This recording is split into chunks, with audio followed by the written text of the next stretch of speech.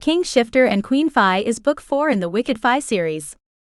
Published by Paranormal Romance Publishing 2023. Chapter 1. Aurelia. The crushing weight of losing Zeke bore down on me as Gray skidded to a stop outside. Damn it. Gray dropped me to the ground, and I landed on my feet and spun to see the problem. Secret Service agents surrounded us with their hands on their weapons. They weren't going to let us get away. I stared one of them down, but there was something off about the man's eyes. They were oddly blank. I glanced back at the doors we'd just come through, and my shoulders slumped at what we were leaving behind. Zeke. He'd pissed me off more often than not, but he was my friend and I hated leaving him behind. Asher clamped a hand on my shoulder. He would want us to get out of here, Aurelia. I know. My voice wobbled. Then stop looking back when the fight is in front of us. You've got to survive this. He nudged me forward. How are we going to get out of here? I asked, glancing around. Gray ran a hand down his face. I don't know how we can without using magic against the humans. That's our only option, Tian said. One of the agents stepped forward, his eyes glassy like all the others. Come with us quietly, and no one else needs to get hurt. Yeah right, I growled. Your bosses plan to murder us the same way you did Zeke. I pulled magic in my palms. It wasn't the solution I wanted at all. I hated the idea of using magic against humans, but we needed to get out of here. I peered over at Gray, and he nodded his head in confirmation. I don't want to use my magic on them any more than you do, but it's the only way. He clenched his hands into fists. Weapons were drawn, and the men surrounding us aimed their guns but didn't move to shoot us. Using magic against us is illegal. You will be tried and put to death, the agent in front said. He took another step closer. Gray growled low in his throat. His eyes glowed with his wolf. Gray, Ash and Dan formed a tight circle around me, even though I was the most powerful among them. Overprotective men, I whispered under my breath. Gray shot me a wink. His oversensitive wolf ears picked up everything, including my annoyance at the men protecting me. I took a step forward but Gray blocked me. What are you doing? He asked. Fighting. We need to get out of here before more of them show up. I rolled my eyes and nudged him to the side. Stop. That voice was one I knew all too well. How did he evade us inside the event? I spun on my heel to face Malcolm, who stood at the top of the steps at the exit of the building from which we'd fled. I need them alive, he barked. The Secret Service agents holstered their weapons and lunged for us as one. My shadows writhed up my arms to my hands and shot out at the leader as he rushed me, trapping him in chains. How did we miss him in there? I asked. I didn't see him anywhere. It doesn't matter, Asher grunted. We need to get out of here. He tossed the man he was grappling with over his shoulder, and the man gasped as he landed on his back. Two more men rushed Ash with a battle cry and he roundhouse kicked them both, one after the other. Aurelia, behind you! Gray screamed. I ducked and spun around in a sweeping kick, taking my attacker off his feet, and jumped up into a fighting stance. The Secret Service agents outnumbered us 4-1. The odds of us getting out of here, without using magic on the humans, were terrible. I let my natural magic fill my palms, and prayed that what I wanted to do would work before flinging the magic at the men closest to me. That magic hit the first one in the chest, and his eyes rolled back in his head as he fell into the man next to him. He was out like a light, but I just hoped I'd only knocked him out and didn't kill him. There was no time to worry about that though, as 3 more men rushed forward to take his place. Ash stepped up behind me and plastered his back to mine. You need someone at your back, princess. They seem to be gunning for you specifically, Ash said. Yeah, I think that's Malcolm's influence, I mumbled and threw another ball of magic at the men circling me. One agent dove out of the way just in time for the ball to miss him, but it hit the man fighting Gray in the back and he toppled over. Please don't be dead. Magic was about motive, and I had no intention of killing them, so I had to believe they were just unconscious. Malcolm bellowed, get her. I don't care what you do with the others. I want her. He's still an obsessed psycho. I shook my head. I blasted more of the agents with magic, but the first ones I struck were already starting to wake up. The men took Malcolm's declaration to mean that he didn't care if the others died, and several of them drew their weapons, pointing them at Gray and the others. 10 agents surrounded Ash and me. Magic built faster in my palms, and I threw it as quickly as it was produced. I knocked out enough of them that I could at least escape the circle in which they'd surrounded me. Ash, go help Gray. I yelled as 3 agents attacked Gray from all sides. No. He'll be pissed if I leave you unprotected, Ash grunted. I turned at the sound to see a man holding a long, sharp blade that was dripping with Ash's blood. I screamed and launched myself at the man, my hands glowing with a mixture of magic and shadows. I refused to lose anyone else that night. You stupid man. I roared. You took a knife for me, didn't you? I glanced at Ash. There was a rip in both his shirt and jacket. A small line of blood dripped from the thin laceration. Aurelia, watch out. Ash bellowed. The distraction cost me. The man slashed at me and pain seared through my chest, burning agony lighting all my limbs on fire. The man grinned at me. He wasn't like the other agents. His eyes were cold and cruel. He yanked the blade from my stomach just as my magic hit him in the chest. He screamed as he flew back, and the shadows ate away at his skin. It was gruesome. The shadows burned away the fabric and melted his skin, until bones and tendons could be seen under the charred flesh. I nearly puked but got to my feet, and spun away from the true horror that my magic could inflict on another person. I'd done that. My magic was something truly terrifying, but I didn't have time to break down over what I'd just done. I had wanted the man to hurt just as badly as he'd hurt me. Did that make me a terrible person? I shook off the thoughts. I could unpack that later. Blood dripped down the front of my dress, but my wound would heal soon enough. I turned to find more agents with long blades. They clearly weren't human, but rather Fae pretending to be Secret Service. One of them slashed at Gray and he jumped back. Pain echoed in the wound left by the Fae guard. It pulsed and blood continued its steady stream from the wound. It should have started healing already. Maybe it was just the adrenaline of the fight keeping the blood pumping out of me. I couldn't stop though. I had to keep fighting, no matter what. We had to get out of here. Everything depended on us escaping this mess, but we were still outnumbered, and more agents continued to flood the streets. I'd lost sight of Gray and Dan in the commotion as I spun, kicking out at a guard. Blood gushed from his side as my stiletto pierced his skin. I shoved him away from me and searched for Gray and Dan. There were too many enemies and not enough allies.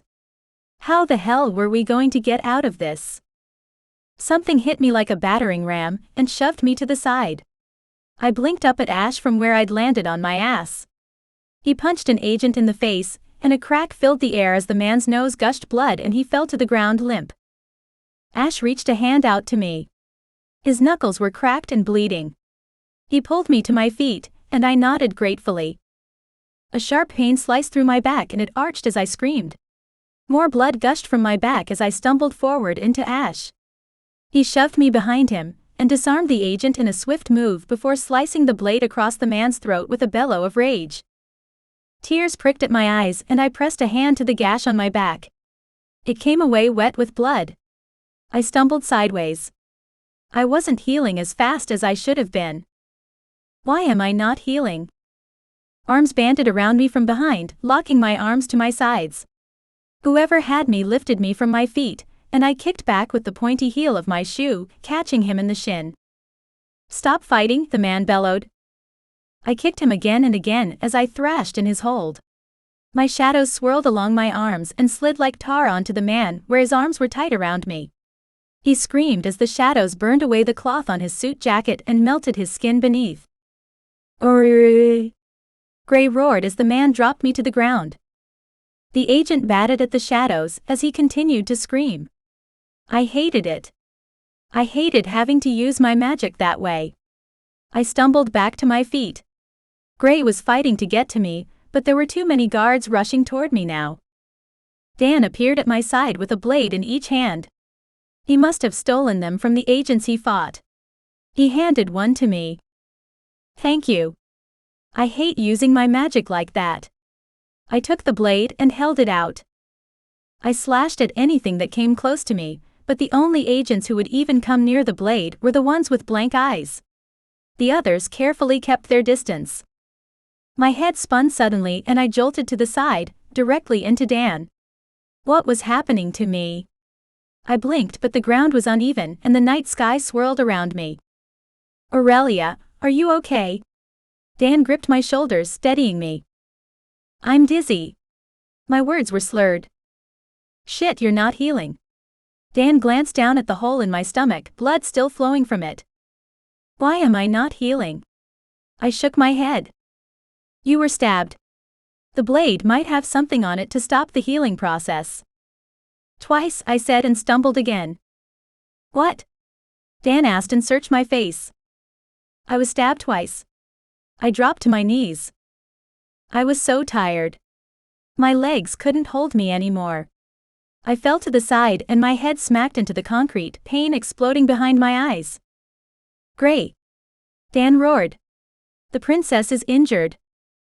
Darkness swirled in my vision. I slapped at the ground, desperate to get up.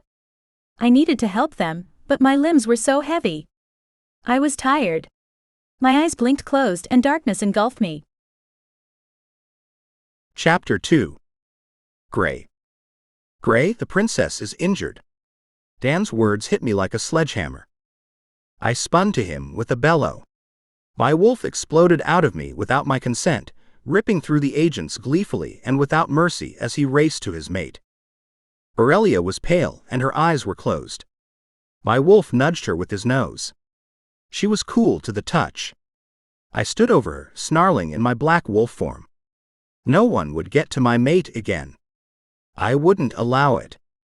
My wolf barked, and Ash materialized next to me. He growled a warning at the rider. Easy. We need to get out of here.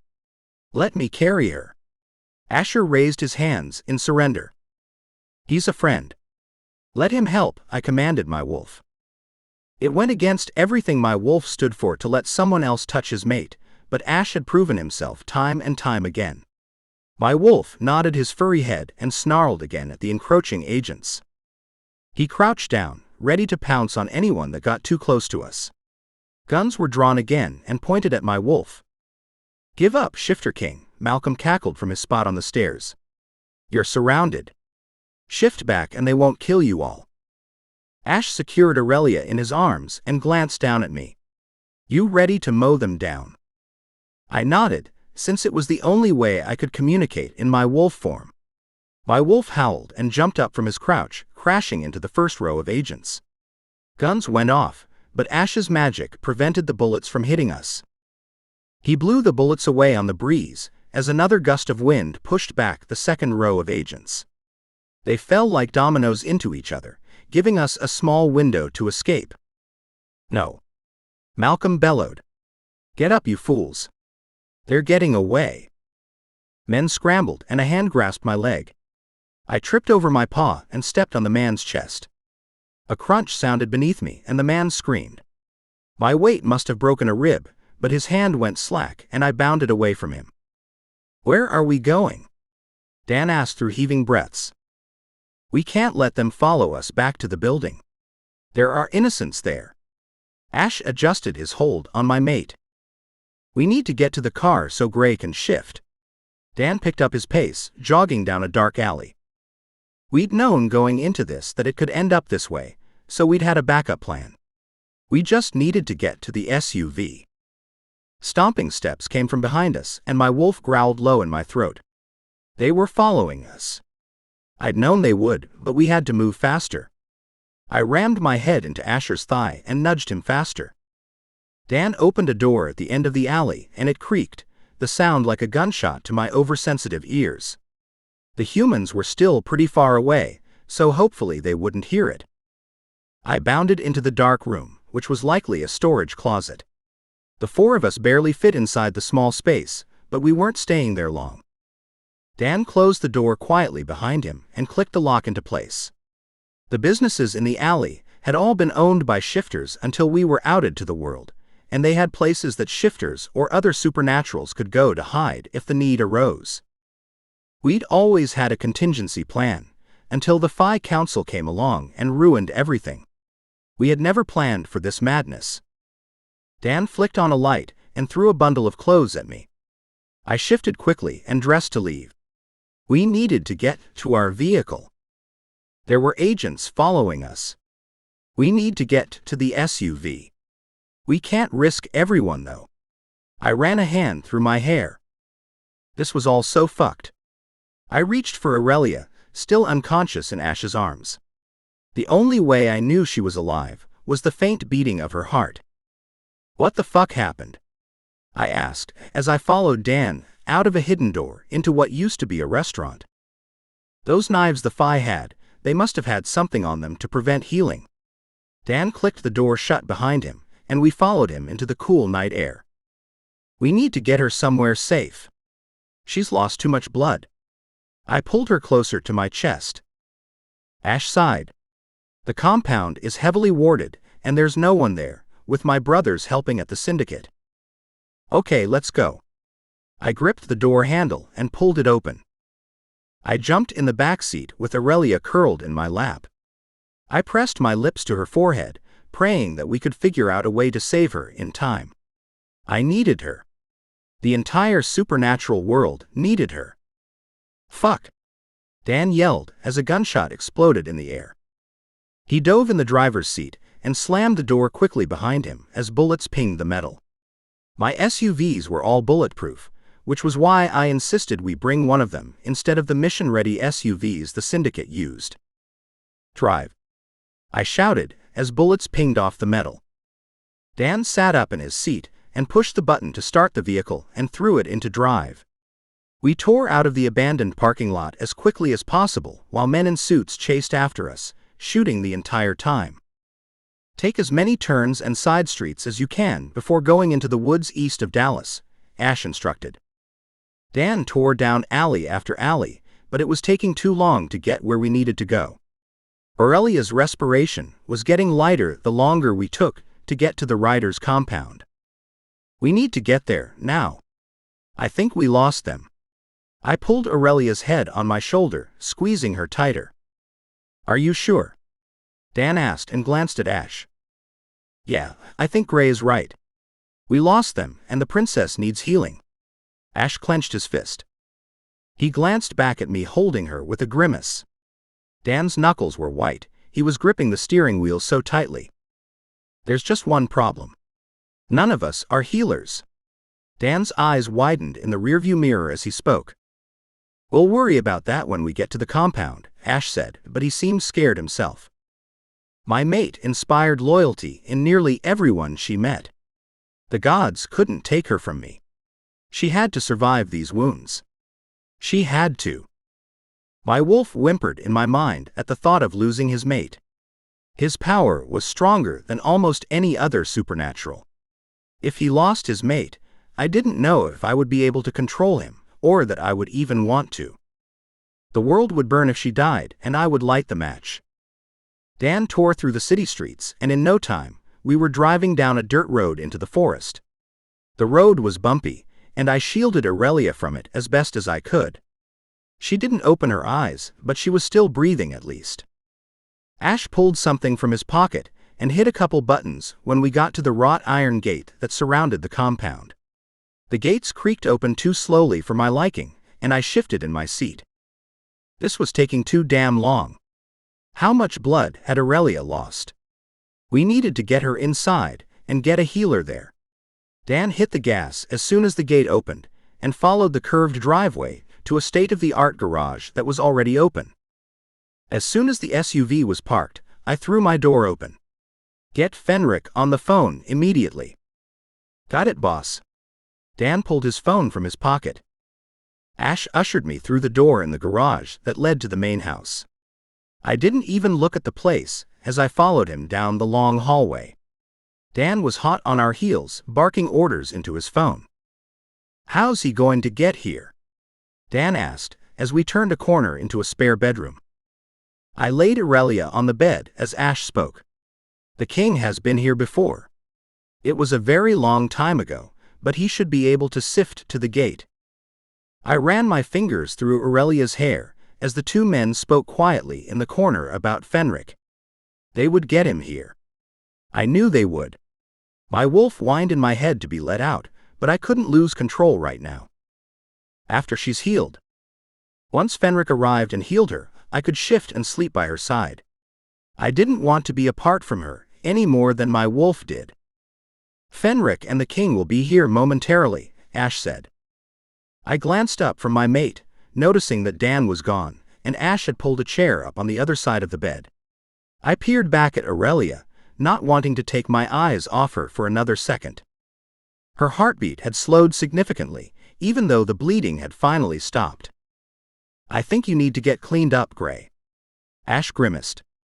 I was covered in blood, but I couldn't bring myself to care. I wasn't leaving Aurelia's side until she was healed. No. Gray, you're covered in your mate's blood and the blood of the men you killed tonight, Ash said. I didn't kill anyone tonight. Besides, you're covered in blood too. I never took my eyes from Aurelia's pale face. I leaned down and kissed her forehead, pushing every bit of love and devotion I had for her into the kiss. I know, and as soon as Dan gets back to make sure you don't shift and tear Fenric apart when he heals Aurelia, I'm going to go clean up. Ash shook his head. I have no intention of hurting Fenric, I huffed.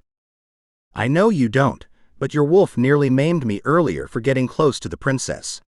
He shook his hand out. You got too close to his injured mate. I calmed him down. I brushed the hair away from Aurelia's face. What is taking so long? We're here, Fenric announced from the doorway. He rushed inside the room and cursed when he inspected the wound in her stomach. It's not healing.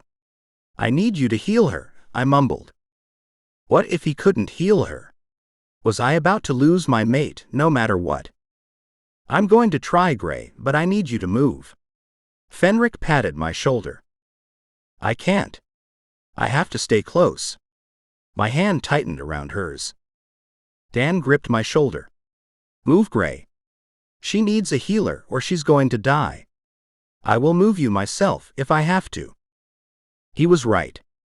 I needed to move, but how could I force myself away from her when she was injured? My wolf howled in my mind and butted against my barriers as I stood. He didn't want to be too far from his mate. I held my hands up in surrender and backed away from the bed. Every step away from her was painful. My heart cracked in my chest, but I stepped back all the same. I needed her to be okay. I needed it more than my next breath. Just fix her, I whispered. My hands clenched into fists at my sides even as my wolf howled and whined and attempted to break free. I needed her healed. There would be no world I wanted to live in if she died. I would incinerate it all, and every single person responsible for her death would pay. Chapter 3. Aurelia. My body burned on my left side. Why was I so hot? I threaded my fingers through soft fur. What? My eyes blinked open to a sterile white room, and a black wolf asleep practically on top of me. What the hell happened? Where are we? The black wolf was obviously gray, but what had happened to us? Nothing in the room was familiar. I sat up, wincing at the pain in my gut. Memories flooded back to me of the fight with the humans, and me being injured. I ran my fingers over my abdomen, where the blade had cut through my skin. It was no longer bleeding, and there were no puckered scars from the serrated blade. Did the council actually capture us? I shook the big wolf body next to me and tried to wake him, but he didn't budge. Did they do something to him? Was that why I couldn't get him to wake up? What was going on? This room wasn't the best, but it also didn't remind me of how the council treated their prisoners. Gray, I croaked. I needed water. It was like I'd chewed glass the night before and swallowed it. I nudged Gray again, and his wolf whined in his sleep but still didn't open his eyes. Gray, wake up. What happened? I shoved his flank. His wolfy tongue lolled out of his mouth, and in any other situation I would have found that adorable, but my hands were shaking, and my imagination was running wild with what the council could have done to us to keep us here. The wolf whimpered and turned blinking blue eyes at me before that same tongue licked up the side of my face with a yip of excitement. "Hey Wolfie. I'm glad to see you too, but I need to talk to Gray." I buried my face in his fur, surreptitiously wiping the wolf drool off my face. The wolf whined, but seconds later, a very naked Gray pulled me into his arms. "You're alive. We have to find a way out of here. What happened? How did they catch us?" I asked rapid fire. I tugged out of his grip and grasped his hand in mine to pull him out of the bed, but he was immovable. "Stop. We're safe, Aurelia." "What are you talking about?" Gray frowned. "Where are we then, Gray? I've never seen this place before." I chewed my lip. "We couldn't go back to the building, because we were being followed. This is the Rider's compound. We're safe." He kissed my temple. "I promise we're safe." "Safe? Are we really safe anywhere?" "The Rider's compound?" I asked, my heart cracking in my chest. They had lost their brother because he was helping me, and now I was taking refuge in their space. How was that even fair? They had all done nothing but help us with this Phi Council problem, and I was grateful to them for it, but now guilt gnawed at me. "Hey, don't think like that. I can already see and smell the guilt all over you. Helping us helps all supernaturals, and Asher would be happy to help you heal." Gray wrapped his arms around my waist and pulled me into his naked body. "How the hell can you smell my guilt?" I asked. "I'm the Shifter King, mate.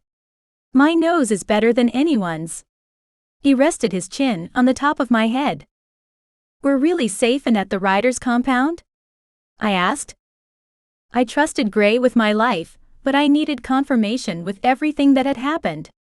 I just couldn't believe that they actually got us away from the President's Secret Service detail. "Yes, but now I need to ask how you're feeling. You didn't heal. They stabbed you and you weren't healing. It drove me and my wolf to madness thinking you were going to die." "I'm fine." I turned my gaze up to him and kissed his chin. There was a shadow of a beard there that tickled my nose, and I giggled. I rested my head on his chest and listened to the sound of his heart thumping beneath my ear, steady and strong. He was solid. I could always rely on Gray. He was my mate.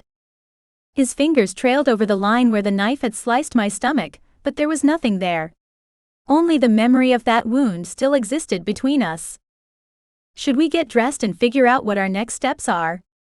I asked. Gray's arms tightened around me like he didn't want to let me go. I understood the sentiment, because I would have been the same if the roles were reversed. "Not yet," Gray said with a growl. His wolf was riding him. His eyes glowed as the wolf lunged to the surface. I raked my fingers through his hair and nuzzled into his neck, pressing my lips to his skin. "I think everyone wants to know I'm okay," I said. "Fuck everyone else. I'm your mate and I'm not ready to give you up to the rest of the world yet," Gray growled. It was so strange after all the years that I'd had no one, to knowing I had a mate and parents who loved me. I had friends who trusted me and needed me. I was out of my element. Gray's arms tightened around me and he sighed. "You're right. We need to go so they all know you're okay. We need to come up with a plan," I mumbled into his chest. Things were getting worse now more than ever. Those agents' blank eyes flashed in my memory. They weren't normal. Malcolm had been controlling them, and if we didn't do something about it, we were in a lot more trouble than we'd bargained for. "You should probably get dressed first." I giggled. Gray glanced down at his naked body, which drew my own gaze. Did I really want him to get dressed? All that tanned-toned skin was on display. I shifted next to him and winced in pain. I was still stiff and sore, even though someone had healed me. Gray pushed me back to the bed and got up, grabbing a pair of sweats from the chair next to the bed. "You're still sore?" "Only a little." I pouted. "Come on, let's go tell the others you're awake, and figure out how we're going to stop the council." Gray held a hand out to me. I glowered, but gingerly got up from the bed. Someone had changed me into sleep shorts and a tank. Pretty sure it was Gray. I squeezed his hands in thanks. I didn't want anyone else changing my clothes. I didn't care who it was. Gray opened the door, and Fenric fell inside from his sitting position on the floor. He blinked his eyes open rapidly and jumped to his feet. What's going on? Fenric scanned the hallway. His shoulders bunched and his hands clenched into fists at his sides as he searched for a threat. Everything's fine. I smiled at Fenric. His eyes widened and he blew out a relieved breath. You scared us, princess? I kind of scared myself. I chuckled. Never again, Gray growled. None of us can promise that. All we can do is our best not to let it happen again, and I promise to do my best so it doesn't. I stepped forward. Now we need to come up with a plan. You're right, princess, Fenric muttered as he led the way down the hall. I picked up Zeke's laptop before I came to help heal you. I hung my head and a single tear leaked from my eye. Zeke. He'd been shot and I'd left him behind. Gray squeezed my hip as he felt my guilt over the loss of the rider. What would Ash think of me? It was my fault that his brother was gone. It's not your fault, mate. Gray squeezed me again. Isn't it though? That was my plan. I'd wanted to take Malcolm out, and then we couldn't even find him. I shook my head. You can't blame yourself, Aurelia. We made you leave him behind. It's what he would have wanted. Gray pulled me down the hall. Are you absolutely sure about that? I hate that we had to leave him, but you all made sure that even though I was injured to the point of death, you brought me back and healed me. My life isn't worth more than anyone else's. Fenric turned sharply and scowled at me. It's not. You are the one prophesied to save the supernaturals and usher in a new era. How can you say your life isn't worth more? You are meant to rule and save us all. Why? I threw my hands up in frustration. Because some seer 200 years ago said it was true? I haven't done anything but screw up and get people I care about killed. Both men stared at me with equal expressions of disbelief. What were they thinking? I hadn't saved anyone. Zeke had died because he was protecting us. You have ordered the people at the Syndicate to rescue the supernaturals being targeted by the government, have you not? Fenric asked slowly. It's the right thing to do. I crossed my arms over my chest. They were innocents, and didn't deserve to be persecuted. I was right to help them. You helped destroy a prison that innocent supernaturals were being held at, and destroyed much of the Council's research into mind control. Fenric had a point, but I still wasn't sure what it was. That was selfish. I needed Gray and the rest of you back. I needed my family. The others that were released. I don't even know if they were innocent or not. I glared at him. We were all innocent in that we didn't commit the crimes of which they accused us. There weren't any crimes, really. Simply existing is the crime they accused you of as well. Fenric crossed his arms over his chest. I know. I just don't think I've done all that much to inspire this kind of loyalty. We need to get a plan together to get rid of the Council once and for all. I stepped past Fenric to the door behind him. People were whispering on the other side, and my shoulders slumped as I recognized Ash's voice. Did he hate me? How could I even face him when I'd let his brother die? I squared my shoulders and pushed through the door. My father was the first to glance up at me, and he was on his feet before I could even take a step into the room. His arms wrapped around me and he blew out a relieved breath. I'm so glad you're okay, daughter, he said. I'm not exactly sure I am. What information do we have that can help eliminate the Council and stop the humans? My voice was robotic even to my own ears. We know where one of the facilities are, where they are holding supernaturals. We could rescue them so they can help us in the coming war, Fenric spoke up. How? I asked. Zeke was searching for them. Fenric hung his head. He must have heard what happened to Zeke. A tear dropped down my cheek and I nodded for him to continue. My throat burned with grief, and if I tried to talk, it would have been unrecognizable. He found one that we could probably infiltrate and get people out of there. Well, Zeke was searching for these places to help people. Given that he's gone now, I think he would want us to go after them. Let's make a plan and free our people, I said with a conviction I didn't feel. We were going to save the supernaturals, and then we were going to destroy the council. Zeke deserved that from us. Chapter 4. Gray. I pulled Aurelia against my chest. It was late in the evening after strategizing all day to infiltrate the facility. We need to rest and recharge. I don't want to wait to save them, Aurelia said but yawned. You almost died less than a day ago. You need sleep and I need to hold you, I whispered. The others in the room clearly heard me, but none of them acknowledged our conversation. Dan cleared his throat. I need to make some calls and get supplies. I think it's best we wait until tomorrow night. Aurelia leaned forward, but my arms tightened around her. I wasn't letting her off my lap. She turned her glare on me and wiggled her hips. If she really thought that was going to be an incentive for me to let her up, she was wrong. Stop it, mate, I growled in her ear. Rest is going to be the last thing on my mind if you keep that up. Her breath caught in her throat as I squeezed her thigh, holding her down on. I needed to show her how much I needed her. She'd almost died, and then all we've been doing since was planning this break-in. I needed to prove to myself that she was still here. She wasn't dead. Fine. She huffed. We can go in tomorrow night and rescue them. I stood in one fluid motion and tossed my mate over my shoulder, who squeaked in surprise. Aurelia's eyes glowed with love as she stared up at me with her chin on my chest. I think that was exactly what we needed, I whispered and kissed her forehead. We need to remember what's important. What we are fighting for. What if I've forgotten what that is? She asked, glancing away.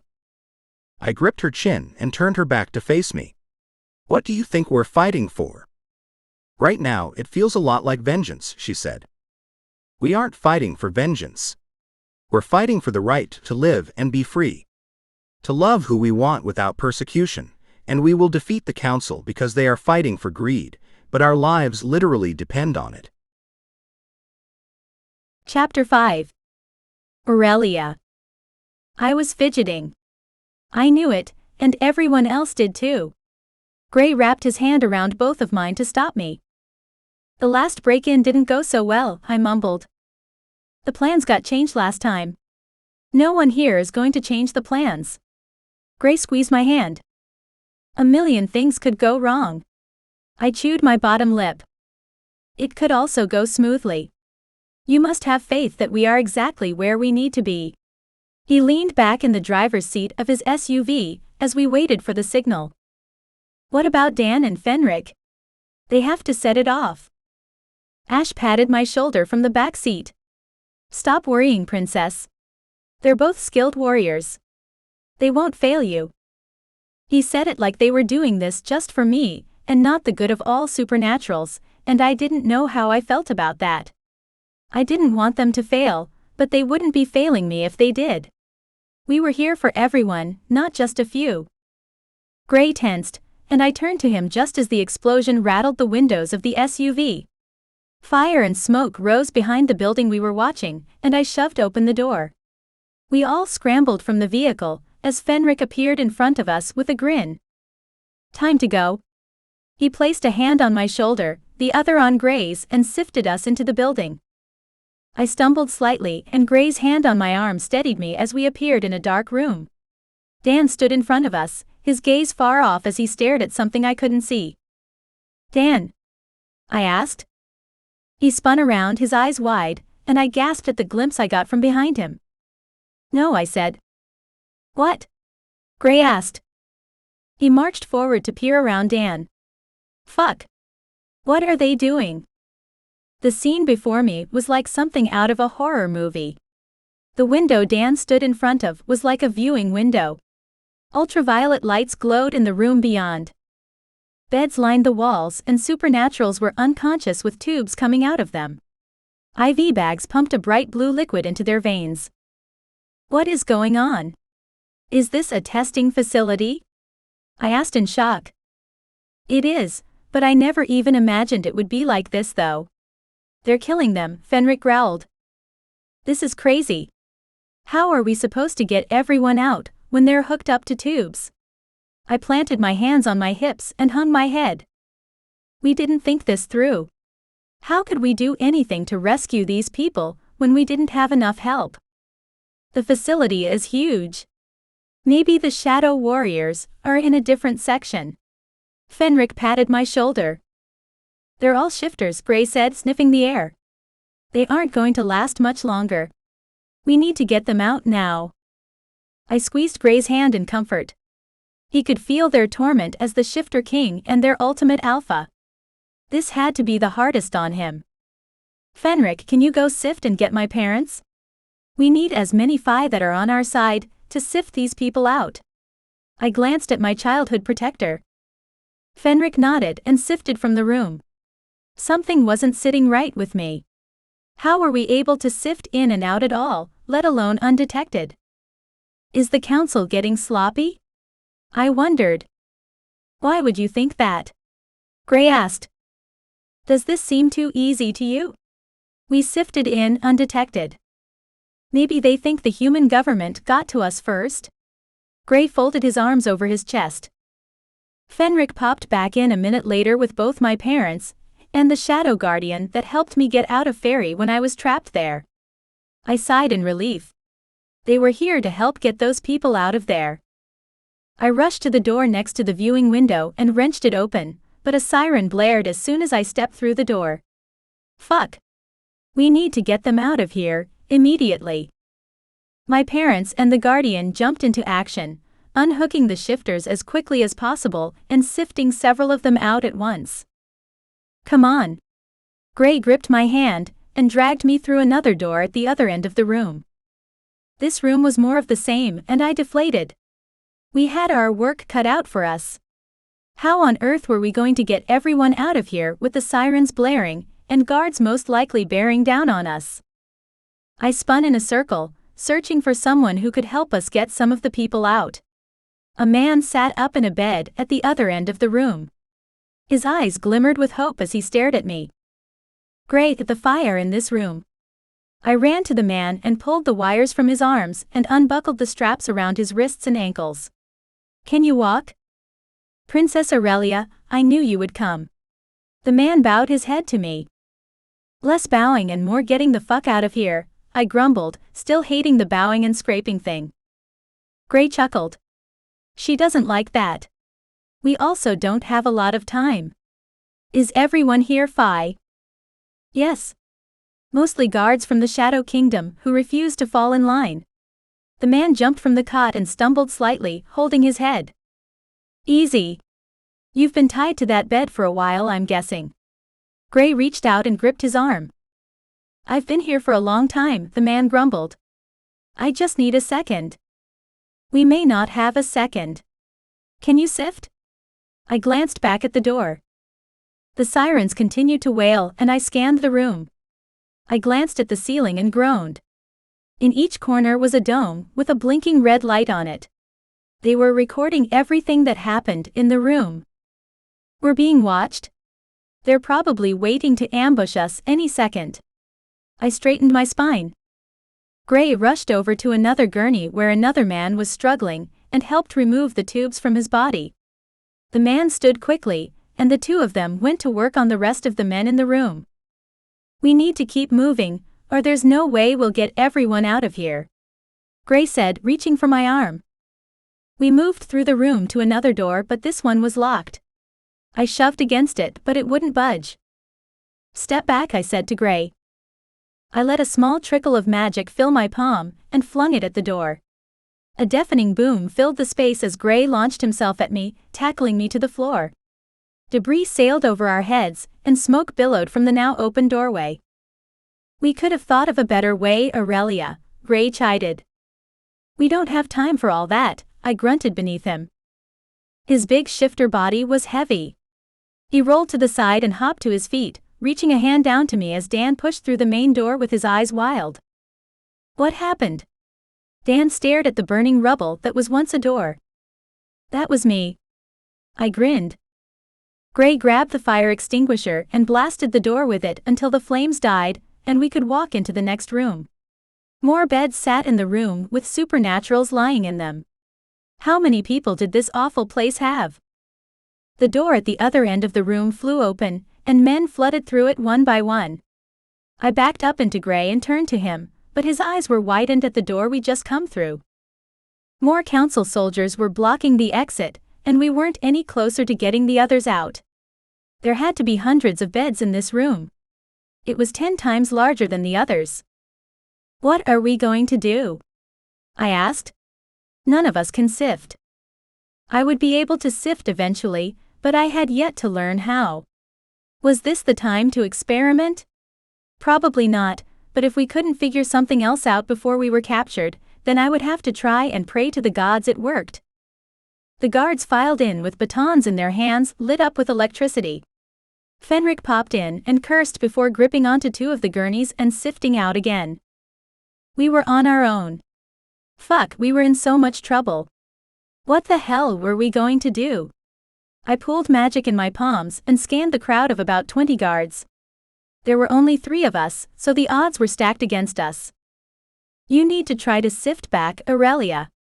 Gray grabbed my arm and turned me to face him. I can't. I shook my head. The man across from me smirked, and I recognized him as one of the men who'd captured us outside the prison. He wasn't the asshole who'd wanted me as a toy, but he was just as bad.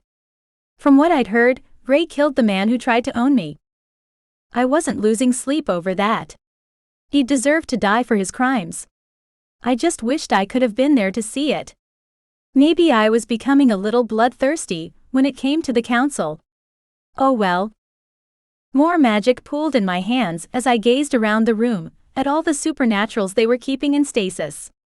They were performing testing on them. Probably their mind control, but how was I supposed to get them out of there when I couldn't sift? Dan and Gray couldn't either. We were completely stuck. Give yourselves up and no one gets hurt, the Fae guard roared. The others fanned out around him and held up their batons. There was nowhere to go. Power buzzed beneath my skin as I held my ground. The guard smirked like he knew it wasn't going to be that easy. It wasn't. I couldn't let it be easy for them. If they were going to catch me, they were going to have to work for it. Shadows writhed around my arms as more magic than I have ever used before built inside me, buzzing like angry bees. The men attacked as one just as blinding light mixed with shadows shot from my palms. The guards screamed and ducked, but it was too late. Every one of them was burned to ash in seconds. Frantically, I turned to Gray and Dan, but they were fine.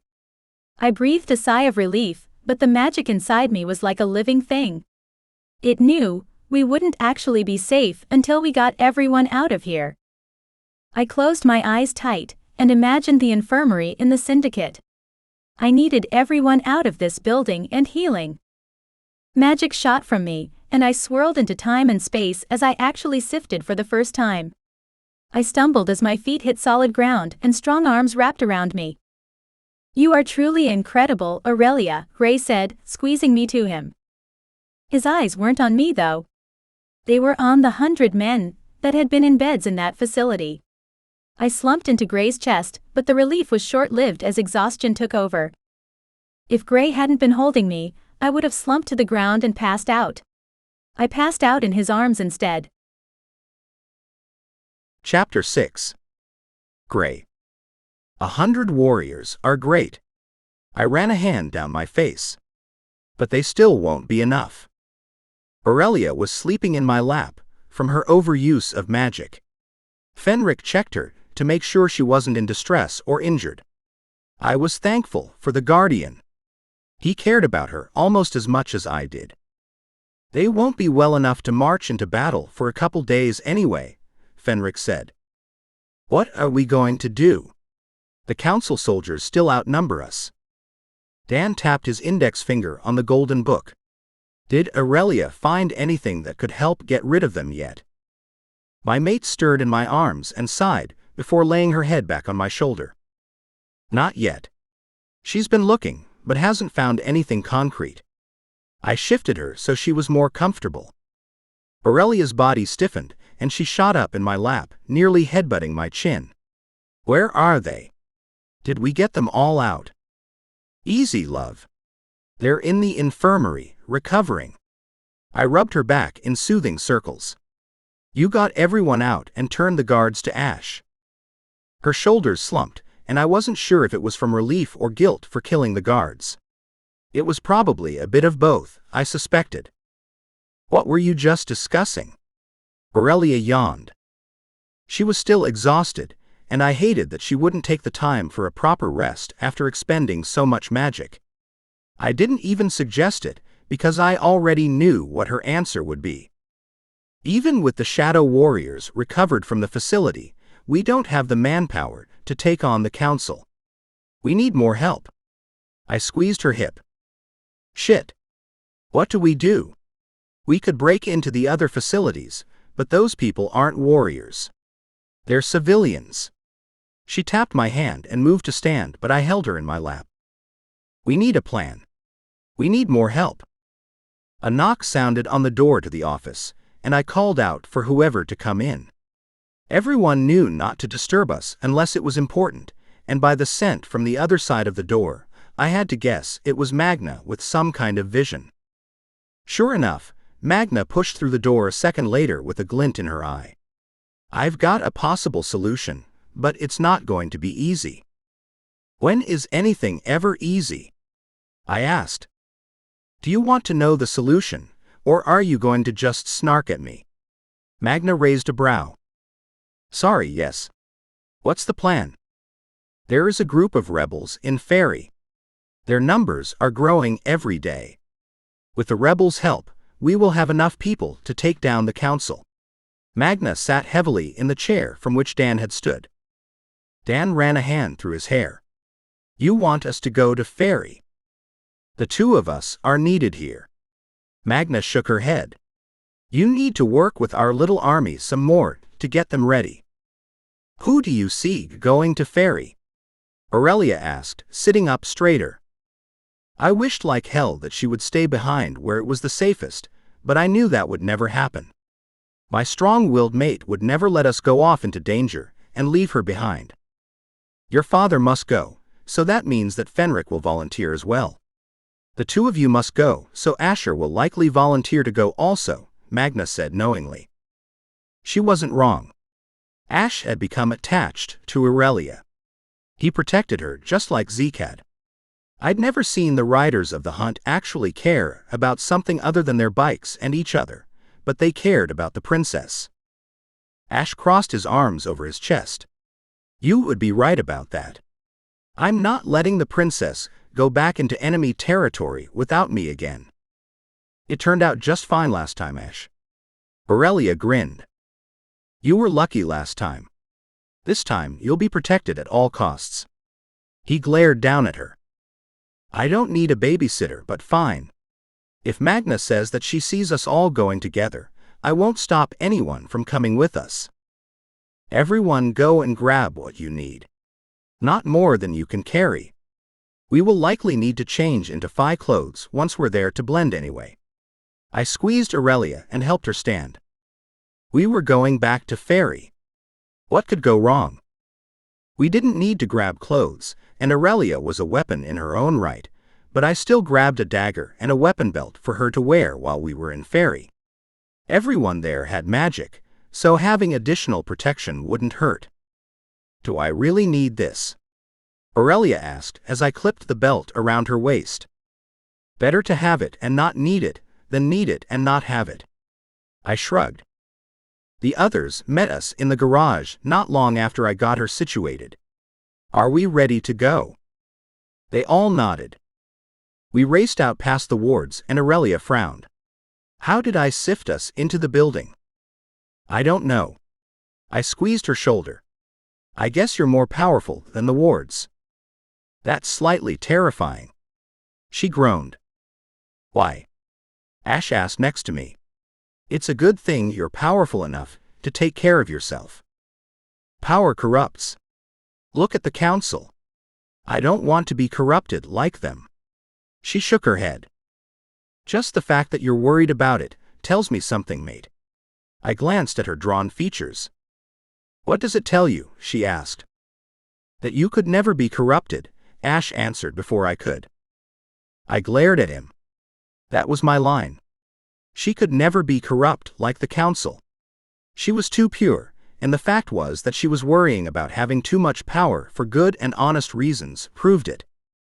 He's right, my love. I was just going to say that before he interrupted me. Are you sure? Her expression was skeptical. Absolutely, I said as I crossed the wards. Aurelia didn't shudder like she usually did when she passed through them. She frowned in confusion. It made sense that if she was stronger than the magic holding the wards in place, that she wouldn't feel the effects of walking through them. Fenric set a hand on my shoulder and his other on Aurelia's, while the king placed his on Ash. We needed to get to Faerie and try to recruit the rebels to our cause. I swirled through time and space as we sifted to Faerie once again. I breathed out a sigh when we landed in the forest outside the Shadow Kingdom. There's a small village close by where we can get information, Fenric said. Let's go. Aurelia waved a hand for him to lead the way. We picked through the forest around the brush, Aurelia occasionally laying her hand on a tree, smiling softly as it spoke to her. When we were just inside the tree line, she stopped and frowned. Something isn't right. The trees want us to stop and go the other direction. Why? I asked. Danger. She shook her head. All they know is that the town is dangerous to us. Should I glamour myself and take a look? Fenric asked. They don't like that idea either, but it's worth a shot. Aurelia tilted her head to the side, as if she were listening to them. I'll go with you, I said. If you can glamour me too. I can do that. Princess, stay here with Asher and your father. We'll be right back. Fenric stared at Aurelia, probably waiting for her to argue. Fine. As long as no one goes alone. Fenric's eyes widened in shock that she didn't argue, but the expression was quickly replaced with determination. The guardian turned his stare on me, and magic tingled along my skin for a second. Is it done? I asked. My voice was lower and rougher than I'd ever heard it. I had no idea he could change the pitch of my voice along with my appearance. It's done. Let's go see what we can find. Fenric stormed across the tree line. I jogged up next to him and crossed my arms over my chest. What were we even looking for in that tiny town? I doubted the rebels would have their base in such a small place. Fenric squared his shoulders and marched to the place like he was still a soldier working for the king. Having that kind of attitude in unknown territory could be dangerous if he wasn't careful. We needed to blend in with the locals, not give them a reason to turn us over to the council. Shit, I cursed. Fenric turned to me with a frown as I pointed at a sign in the town square. Wanted posters were plastered all over the town message board. I strolled up to the board as casually as I could while dread coursed through my body. What is that? Fenric whispered as he glanced at the board as well. Wanted posters. They have rewards out for us even here, I mumbled. There was a picture of me that must have been taken when I was at the prison without my knowledge, and one of Fenric and the king as well. Aurelia's picture was hand-drawn and looked like it could be anyone. Can you read what that says? I asked. Basically, if any of those people are spotted in Faerie, they are to be turned over to the council guards immediately. The reward is no taxes for a year. Fenric clenched a fist. What do you mean, no taxes? I didn't think the kingdoms believed in taxation. They had enough land to be powerful, and employed the common Fae to tend to it. Was this the council's doing? Were they taxing the citizens of Faerie to keep them weak and the council in control? The king never taxed his people. I don't know what this means, but we need to find out and stop it. Fenric spun on his heel and stomped back to the tree line. I followed close behind him, fuming. How could the council start taxing their people when they'd never been taxed before? It was disgusting, and then to add insult to injury, the reward for turning us in was going back to their normal way of life for a year. We burst through the trees. Ash tensed, stepping in front of Aurelia before he realized it was us in glamour and relaxed. The council is even more corrupt than we realized, Your Majesty. Fenric hung his head. What? The Shadow King asked. They are taxing the citizens of the Shadow Kingdom, Fenric growled. Taxing? Aurelia questioned. Don't taxes keep a kingdom running? No, my love. That's just what the humans say. The Fae don't tax their people. They help keep their people fed by employing them to tend the land and giving them options. This is disgusting. Also, Fenric said, they have a bounty on all our heads. The most desperate will try to hand us over to the council. What's the bounty? Ash asked, folding his arms over his chest. 1 year of no taxes, I growled. So, we basically need to act as if everyone in this realm is an enemy, or we could get captured by the council? Aurelia chewed her lip. This development just made our lives 100 times harder. Fenric scrubbed a hand down his face. Everyone needs to be glamored, and no one goes anywhere alone. We all need to be on our toes. Desperate people do desperate things, and we don't want to be casualties, I said with a huff. This was fucking bad. How were we going to find the rebels while dodging desperate Fae? Chapter 7. Aurelia. We still need to go into town. What if the rebels are there and we miss them? I shuffled my feet. We couldn't just skip the town because there were signs up asking for information on us and putting bounties on our heads. We needed information, no matter how dangerous it was to obtain. I doubt the rebels made this tiny village their base of operations. Gray peered around the forest. They most likely didn't, but shouldn't we at least check it out before making assumptions? That will save us time. I crossed my arms over my chest. Okay, but we all need to be glamored. Desperate people do desperate things, and they can't even be held responsible for those actions. Gray ran a hand down his face. That I can do. I grinned. I had been glamoring my wings for as long as I could remember. How hard could it be to change my appearance? I closed my eyes and let a trickle of magic pour from my core to my limbs. I imagined red hair and brown eyes over my actual blonde hair and blue eyes. When I opened my eyes, everyone's shocked expressions met mine. Very good, daughter. My father nodded. You look completely different. Gray grinned. What about Ash? I asked. He's not Fae. How is he going to blend in? I'll glamour him, Father said, turning to Asher. If he will allow me to. Of course, Your Majesty. Ash nodded.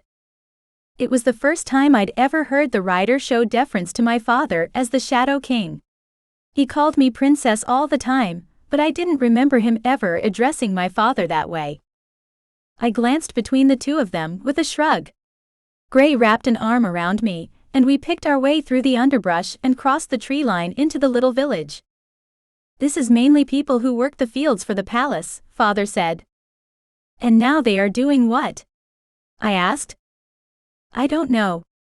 If the council is taxing them, then they are basically slaves. He clenched his hands into fists. They need to be stopped, I whispered. We strolled through the town, peering around at the drawn faces. That wasn't what I remembered of the small village. It had always been lively, with smiling Fae and friendliness. Everyone glared at each other with suspicion. What had happened to them? Was the council really using them as slaves?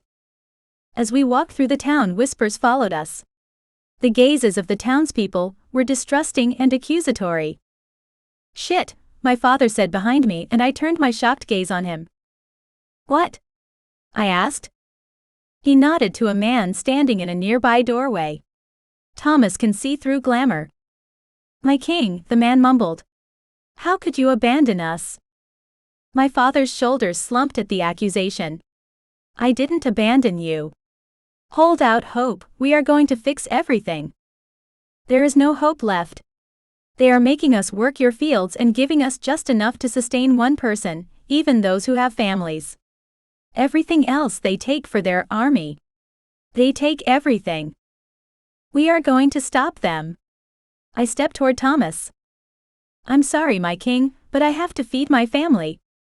Thomas glanced away. What are you talking about? I asked. Thomas made a hand motion and suddenly we were surrounded by council guards. Forgive me. My father nodded to the man. Swords were drawn all around us, but there was something off with these guards. Their eyes were blank, just like the human Secret Service agents. I thought Fae had shields around their minds? I asked, glancing between my father and Fenric. They do, Fenric said, stepping up to my side. Then how are they being controlled? Magic pooled in my palms as the guards rushed forward. Ash used his elemental magic to push them back, but it didn't work for long. There were 10 of them, and only 5 of us. We'd survived worse odds before, but we'd always been in the human realm. Everyone in the village had magic, and would do whatever they could to capture us, to feed their families. Desperation grew thick in the air. The promise of no taxes and more food was too tempting for people who had been starving. What do you mean, they are being controlled? My father asked. Their eyes are just like the Secret Service agents. I threw a small ball of magic at the encroaching guards. They dove out of the way before the magic could hit them. Gray slid in front of me and growled. We can't worry about that. We need to get out of here. We've drawn a crowd. Fenric grimaced. I glanced over my shoulder to find angry Fae staring at us like they wanted to kill us all. Well, that was just great. What were we going to do now that we were surrounded by even more enemies? I don't want to hurt them, I sighed. They're just desperate Fae that need help. We can't help them if the council gets their hands on you. Fenric clapped a hand on my shoulder. I don't know how much longer I can hold them off, Princess, Ash grunted. We're going to have to fight our way out, Aurelia. It's the only way, Ray said over his shoulder. My shadows pulsed and writhed along my arms as I allowed magic to pool in my palms. I couldn't help but wonder what might happen if the guards were no longer under the control of the council. Would they be on our side, or would they still come after us? Let them come, Ash. We aren't getting out of here any faster this way, I said. Ash dropped the magic and the guards rushed forward. Gray pulled the sword from his side and rushed the nearest guards. They all formed a circle around me, swords drawn and battling with the council guards. The magic pulsed in my hands and my shadows writhed down my arms, mixing together in a huge ball of sparkling shadow. I blinked down at the magic, unsure if I should use it. What was it going to do to the Fae around me? The memory of my shadows and magic melting the skin off one of the guards assaulted me, and I grimaced. No. I didn't want my magic to do that. I wanted it to help these people. With my intentions clear, magic shot out of my body in every direction. It blasted every enemy to the ground, but my friends remained standing. I stumbled and covered my eyes, praying I hadn't just made a terrible mistake and incinerated the entire village. I could never live with myself if I had hurt all the innocent people in this place. I covered my face with my hands, not daring to look at the possible carnage, but screams never came. Someone grabbed my hands. I'd recognize Gray's presence anywhere. He pulled my hands away from my face and grinned. What did you just do? He asked. He was standing directly in front of me, so I couldn't glimpse the carnage. Are they all dead? I choked out. A groan met my ears, and then another and another. What the hell had I done? Were they all dying slow deaths? I moved to the side and glanced over Gray's shoulder. The guards were all blinking and holding their heads. What happened? One of them asked. My head's all fuzzy. I blinked at the Fae man. His eyes were no longer blank, they were confused. Had I actually lifted their mind control? I dropped my glamour and stood directly in front of him. Do you know who I am? He instantly dropped his face to the ground in a deep bow that the rest of the guards all followed. Your Highness. What's happened? They told us you were dead. They had you under mind control. I shook my head and motioned for them all to rise. I remember now. They put us in prison for refusing to join their ranks. How did we end up here? He glanced at the others, who all shrugged. They somehow figured out how to mind control Fae despite our mind blocks. This is extremely concerning. How many of the guards here are actually working for the council of their own free will? Gray asked. I don't know. Fenric peered around at the townspeople. But we need to get out of here before they call more guards. You have a choice to make, I said to the guards. We're leaving here now. Are you with us or the council? I want to take those snakes down, the same man said. Then we need a way out of here, without the Fae here following us. Do you know a place that's safe? I asked. We don't know what's safe anymore, Princess. I can't remember what atrocities we committed when we were under their control. I'm sorry, I failed my kingdom. He hung his head. Not your fault, but we really need to get out of here. I glanced around the village. I think I know a place. Gray frowned. If it's still there and warded after all these years. Are you helping us or the council? I asked the 10 men around us. You need to decide now. We aren't taking anyone with us who is assisting the council. The men all dropped to their knees again and bowed to me. I swear fealty to the princess of the Shadow Court. I swear my sword and my protection to any monarch to come after Princess Aurelia and her Shifter King, the first man said, and the others followed along. I was stunned but breathed out a sigh. They were actually on our side. Things were looking up if we had more trained soldiers with us. Was it possible that there were others in Fairy who were also under the council's control? Could I lift the mind control on all of them to build our army? Please rise. We need to run, because the locals are getting restless. I peered around at the villagers. They didn't want to hurt us, I was sure, but their survival was more important than their morals. The council had the realm right where they wanted them. They would do anything to survive, and I had a feeling that was exactly why Ronaldo had started taxing them. It was disgusting, and I had every intention of destroying him for it. He'd already earned his death by my hand 100 times over, but this was going too far. Let's go. Gray wrapped a hand around my wrist and pulled me away from the soldiers. Wait. I turned back to the shadow guards. Can you sift us out? Somewhere in the forest, where the townspeople won't be able to follow. Yes, Your Highness, the same man said, bowing his head. He held out a hand to me, but Gray was there first. You take us together and do not touch my mate. I stared up at Gray with wide eyes. He was always possessive, but why was he acting like that with new allies? The guard had sworn fealty to me. He wasn't going to hurt me. I needed to have a talk with him and the others about the overprotective bullshit they were constantly pulling. It was getting stifling, especially when we all knew I was the key to stopping the council. The man simply nodded and took Gray's hand. He'd sworn fealty to Gray and any future monarchs as well. That was good enough for me. Apparently, Gray wasn't as convinced. He pulled me into his arms, and we were sucked into a swirl of time and space. I had to trust we would be safe, even though I had no idea where the hell we were going. Chapter 8. Gray. The world spun around us and dropped us into the middle of the forest. It was a dark and gloomy place, and I recognized it instantly. This isn't the same forest we were just in, I said, pulling my sword from its sheath. Why did you bring us here? You said you might know of somewhere to hide out, the man said. I brought you to the dark forest. What's your name? I asked. Talon, Your Majesty. He bowed his head and I flinched. I wasn't the Shifter King yet. I was no one's majesty, and wouldn't be even after this was all over. It wasn't who I was. I may have been the rightful Shifter King, but that didn't mean I wanted everyone bowing and scraping at my feet.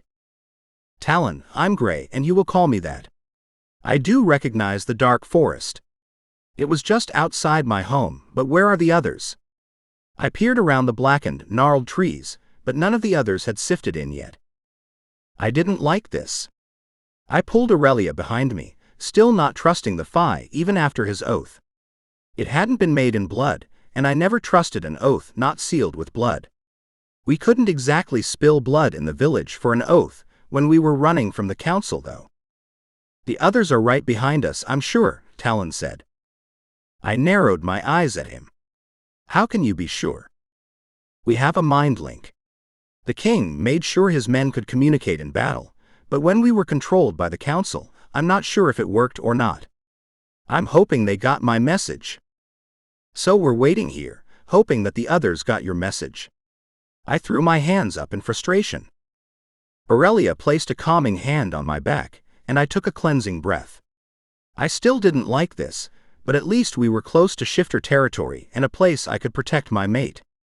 I hoped. We are. They will be here soon, I'm sure of it. Talon scanned the forest with a hopeful expression. I crossed my arms over my chest as I waited. This had better not be a trap. I will not hesitate to shift and rip the Fae apart with my teeth. I bared my teeth at the man as Aurelia stepped around me. They will be here, Gray. I know he's not lying to us. Aurelia rested her hand on my biceps. How can you possibly know that, Aurelia? I asked. You trust too easily. I love that about you, but it also scares the hell out of me. I closed my eyes and tilted my head back. I needed to protect her, but how could I do that when she was constantly getting into situations just like this? She was too trusting. Talon watched us warily as another guard popped into existence. My shoulders tensed, and I reached for my sword before I realized the guard had Asher with him. Where are the others? I asked Ash as I took a step closer to him. Ash smirked. Worried about us. They are being transported, but as soon as you and the princess left, the villagers went a little feral and tried to attack. What? Aurelia shrieked. I pulled her into my side to comfort her. They are all warriors, mate. They will be fine. How can you possibly know that? She clenched her fists in the fabric of my shirt. There were so many people there, they would have been horribly outnumbered. Ash shook his head. The people in that village were not trained in combat. They didn't stand a chance against trained warriors, princess. Your father and Fenric are fine. Then where are they? Why aren't they here with you? She shrieked. I pulled her against me, with my hand on the back of her head in reassurance. They will be fine, my love, and if they aren't here in the next 5 minutes, we'll go back for them. I promise. She blinked back her tears as she stared up at me. They better be here in 5 minutes unharmed, or the council is going to have a battle on their hands much sooner than they ever expected. There's my bloodthirsty mate. I chuckled and kissed her forehead. I would make sure that the council paid if anything happened to the king or Fenric. These people had become important to me simply because they were important to Aurelia. It was a new feeling. One I hadn't felt in more than 2 centuries. This princess was like a bulldozer when she came into my life and changed every fucking thing. I'm not bloodthirsty, she growled. Ash cleared his throat. I want to go back and help them. No need. Fenric's voice sounded behind me. I spun with Aurelia still tucked into my chest to find Fenric, the Shadow King, and the rest of the mind-controlled guards standing behind me. Thank fates, I sighed. We need to find shelter. I thought you knew of a place, Fenric said with a raised brow. I do, but we were waiting for you. Took you long enough. Those people were crazy. I get that they're starving, but they were like animals and we didn't want to hurt them. Fenric turned his gaze on my mate. She was the reason they had shied away from hurting the villagers. She wouldn't have liked it. We were in the midst of a war, and she was too kind-hearted for death and destruction. She was the same way with the Secret Service agents. How were we going to defeat the council when she refused to use her magic to hurt others unless they absolutely deserved it? That was why we continued to protect her. We couldn't afford for her hesitation when it came down to her life or someone else's. I would burn the realms to the ground if they hurt her because she wavered. I would not hesitate to destroy everything. She was my everything. As I stared at Ash, the king, and Fenric, I realized they would do the same. I sniffed the air and peered around the forest to get my bearings. My sense of direction wasn't as great as it once was, but I leaned into Aurelia. "Can you ask the trees where we are?" Aurelia nodded and pulled away from my arms to set her hand on the nearest trunk. She flinched slightly as she spoke to the tree. "We are about a mile west of the Shifter King's castle." She stared at me. "Good. We should be able to get to the safe house pretty quickly then." I nodded and headed toward the castle. My own personal hideout as a pup wasn't far away. I'd had wards set up, and I hoped that those wards were still there, and the council hadn't taken over my personal space. I'd had a witch that was extremely powerful set them. Could Aurelia get through them too? I guessed she could because the wards at the syndicate were strong, and she could get past them just fine. It would help my mate to be able to get through them in a time of crisis, especially if she needed to sift there. "Where is this place?" Aurelia asked. "Shifter territory," I said as I wrapped my hand around hers. We raced through the woods like the riders of the hunt were on our ass, but of course they weren't because Asher was with us. We burst through the tree line to the perimeter of the house I'd left behind more than 2 centuries ago. Everything looked exactly the same. I raised a hand to the wards, and they buzzed briefly beneath my palm. They were still there, which meant that no one had crossed without my knowledge. Well, at least no one who wasn't stronger than the witch who'd cast them. "It doesn't appear to be tampered with, but I'd still like to do a perimeter sweep before we assume it's safe," I said. "Agreed," Aurelia said with a nod. "You're not sweeping the perimeter. You're staying with your father and Fenric where it's safe." I glared down at her. "Oh, I'm not." "And who made that decision?" Aurelia asked, crossing her arms over her chest. "I did. I'm your mate, and I can't even begin to explain what the fuck I would do if something happened to you. You are mine, and I will not back down where your safety is concerned." "You all have got to be kidding me." She threw her hands up in the air. Her father and Fenric had taken up positions on either side of her as I spoke the words that would probably damn me with her for eternity. I refused to let her become a casualty. The place was warded, but I wouldn't take chances with her life. She was the key to everything. If the council had gotten inside the protection to ambush us and I didn't check first and lost her, we were all doomed. The others more than me, because I would become the monster the council thought I was. I would become the threat. She glanced between Fenric and her father, who both peered at her with pleading eyes, and sighed. "Fine. I'll stay here, but you can't protect me from this war. I'm the key to everything, and I will have to fight." I ignored the wolf in my head that growled angrily, not wanting our mate anywhere near the impending that. All he knew was his mate was in danger. Is that why I was lashing out now? He was being a pain in the ass and pushing me to hide her from everyone. Instead, I ran the perimeter in wolf form and searched for anything that could possibly harm us while there, but there was nothing. Could it have really been fully warded for all these years? When I got back to Aurelia, I shook my onyx head. My mate dug her fingers into my fur, rubbing between my ears. I shifted quickly, much to my wolf's protests. I didn't find anything problematic. I shook my head. The wards have held. I think we could make this our hideout. We aren't hiding from the council. We are biding our time until we can take them down. Aurelia shoved at my chest. "I know that, my love, but we need to lay low for a while until we can figure out what to do." I scanned the clearing.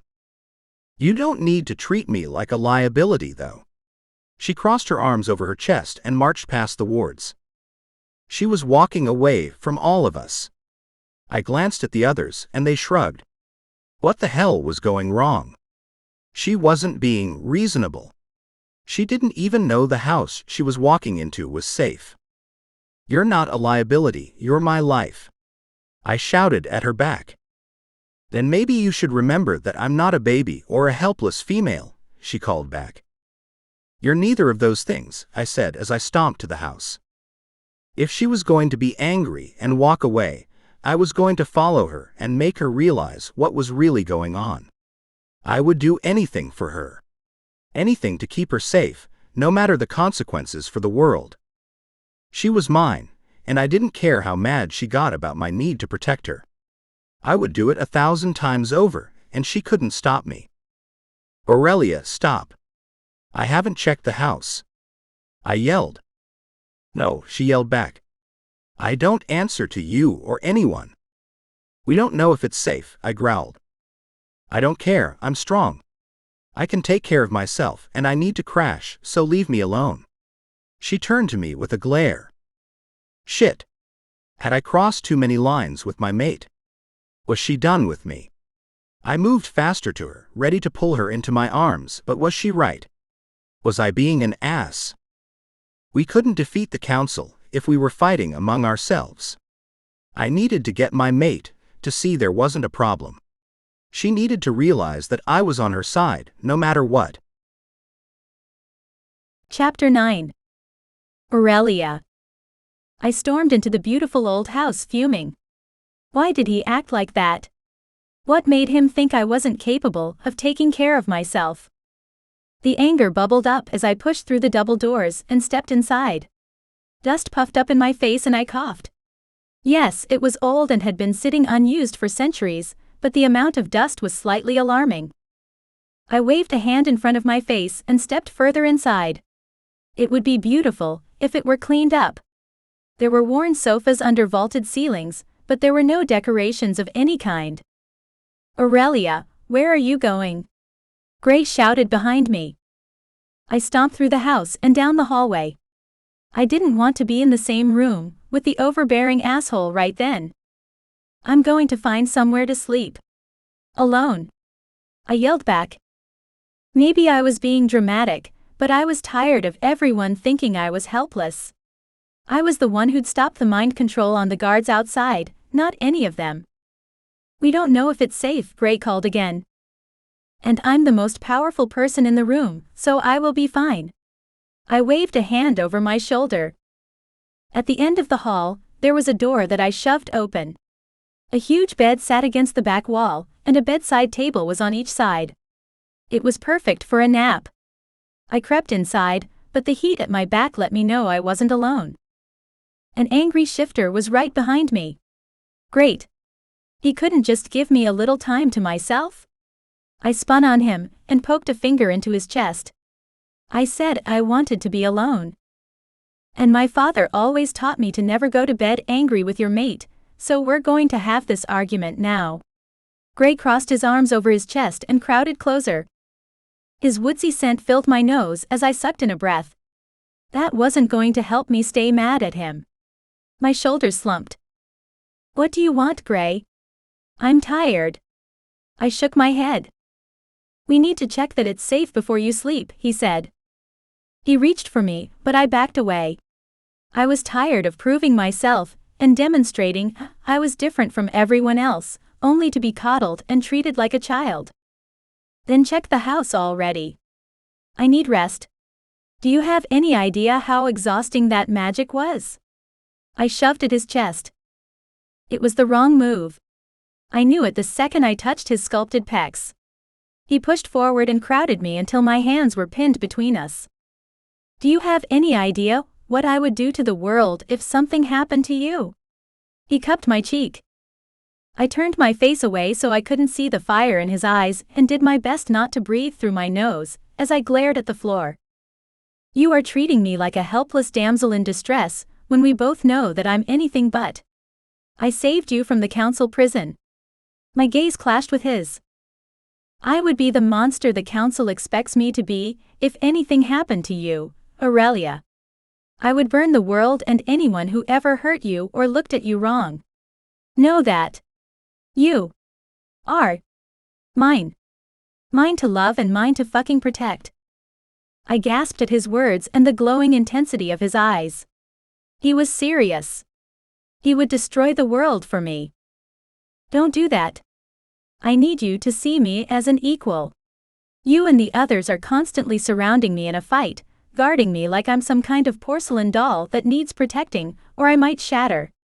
How do I prove more than I already have, that I'm not going to break? I threw my hands up in the air. I do see you as an equal. Hell, you're better than me in every way. You are the one who made it possible to go home. You are everything to me, and the idea of losing you makes me crazy, Ray growled. He slammed his lips against mine in a brutal kiss.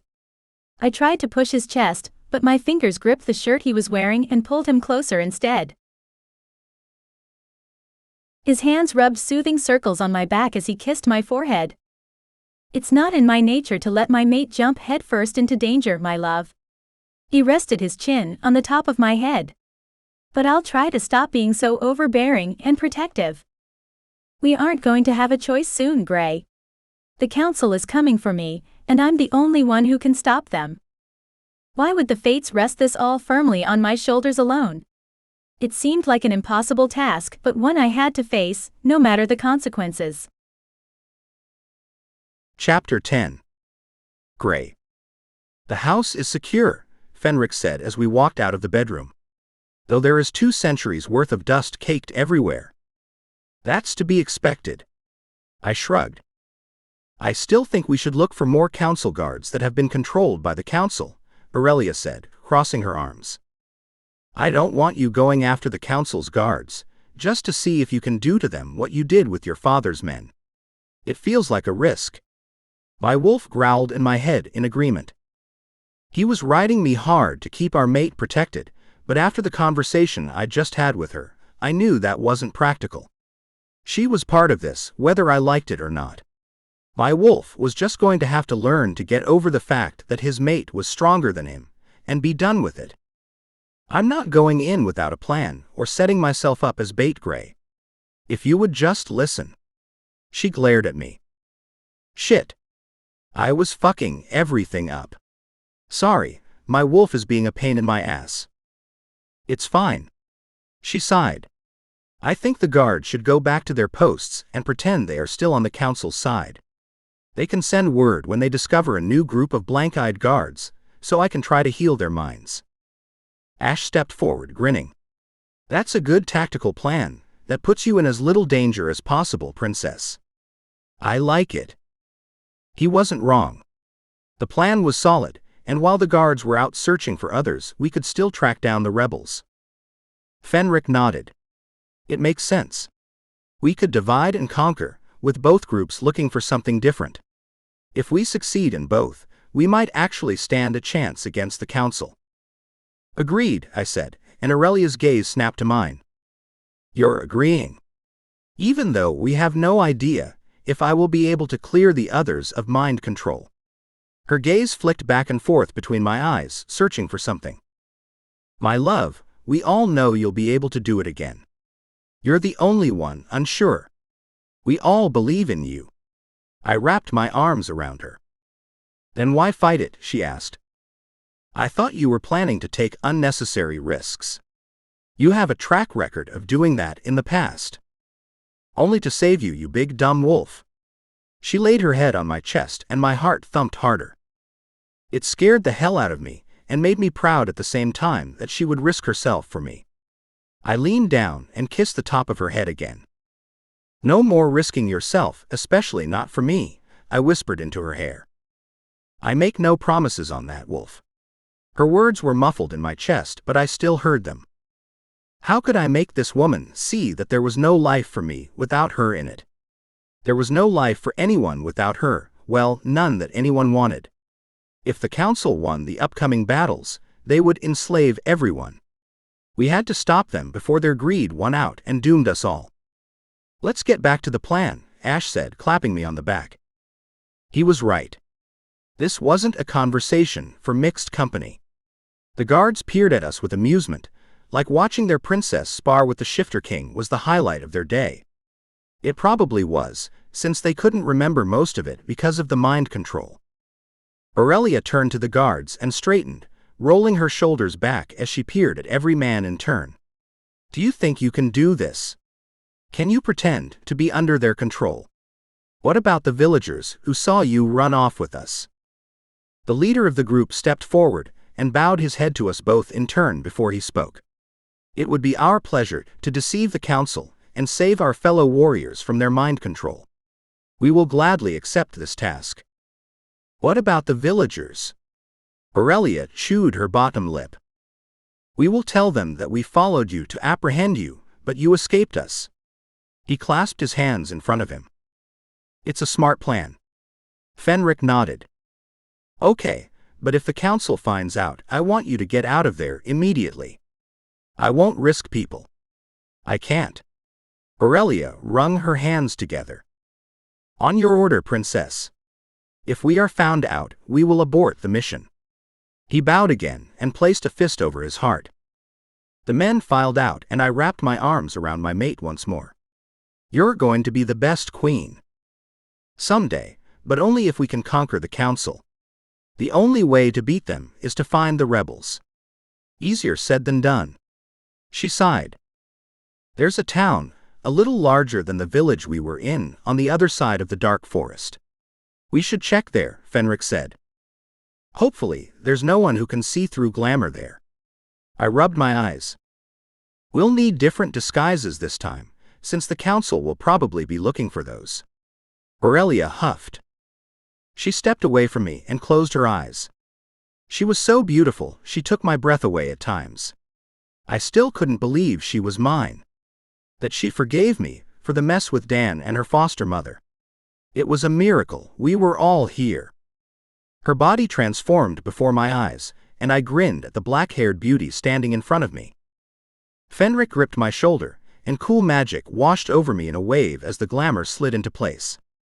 I was just lucky shifters weren't allowed back in Fairy yet, because they would sniff me out a mile away. We all good? I asked, my voice a rasp. It still amazed me how far Fae glamour could go. It changed me into a different person entirely. We are good to go, Fenric confirmed. He gripped both mine and Aurelia's arms while the Shadow King held out a hand to Ash. We were swirling in time and space in a matter of seconds. My feet hit the soft, packed dirt a second later, and I caught Aurelia before she stumbled and fell. The chattering of Fae met my ears from the other side of the tree line. Fenric had sifted us to the other side of the dark forest. They've already heard that the king is back somewhere in Fairy. But the excitement doesn't appear to be because they think they're going to be saved. Several are openly discussing the reward. We need to be wary. I clenched my fists at my sides. We'll be careful, Aurelia promised and patted my arm. I know you will be. I held my hand out to her and she placed her hand in mine. Because you're not leaving my side. Aurelia rolled her now green eyes but didn't comment further. I was grateful for that, because that meant she would listen to me just this once. Let's try the local pub. We can have a meal and get some information. Fenric strode to the village.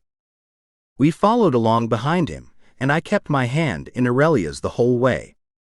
We walked past Fae, but all chatter died away as they saw us striding through their little town. Were they wary of strangers? Several older Fae glared in my direction, and some just scurried into their homes, slamming the door shut behind them.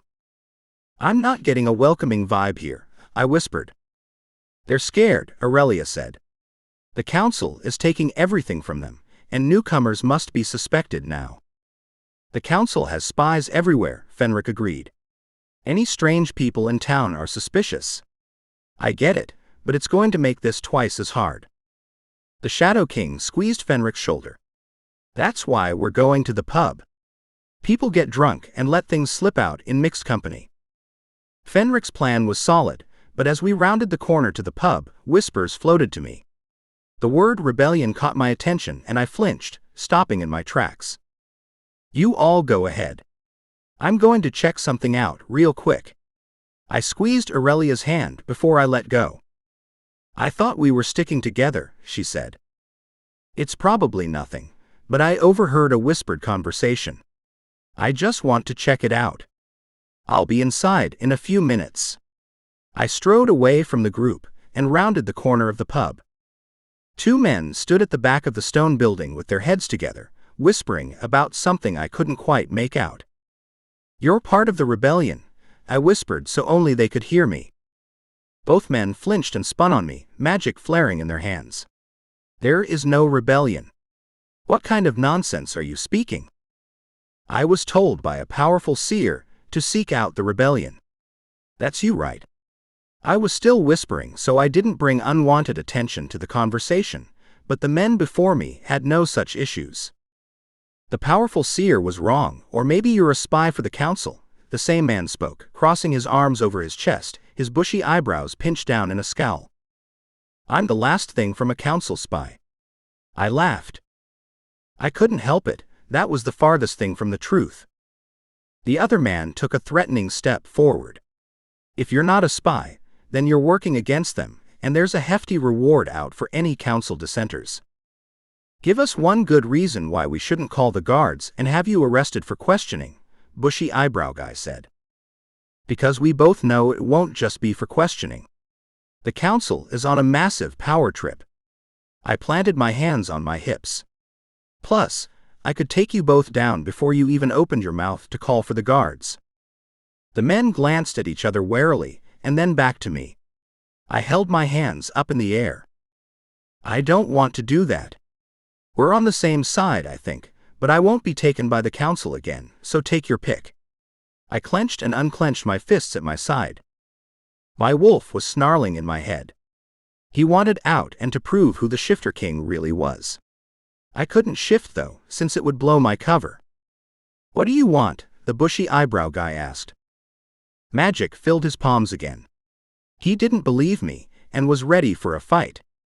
I didn't blame him. His life was on the line if he was found out by the council. "I just want to talk. I need to find the rebellion." "I already told you the rebellion doesn't exist. We've all been thoroughly beaten into submission by the council. We couldn't rebel if we tried." "Take that back to the council," bushy eyebrow guy snarled.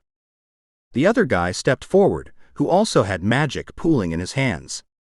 They were ready for a fight, and clearly convinced I was working with the council. How bad would it be if I shifted in that back alley and showed them once and for all that I definitely wasn't working for the council? No. If I shifted, they would know who I was, and I couldn't let that happen until I knew for sure they were rebels. I guess I have a fight on my hands. I hope this doesn't destroy any chance we have of the rebels aiding us in the war. Chapter 11. Aurelia. "Where is he?" I asked, chewing my lip nervously. He was taking too long, and it was making me twitchy. Was Gray okay?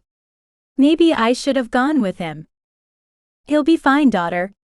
My father patted my shoulder. He couldn't know that for sure though. We had no idea what Gray was facing behind the pub. What if the men he confronted had called the guards, and I wasn't there to clear them from the mind control? What if he was attacked? Could he stop his wolf from shifting?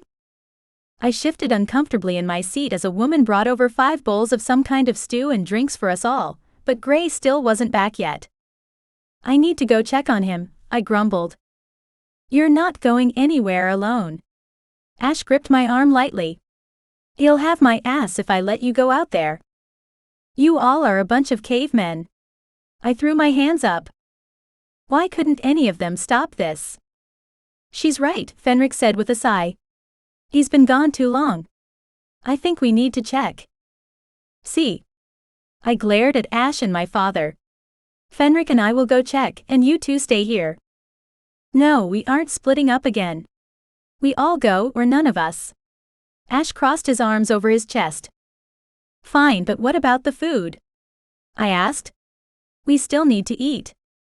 "We'll come back as soon as we find Gray," my father said and waved a hand to the woman behind the bar. He handed her some coins and her eyes widened in surprise. "Give those bowls to anyone in need. We will be back to eat after we find my daughter's mate." The woman nodded and dropped the coins in her pocket, before hurrying to clear the bowls from the table and shuffle to the back. "That was nice," I said, grinning at my father. "I hate seeing what the council has done to my people," he growled under his breath. We'll fix this. I stormed out the door, the men grumbling behind me. I rounded the same corner that Gray had, and gasped at the scene in front of me. 2 men were standing in front of Gray, their glittering magic pooled in their palms. What's going on here? I asked as I stepped closer. Gray's shoulders bunched up at the tone of my voice, and he glanced at me over his shoulder. Go back inside, love. I have this under control. No, I'm not going back inside.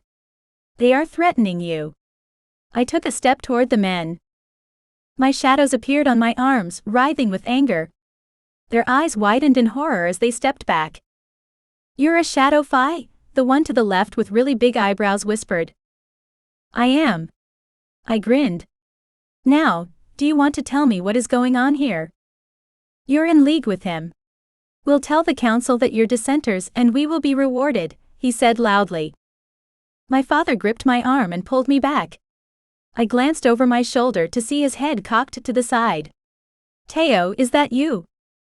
How do you know that name? The man asked. Bram. Shit. What are 2 of my best guards doing in this little town? My father dropped his glamour for a second and both men cursed. You know them? I asked, frowning at my father. You could have led with that, Dad. We can't talk here. Teo scanned the empty alley. How did you get here? Where have you been? Not here, I said. You already said it's not safe. We're looking for the rebellion, Father whispered. Bram and Teo glanced at each other and then glared at Gray. You vouch for him? Bram sneered. I edged closer to Gray, my shadows still swirling along my arms, begging for a reason to put them in their places. My father pushed me gently toward Gray and stepped in front of me. Of course I vouch for him. He's my daughter's mate and the Shifter King.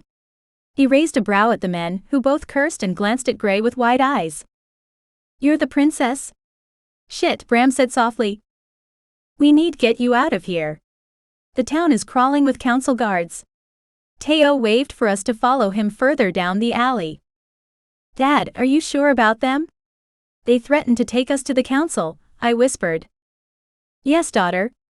They are 2 of my most loyal warriors. Okay, I said and followed the 2 Fae. I hoped I wasn't following them to the destruction of the realms, because that was what it felt like. I gripped Gray's hand in mine as Asher and Fenric closed in on us from both sides. When did the loyalties shift? Fenric was next to Gray and Ash was at my elbow. I glanced up at him warily, but he just winked at me.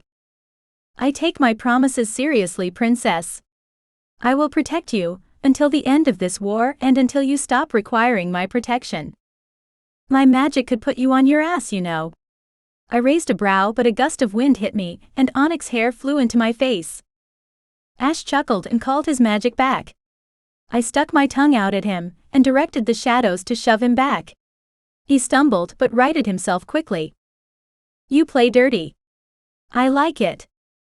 Don't ever forget it, I said. Teo and Bram stopped in front of a decrepit building, the door barely hanging on by a single hinge. I shot them a dubious look, because this wasn't what I'd expected for the underground hideout for the resistance. Are you sure this is where we want to go? I asked. It feels like a trap. It's not a trap, I swear it, Teo said. It's just a safe place to talk. I glanced at my father dubiously for confirmation, and he nodded. It was now or never. If we wasted this opportunity, we may never find it again. Gray squeezed my hip in reassurance, and I followed the strange men into the gloom. Bram lit a small oil lamp once we were all inside and away from the door.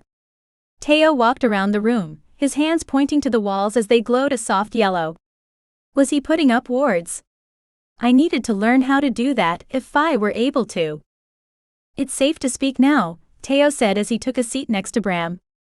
Bram waved a hand for us to sit around the wooden table and get comfortable. This conversation may take a while, so you might as well sit. We took the offered seats, and I was sandwiched in between Ash and Gray. They were cavemen who always had to protect me, but I got it, sometimes. How did you get out of the castle? My father asked. Everyone was either sent to cells or mind-controlled if they didn't cave willingly to the council's demands. Can you drop your glamour? It's weird talking to strangers when so many of them have been council plants lately. Teo frowned. I dropped my glamour and both men bowed, cursing themselves for the way they behaved before. Princess, please forgive us. We didn't know who you were. Bram practically laid his head on the table in front of him. I was glamored. It's fine. Please rise. I glanced around, shifting uncomfortably in my seat. Tell us how you escaped the council. We weren't at the palace when everything went down. We were here visiting with family, Bram said. A few days after the council ransacked the castle, word got to us here that the king was in prison and the council now ruled. We were set to head back to the castle, but hid in these tunnels until it was safe to return and search for survivors. Teo shook his head. We found a couple men huddled in the passageways, practically starved, and brought them back here. I gasped at those words. I had been in the castle, and had only ever encountered one person. Had I not searched hard enough? I hung my head as tears burned the back of my eyes. I could have helped them, but I didn't look hard enough for survivors. Gray pulled me to his side and rubbed my back. I buried my face in his neck to stop anyone from seeing my weakness. Princess, what is it? Teo asked, leaning over the table. I could have saved them. I sniffled. What? No. They were well trained to hide in the tunnels if the council ever came. You weren't at the castle. There's nothing you could have done. Teo shook his head. I was at the castle. I searched for survivors in the dungeons and only found one Fae that wasn't hostile. I sniffed again. I should have searched harder. Bram straightened and stared me down. Those men are alive, Princess. They went through hell, but they are alive. You did not fail them by not finding them, and they are on our side. It helped a little to know they were alive, but they'd still suffered because I hadn't been strong enough to fight the council then. How many people had suffered because I was too weak to stand up to Ronaldo and his fucking council? We need to find the rebels. We need an army. I'm working on parts of the army, but we just aren't sure we'll have enough men to take them down. I ran a hand down my face. The rebels want the monarchy back. They just don't think it's possible with the king in prison, or possibly dead. The council has spread many rumors. Bram clenched his hand into a fist. The king is right here, my father said. And I'm disgusted with the taxes, and the slavery the council is subjecting the people to. We had to flee the closest village to the castle, because they are basically slaves, and the council isn't giving them enough to survive on. It's horrific. Most of the people there tend the fields, Teo said. Yes, and they still are, but they are only given enough rations for one person, even though many have families to feed. They are starving and desperate. They need help, and the only way we can do that is to take down the council, and the only way we can do that is with the help of the rebels. My father slammed his fist on the table. We'll take you to the rebels as soon as we can, but I just want us all to get on the same page first. Bram leaned back in his chair. It seems like we're all on the same page already. I crossed my arms over my chest. How did you get out of prison? Teo asked my father. Aurelia busted us all out. He nodded to me with a hint of pride. Zeke helped a lot, I mumbled and glanced at Ash.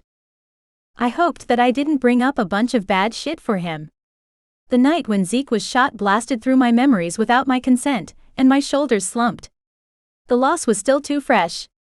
It had only been days since we'd left Zeke bleeding on the ground. My father took over the conversation, obviously realizing that I needed a minute to compose myself. They got us out of the prison, even if it was in an unconventional way. I may have blown a few hundred gallons of their mind control serum sky high. I shrugged. Zeke was still on my mind, and Ash seemed to realize it. He placed his hand on my shoulder and squeezed it gently. I think we're all caught up. Now, can you please take us to the rebels? We don't have time to spare. I grimaced as I stood. Yes, Princess. We can take you to the rebels now, Teo said, and I smiled. Hopefully, the rebels would help our cause, because if they didn't, I had no idea what else we would do. Chapter 12. Gray. Okay, Bram said as he pushed up from the table. Let's go to the rebellion. Instead of taking us back the way he came, he moved through the room to a different door that was shrouded in shadows. Where were they taking us? I wrapped an arm around Aurelia's waist and followed the men as they opened another door. It was dank and cold as they led us down the corridor. What the fuck was happening? Why was I following these Fae into the dark tunnels without any real assurance that we would be safe? The king trusted them, but was that enough? The king had blindly followed the council for centuries. Was this more of the same? I pushed Aurelia behind me and nodded to Ash and Fenric. The two of them didn't need any more encouragement than that to close ranks at her sides.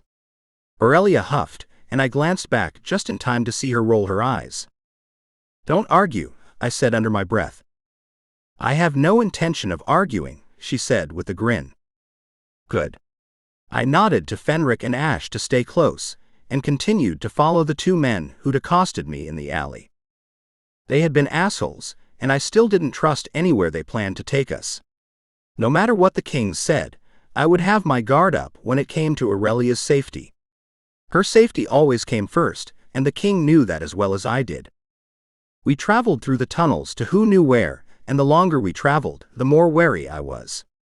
It could have been an elaborate trap set by the council and the guards Aurelia had freed with her magic. Were they really in on it with the council, and seeing exactly what my mate would go through to help her people? Here we are. Bram yelled and threw his arms out wide. Welcome to the resistance. Did he have to play up the dramatics? The entire room went silent. The sounds of swords clashing subsided as everyone turned to stare at us. There were people of all walks of life in the huge space into which we strolled. I even noticed some Shadow Fae with shadows writhing over their arms. They were trying to learn from the centuries-old Fae how to wield them, even though my mate had all but mastered them in a few short months. A man on a dais stood as he saw us walk through the passageway, glaring at our group. I didn't like the look he was giving us. Were we going to be handed over to the council? We didn't have our glamours on, so the whispers from the group on the ground all spoke of the kings and the princess. Some even recognized Fenric as Aurelia's guardian. They knew who we were, so why weren't they welcoming us? We were obviously on the same side. Suntory, the king boomed, taking a step toward the man on the dais. Is that you? My king. It can't be. The man took a step toward us. How did you escape the council? The king turned to Aurelia and nodded with pride. My daughter saved us all. She's going to save the realms as well. That's little Aurelia. The man cocked his head to the side as he rushed to us from his spot on the dais. You're so big. I'm an adult now, yes. Aurelia said, crossing her arms. Yes, I apologize. I meant you've grown up. The last time I saw you was when you were 9. He shook his head. Before Malcolm kidnapped me. Her shoulders slumped.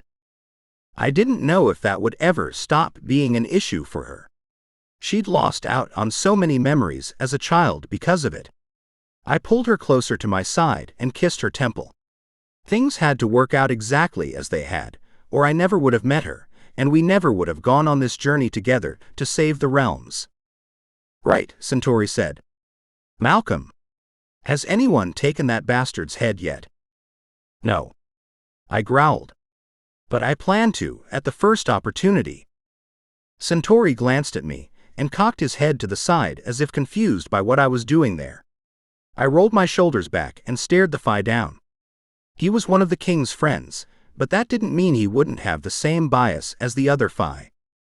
You're the Shifter King, he asked. Yes, I said, even though I didn't feel like much of a king as I fought for my life against the council. How did you get to Fairy? It was a general question, not an accusation, and I pulled Aurelia a little closer. My mate is incredible. I kissed the top of Aurelia's head. Mate? Things have been happening. Come, I want to hear everything. Centauri spun on his heel and barked orders at the people that were now standing around gawking at us. Get back to work. We need to be in top shape to defeat the council. One of the trainers bellowed as we passed. We need your help, Aurelia said at my side. We have a small army, but it's not enough to defeat the council. Their actions are unforgivable and must be stopped. We have the same goal, Princess.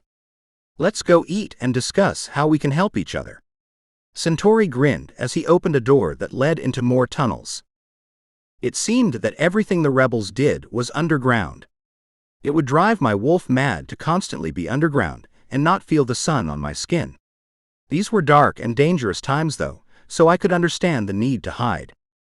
We followed him into the tunnels, to a large dining area. It was empty, but could easily seat 100 men. Centauri yelled something, and several women bustled out of the kitchen with platters of food. That was convenient. What's been happening here? The king asked Centauri. When the council announced that they'd arrested you for treason, I was suspicious. There was no reason a king would commit treason. A few of your guards were here on leave and I sought them out. They said that Aurelia had been found and sentenced by the council to death, and you all fled. He eyed our group. Is that true? Yes, after Ronaldo tortured me to get my powers to ignite. Aurelia crossed her arms. She hated talking about her time in the castle dungeons, and I knew it wasn't because of the torture. That was where she'd befriended my father, and then he died trying to protect her. My father was many things, but that was what I was most grateful to him for. He'd protected my mate when I couldn't. We fled and were looking for something to defeat them, when Aurelia was sucked down a hole and the rest of us were captured and taken to a human prison to be tortured and killed, the king said. Aurelia and Asher helped us escape. Centauri eyed Ash. You're a rider of the hunt, yes? Why do you care about what the council is doing? Fairy was once my home too. Ash shrugged, but his body was rigid as if he were expecting a fight. Despite that, I have alliances to uphold, and the longest-running friendship besides my brother's is with Gray. He needs help and I'm there for him. Likewise, brother. I clapped him on the shoulder. We all dug into the delicious food set before us. I hadn't realized how hungry I was until I'd started eating. We somewhat have a plan in place, but we're not sure of anything after gathering allies. Aurelia sat up straighter in her chair. And how do you plan to gather allies? Centauri asked with a raised brow. We encountered a group of soldiers with blank eyes. They were being controlled by the council. I was able to remove the mind control, but we suspect that council has more of the shadow warriors controlled the same way.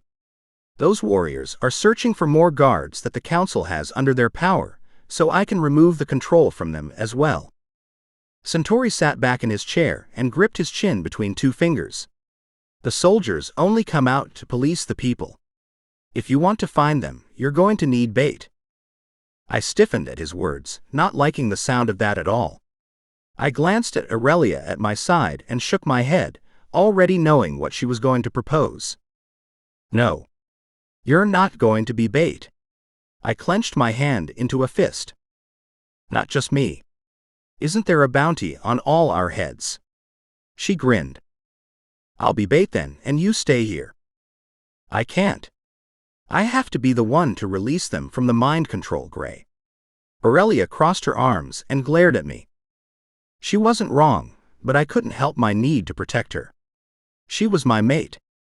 I needed her safe. I tilted my head back and squeezed my eyes shut. My wolf was banging against the cage inside my chest. He wanted to shift and show her who the true alpha was. He wanted to snarl at anyone who got close enough to harm a hair on her head. I took a few calming breaths and pushed him down. His instincts to protect his mate were right, but she didn't see it like that, and I had to try to stop the caveman shit. Fine. You glamour yourself like someone from the town, and I'll be bait. He wants me alive to experiment on. I shot her a pleasing look, but I already knew it was no use. No, we all act as bait. It's the only way we can explain all the backup we are going to have when they bring us in. Aurelia shook her head, and I sighed in defeat. How many men can you gather to take us to the guards? I asked Centauri.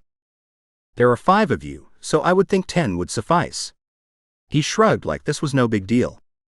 What if something went wrong though? What if this plan didn't actually save anyone, and instead was walking us to our doom? It's fine, Gray. Aurelia squeezed my hand. We will have plenty of backup, and hopefully free more guards from the Council's mind control. But what if we're wrong, and there aren't as many controlled Fae as we think? We could be walking into something we can't get out of, I said. Ash Fenric, what do you think? I think it's risky, Ash said. I would much rather the princess stay behind, but I understand why she can't. We have to remember they're looking for us as a group, and will be suspicious if she's not with us.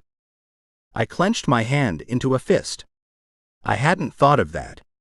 He was right though. The Council would never believe they'd caught us without her. They'd known she was with us when they grabbed us outside the portal. Fine. What do we need to do? I sighed in resignation, hoping I didn't just doom us all with my agreement. Chapter 13. Aurelia. Is this necessary? Gray grunted as one of the rebels tied rope around his wrists in front of him. They aren't tying it tight. It's just to make the guards think we're under their control. I bumped my shoulder into his. My hands were already bound in a similar way to Gray as we got ready to make the drop. Well, maybe we weren't making an actual drop, but the Council thought we were being handed over, and that was what really mattered. We needed more warriors, and this was the perfect opportunity to get them. Centauri and his men ushered us through the tunnels to the drop point. We were surrounded by grim faces, though a few sent me nervous glances like they didn't want me to do this. I was their princess and one day queen if we stopped the Council, so I understood the concern. I had to do this though. No one else could do it but me. Centauri pulled to a stop in front of us, and glanced at me over his shoulder. Are you ready, Your Highness? He asked. As ready as I'll ever be. I shrugged. You can still change your mind, love, Gray said, his eyes were pleading with me. And do what? Stay behind and let the men fight, and probably get captured by the Council? Again. I twisted my arms in the ropes. They were very loosely tied, so I could get out of them easily. That was a low blow, love. Gray flinched. I thought you were dead. I'm sorry. I'm just tired of people expecting me to sit back and be the damsel. I'm not the fucking damsel in this story, I'm the hero. I stomped my foot. Every man in the tunnel stiffened at the loud noise that echoed off the walls. Centauri nodded his head, then opened the door. Bright sunlight filtered into the tunnel. I took a deep shuddering breath and rolled my shoulders back. It was time to face the Council guards and hopefully bring them out of their mind control. We marched through the dark forest silently, surrounded by the rebels. They would shove one of the guys occasionally, just to make it look good. The canopy of trees blocked out the sun, leaving us in an eerie gloom as we trudged along. Those trees didn't speak to me in the same way as the others in the realm. Here. Centauri barked as we came into a clearing. There was no one there yet, but the guards would be arriving soon, I was sure. Ronaldo wouldn't waste an opportunity to capture us again. We were the biggest threat to him and his plans. People are coming, Gray whispered in my ear. They're trying to surround us. A man stepped through the trees, dressed in the armor of the Council. His eyes glittered with malice and were completely clear of mind control. Shit, I whispered. He's not being controlled. More men stepped between the trees. There were probably 20 in total, and only half of them had that blank expression I'd seen before. Are you sure? Gray mumbled. We can save the ones that are being controlled, but this is going to be bad for Centauri and the others. I chewed my lip. If any of the Council soldiers get away, they will be labeled dissenters. Ash glanced at me. Maybe we should make sure none get away then. Centauri stiffened at those words. He didn't like the thought of killing these men any more than I did, but we didn't have a lot of options. Let's just take it one step at a time, I said, scanning the group. The man with the cruel smirk stepped forward and bowed mockingly. "Your Highness, we've been looking for you." "And why is that?" "So you can take me back to your master, and murder me." I raised a brow. My fingers itched to ditch the ropes around my wrists, but I had to time it perfectly. I let the magic build beneath my skin and tingle down my spine. "You think the council wants your death? On the contrary. You will be the most prized slave of all once they control your mind." The man laughed. "I know Ronaldo wants me dead." "No, not with all that untamed magic running through your veins that he could control. The High Counselor wants you under his thumb." I glanced between the others as a growl sounded behind me. We needed to stop talking, because the overprotective men in my life were all about to lose their shit. The man just openly admitted to the use of mind control by the council. Was he stupid or just overly cocky? Probably both. I clasped my hands together and the ropes fell from my wrists. The magic under my skin blasted out of me, seeking the men who were being controlled.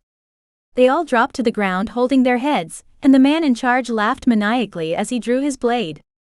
I knew this wasn't going to be a simple drop. "You think your resistance is secret? Nothing is hidden from the elders." He swiped his blade at Centauri, who jumped back. Gray released his and the other's hands with the help of his claws, and gripped the sword at the belt of the closest rebel. It was exactly as we practiced. Shadows writhed along my skin and mixed with my magic, as the men who were controlled blinked rapidly before standing. They were confused, which was understandable, but we didn't have time to waste. The leader swiped his blade out, and the clang of metal against metal met my ears as Gray faced off with him. A gust of wind blasted through 3 other guards, throwing them back into the trees on the other side of the clearing.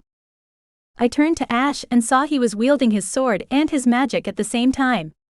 He winked at me and slashed at his opponent. "Kill the rest.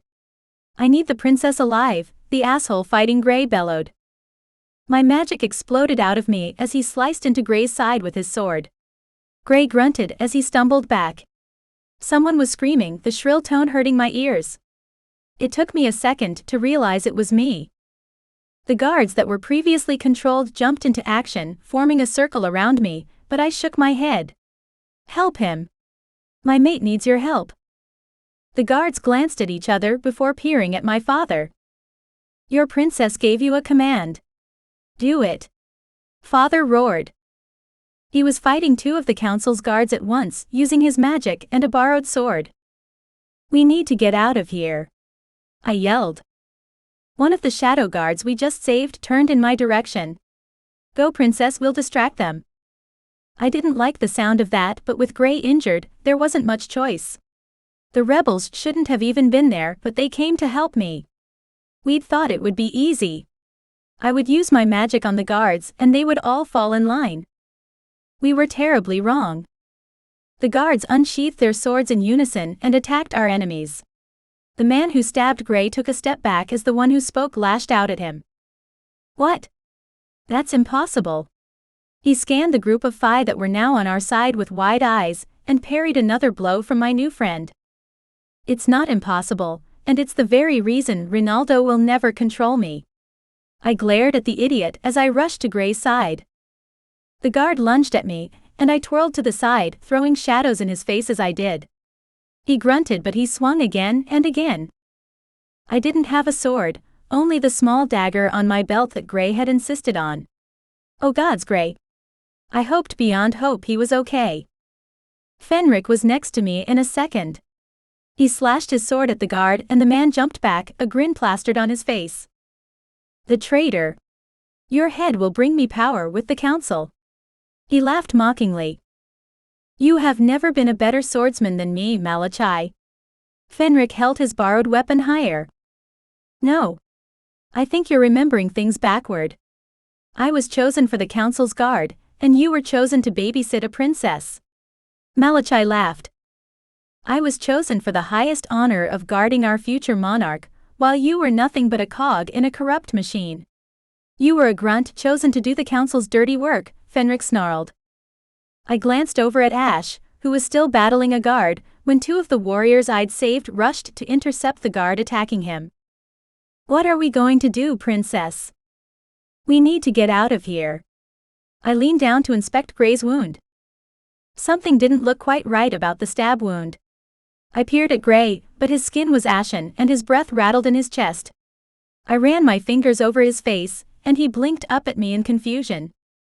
Go. You need to go without me. He coughed. No, I said. I'm not leaving you behind. He leaned up on his elbows and tried to roll to his knees, but I pushed him back down. Fenric stood at my back, the clash of swords clanging in my ears. What was going to happen if I didn't do something quickly? All the council guards were fighting with the shadow warriors I'd freed from the mind control, and Centauri's men formed a wall around us. 2 men rushed forward and picked Gray up, gentler than I would have thought possible for trained warriors. We can't go back to base. If they follow us, then we will doom everyone. Centauri stepped forward. Agreed. We have a place, but sifting is still difficult for me, and I'm afraid with his injuries it will be too much. I wrung my hands together as I stared at my mate. Go, princess, one of the warriors shouted. We'll hold them off. Do you know which way to the house? I asked Fenric. Yes. He nodded. Let's go. I waved a hand for him to lead us back to the house. It wouldn't hold everyone for long, but we could get away from the assholes trying to kill us. We followed behind Fenric, and I prayed to whatever gods might be listening that the men we left behind would be okay. I had others to worry about though. I had to worry about the realms and my mate. He couldn't leave me now, just when we were coming to the end of this war. I needed him. I glanced at him, and his eyes bored into mine. You should have left me behind, my love. I am nothing but a burden right now. Stop it. We aren't leaving you behind, you self-sacrificing idiot. I threw my hands up. Why the fuck would we leave you behind? Asher roared and shook his head. I'm only slowing you down, Gray rasped. Shut up, Fenric growled and stomped ahead. I don't care if you slow us down. We will fight if we need to. I refuse to let you die out here. It's you and me against the world, remember? I rushed to catch up with Fenric. I couldn't take another word of Gray's self-sacrificing bullshit. I needed him just like he needed me. I was pretty sure I'd proven that again and again. I would prove it 1,000,000 times over, as long as it meant he was sitting safely by my side. The only problem was that no one was safe. Even if we got back to the house in time, something wasn't right, and I had a feeling nothing ever would be again. Chapter 14. Gray. They were being unreasonable as we trudged through the dark forest. They needed to sift back to the house to flee the council, but Aurelia refused to sift because it might be too much for me in my current condition. Leave me behind, I demanded, but they had all stopped listening about 10 minutes ago. Aurelia didn't even turn at my demand. Her shoulders stiffened, but she continued to stomp forward. Maybe we should just knock him out. His hollering to be left behind is probably bringing attention we don't want. Centauri chuckled. No one hurts my mate, Aurelia said with a growl. He's being a pain in the ass, Centauri mumbled, but my oversensitive hearing picked up on the words. I don't care. Ignore him. She glared at me over her shoulder. No one is leaving you behind. It's not an option, so stop it. You would already be safe at the house if you had. I narrowed my eyes at her. This wound wasn't healing, and I didn't know how much time I had left. It would kill Aurelia to watch me die. I couldn't stand that. We're almost there, Gray. Stop with the bullshit. Fenric barked. I growled from my spot, flung over the rebel's arm like a sack of flour. I hated being weak, but I couldn't deny that the pain was visceral, and every second on this man's shoulder, pain sliced through me. The wound had stopped bleeding quickly, but it still wasn't healing. There was something terribly wrong, and I didn't want my mate to watch me die from a council guard's blade. The wound wasn't closing, but rather turning an ugly shade of greenish black. I expected poison, but I couldn't be sure. It had been centuries since I'd been back to Fairy, and anything could have been developed by the Fae since then. I was carried across the tree line, and we stopped outside the wards to the house where we were staying. I groaned as we walked across the wards, and 1,000 fire ants lit me up from the inside out. It wasn't actually fire ants, but the effects the wards had on me as I passed. I stopped arguing, as I was carried into the house to the bedroom Aurelia and I had shared. No one but the man who carried me and my friends followed inside. Aurelia wrung her hands as I was laid on the bed. I reached a weak arm out to her, and she sat on the edge of the mattress next to my hip. "What's wrong? Why isn't he healing?" she asked. The king stepped forward and bent at the waist to check the wound. His expression turned grim. "You knew," the king snarled. "I had an idea, yes," I said, glancing at the wall. The accusing stare was too much. He knew, as well as I did, that there was only one way to stop this poison coursing through my body. "That's why you were so adamant about being left behind." He crossed his arms over his chest. "What's going on? What aren't you telling me?" Aurelia asked. Tears pooled in her eyes, and she placed her hands over the wound on my chest. A green glow lit her palms as her power rushed through me. She was wasting her energy. I reached for her hands, but she batted mine away and kept pushing more magic into me. "Aurelia, stop," I whispered. "Fenric, help me," she said, turning to the Fae Guardian. "You're the strongest of us, princess. If you can't do it, then I won't be able to either." He hung his head. "No, I don't accept that. What is wrong with him?" Aurelia turned pleading eyes to her father. The king stared at me, and I begged him with my eyes not to put this on her. I didn't want it to be like this. Why couldn't the fates give me just one good thing that wasn't shrouded in sadness? The blade had poison on it, Aurelia. A poison that is resistant to healing magic. "That's why he's not healing," he said, glancing down at the blackened wound. "Poison? What kind of poison? How do we cure it? There has to be a way to save him." She jumped to her feet and paced. "No," I said. "Let me go. You can be happy again after you defeat the council. I don't want it to be this way." I reached for her hand and pulled her back down on the bed next to me. She only resisted a little bit, finally sitting down and glaring at every man in the room. "Someone better tell me right now how to fix this." Her gaze landed on mine. Tears stained her cheeks as they slid down in rivers. I reached up, wiping them away as my chest burned with agony. She was crying, and this would destroy her. Was I being selfish not to tell her the only known antidote to the poison? "I've only ever heard rumors about this working, and there's a cost involved." The king glanced at me. "Doing this could put your life at risk as well, daughter." "I don't care. I will do anything to save him.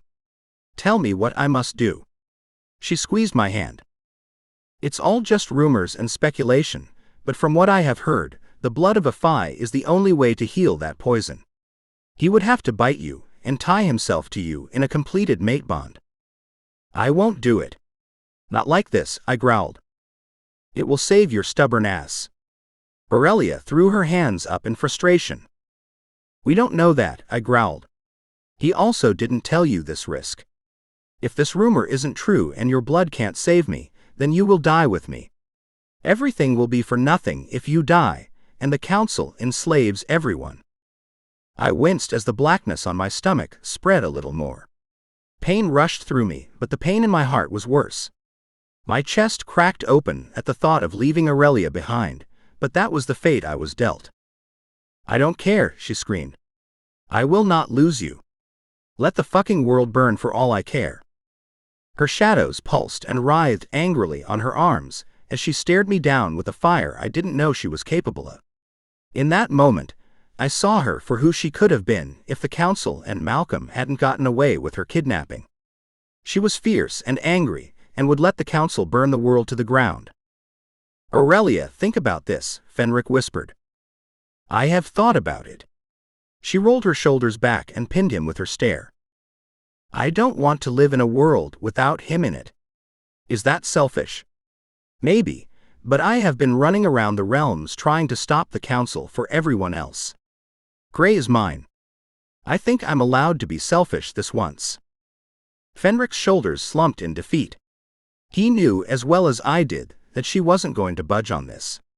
She called me stubborn, but she was even more stubborn than I was when she got something in her head. "She's not wrong," Ash spoke for the first time. "If anyone can survive this, it's the princess. You said yourself, Fenric, she's the strongest of us all. See? I can do this. I can heal him. As long as he does what he's supposed to." She glared at me. "It's not a risk I'm willing to take. You're meant to be queen. You're meant to save the supernaturals and usher in a new era for all supernaturals. You can't do that if you're dead." I flinched in pain as I shifted on the bed. "Everyone out," Aurelia whispered. "He won't do this with everyone here. I won't do this at all, so they might as well stay." "Get out," Aurelia roared. I shook my head, but the others still stepped out of the room, closing the door firmly behind them. The traitors. Though, I probably would have done the same if that anger had been directed at me. "You will do this, Gray." She clenched her fists at her sides. "No. If you don't, I'll follow you right into the beyond. I will let the world burn." She placed her palm on my chest over my heart. My wolf was eerily silent through the entire argument. He didn't really understand what was happening or why he was so weak. It was more of an impression in my mind than an actual feeling. "You wouldn't let everything be destroyed, my love. I know you're a better person than that." I shook my head and placed my hand over hers on my heart. "Please, Gray. Don't make me live without you. Try, please," she cried. Pain, sadness, and anger warred inside of me that it was coming to this. Aurelia leaned her head down on my shoulder, her hot tears dropping on me, but I didn't dare wipe them away. If the roles were reversed, would I be begging her the same? I would do anything to keep her safe and in my arms, and I was denying her that same right. But I wasn't the one who was meant to change the world. She was. If she died, all would be lost. We would be in the beyond together, though, and we wouldn't have to live in the world without each other. My own selfish desires were warring with my need to fix this world, and the longer she sobbed over me, the harder they were to fight. I didn't want our actual mating to be in a time of sadness, of a desperate need to save me, I whispered and wrapped my arm around her. "We won't have a mating at all if you don't stop being so bullheaded." She sniffed. I chuckled and then groaned as the pain seared through me. It was getting worse. I was getting weaker. If I didn't make a decision soon, I wouldn't be able to. "Okay," I said, and her head shot up from my shoulder. "I'll do it. This will work, Ray. It has to." She grinned. Aurelia helped me to sit up in the bed, and I winced at the black marks crawling up my abs to my heart. She pushed her hair away from her neck and tilted her head to the side, offering me everything in that one moment. This selfless, beautiful, perfect woman was mine, and providing me another chance to try to prove I was worthy of her. I wasn't worthy of her, but every second I breathed, I was going to do my best to show her how truly perfect she was, and that she was mine. I kissed her neck in the spot where I intended to claim her L. My mate gasped at the contact, but only leaned in closer to me. "I love you, Gray. Please make me yours for eternity," she whispered. My wolf howled in my head. It was the first noise he'd made since I'd been stabbed, and my teeth elongated in my mouth. I kissed her neck again, hoping I didn't hurt her when I claimed her as mine. Aurelia fisted the sheets at my sides as my teeth grazed her skin, not in a bite but a tease. I needed her to relax. This was meant to be euphoric, but since we were in a dire situation, I wasn't sure how it would go. I prayed to whatever gods might be listening that I wasn't about to doom the world as I sank my fangs into her neck. Chapter 15. Aurelia. As Gray plunged his teeth into my skin, I screamed. White-hot euphoria blasted through me, and rainbows danced behind my eyes. I didn't understand how anything that felt this good could have inspired such fear in my mate. He truly was my mate now. The bond snapped into place in my chest, and my body shook with pleasure. Gray. He pulled back and licked at my neck with a groan. I blinked away the fog in my brain and grinned at him. We're linked. We are, and we didn't die. He glanced down at the stab wound, but it was already knitting itself back together. You're healing, I said. I reached for him and ran my hand over the healing skin. It was rejuvenating, at an amazing speed. You don't usually recover that quickly, I said with awe. I took on some of your healing abilities. Gray brushed my hair out of my eyes and leaned forward, kissing me hungrily. You are truly perfect. I told you this would work. Gray wrapped his arms around me and pulled me into his chest. Yes, you're apparently smarter than me too. I'm glad you're seeing that now. I giggled. Gray cupped my cheek and kissed me again, not waiting a second before he was seeking entrance to my mouth. I pulled back and frowned at him. You're still healing. You nearly died. We can't do that right now. I shook my head. It's part of the bonding, love. He kissed down my throat over the mark he'd just left on my skin. I shuddered under his touch. We can't, I groaned. Gray ignored me as he rolled us, so he was pinning me to the bed. I need you. Now. I laid my head on his chest, listening closely to the strong beat of his heart. He was here, and we were connected. I didn't have to worry about him dying. We should probably get up and do something. I shifted, but his arm banded tighter around me. Not yet, he whispered and kissed my forehead. I'm not quite ready to face the world yet after our mating. I glanced up at him with a frown. What does this bond mean for us? You healed faster than ever. I don't exactly know what it means. There will be changes in both of us in the coming days and weeks.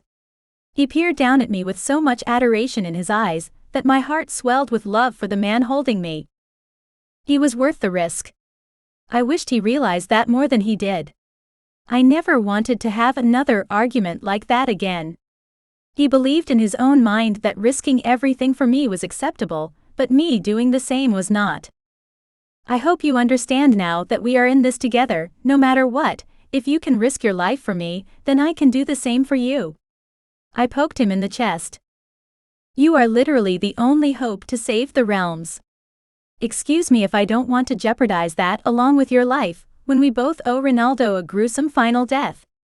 He rubbed my back as he spoke. I understood where he was coming from because we were fighting a war against oppression, but how good would that victory actually feel if I didn't have him there to share it with me? I don't care about anything if you're not there to share in the victory. I kissed his chest over his heart. We're in this together, Gray. For eternity. No more making decisions without consulting each other.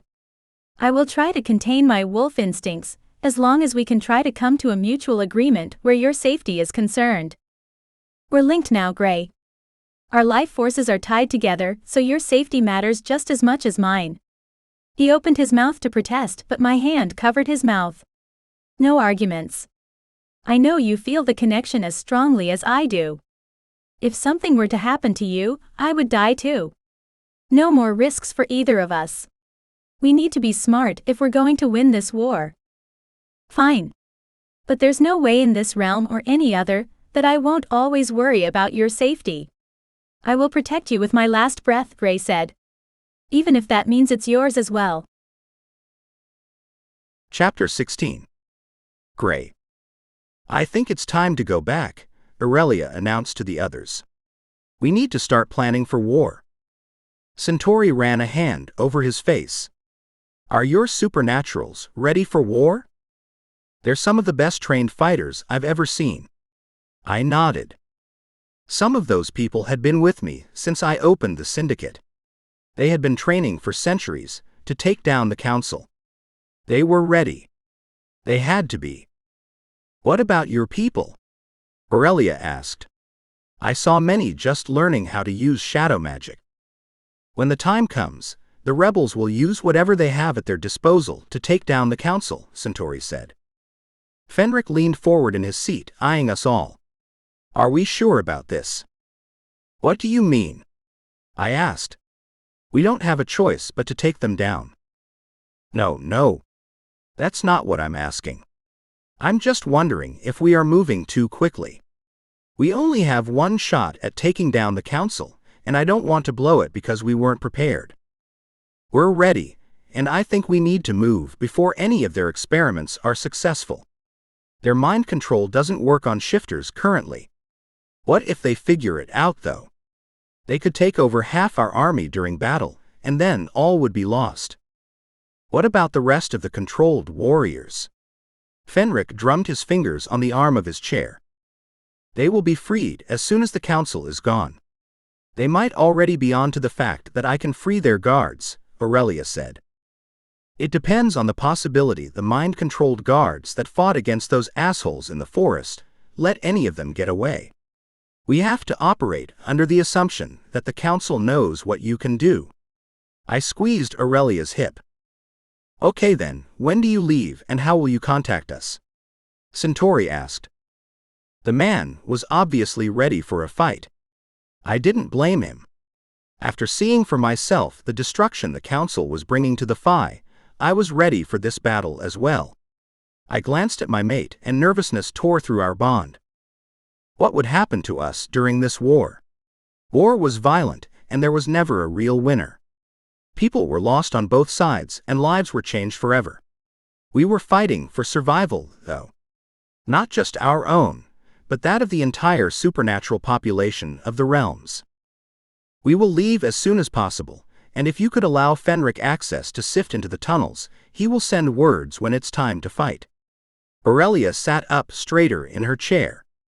Her posture was rigid and regal. She looked every inch the queen she would one day become. Her doubts trickled into the bond, and I glanced over, flexing my fingers on her hip to get her attention. She peered at me with a small smile, as I poured all my confidence in her and our armies into the bond. I'll make it so the wards will accept Fenric, Centauri agreed with a nod. Okay, I guess it's time to go back and rally everyone together.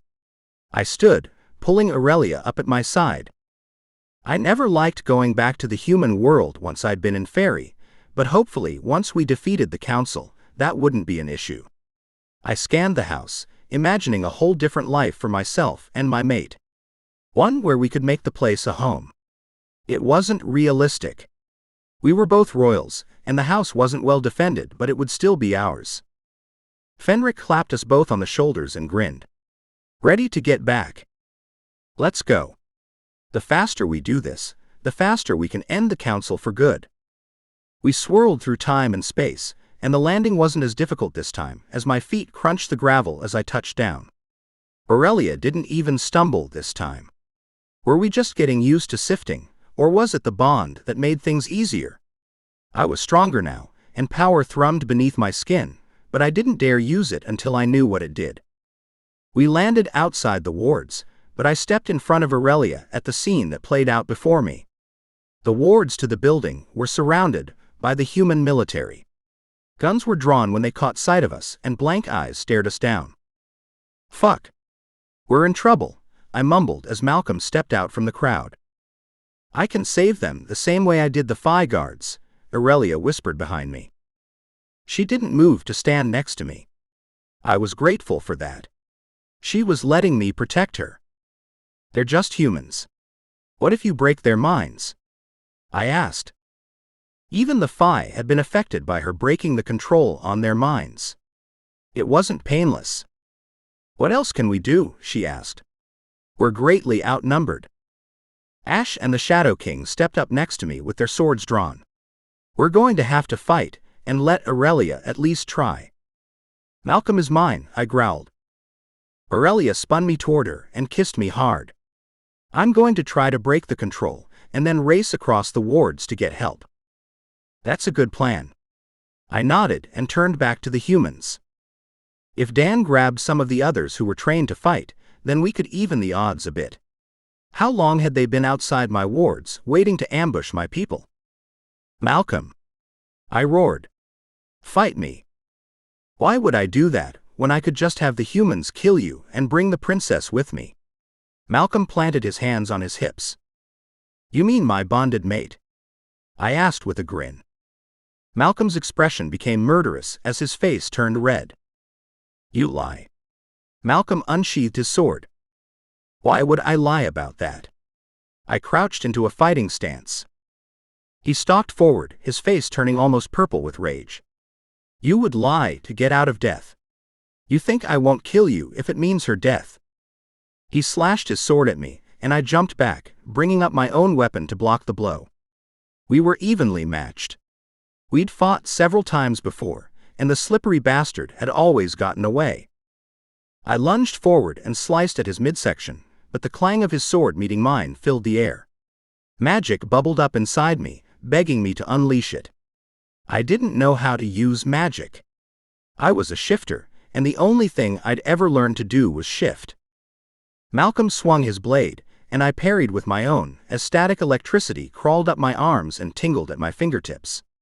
The sword glowed blue with power, and I swiped out at Malcolm again.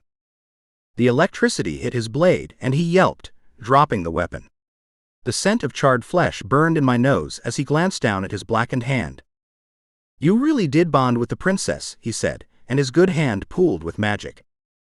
Fuck. He was going to fight with magic now.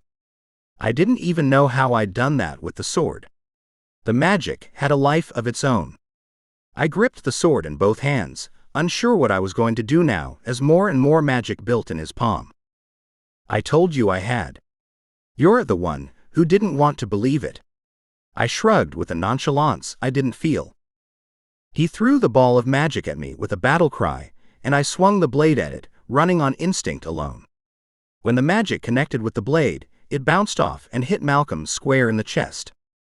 Malcolm screamed as his own magic burned a hole through his chest and he dropped to his knees. I stalked forward with my blade. "I told you one day I would have your head." I swung the sword still crackling with magic in a wide arc, and his head tumbled from his shoulders and rolled away. The humans all stopped battling with the supernaturals that Aurelia had gotten to help, and blinked at each other in confusion. I scanned the battlefield, only caring about finding one person. Aurelia was several feet from the wards, squaring off with a human who stopped and blinked at her. She held her magic back at the last second, before spinning on her heel. A brilliant smile lit up her face with relief and pride when she glanced at the body at my feet. "You did it," she yelled and ran into my arms. "He's finally gone." "Aurelia," the king bellowed, and I spun just in time to shield her from the man that rushed us. "What did you do to us?" the man shouted. He held his gun at the ready, with his finger on the trigger, willing to take us out if necessary. Aurelia squared her shoulders and rose up to her full height as she stared the human down. "We did nothing but save you from being controlled by that monster. You're all monsters. That man was helping us round up all of you." This soldier had obviously been drinking Kool-Aid before his mind had been controlled. "These monsters have been living among humans for centuries, and you never knew it. They have been your neighbors or possibly even friends, and you turn on them so easily because they were born with magic?" Aurelia said. "They were biding their time, waiting to enslave humans," the soldier said. I scoffed. "Yeah, because we sat back and waited for human technology that could literally destroy the world before we were ready to attack you and take you out. We watched the human population grow to an unimaginable size that outnumbered us 100 to 1 before we decided it was time. Do you even hear yourself right now? He's completely brainwashed, Gray. There's no reasoning with him." Aurelia turned to Dan. "Lock him in the cells. He's a danger to us." "Are we sure that arresting human soldiers is the best idea, love?" I asked but nodded to Dan to do as she said. Dan stepped closer, but the man swung the butt of his rifle straight for Dan's head. His reflexes kicked in at the last second, and he gripped the gun, tossing it to the side and tackled the man. More soldiers raced forward, but the majority hung back to see what was going to happen. They weren't shooting at us, so we had an advantage. One man raced toward Aurelia, but before he could get there, magic buzzed beneath my skin, and suddenly, without taking a step, I was in front of her, blocking the blow of the weapon with my forearm. I reached up and ripped the gun from his hand and turned it on him, hitting him in the face. He crumpled to the ground. "Gray, did you just sift?" Aurelia whispered behind me. I glanced at her with a smirk. "I think I did." I turned back to the chaos. All the men who'd rushed us were being carted away by my team. The other humans still stood around with a mixture of awe and trepidation. "We are no threat to you. The Fae who have wormed their way into your government are the real threat. All we want is peace," Aurelia called to the soldiers still standing around appearing confused. A man dressed in all black tactical gear stepped forward and glanced at Malcolm's headless body with a frown. "We can't have peace. Now that supernaturals are known to the world, I fear there will never be peace between us." It was the same fear I'd had for centuries. It was why we'd worked so hard to stay hidden. As long as we were in the human realm, no supernatural would ever be safe. Chapter 17. Aurelia. The soldiers milled around the battlefield outside the ward. Most had no memory of anything that had happened in the last few weeks. How could the council control them so thoroughly that their memories were wiped clean? "Are we sure letting them go is a good idea?" Ash asked. "What if they lead the government right to us?" "The troublemakers are in the cells now, Ash. I can't hold the human army in prison because we're scared." "She's right.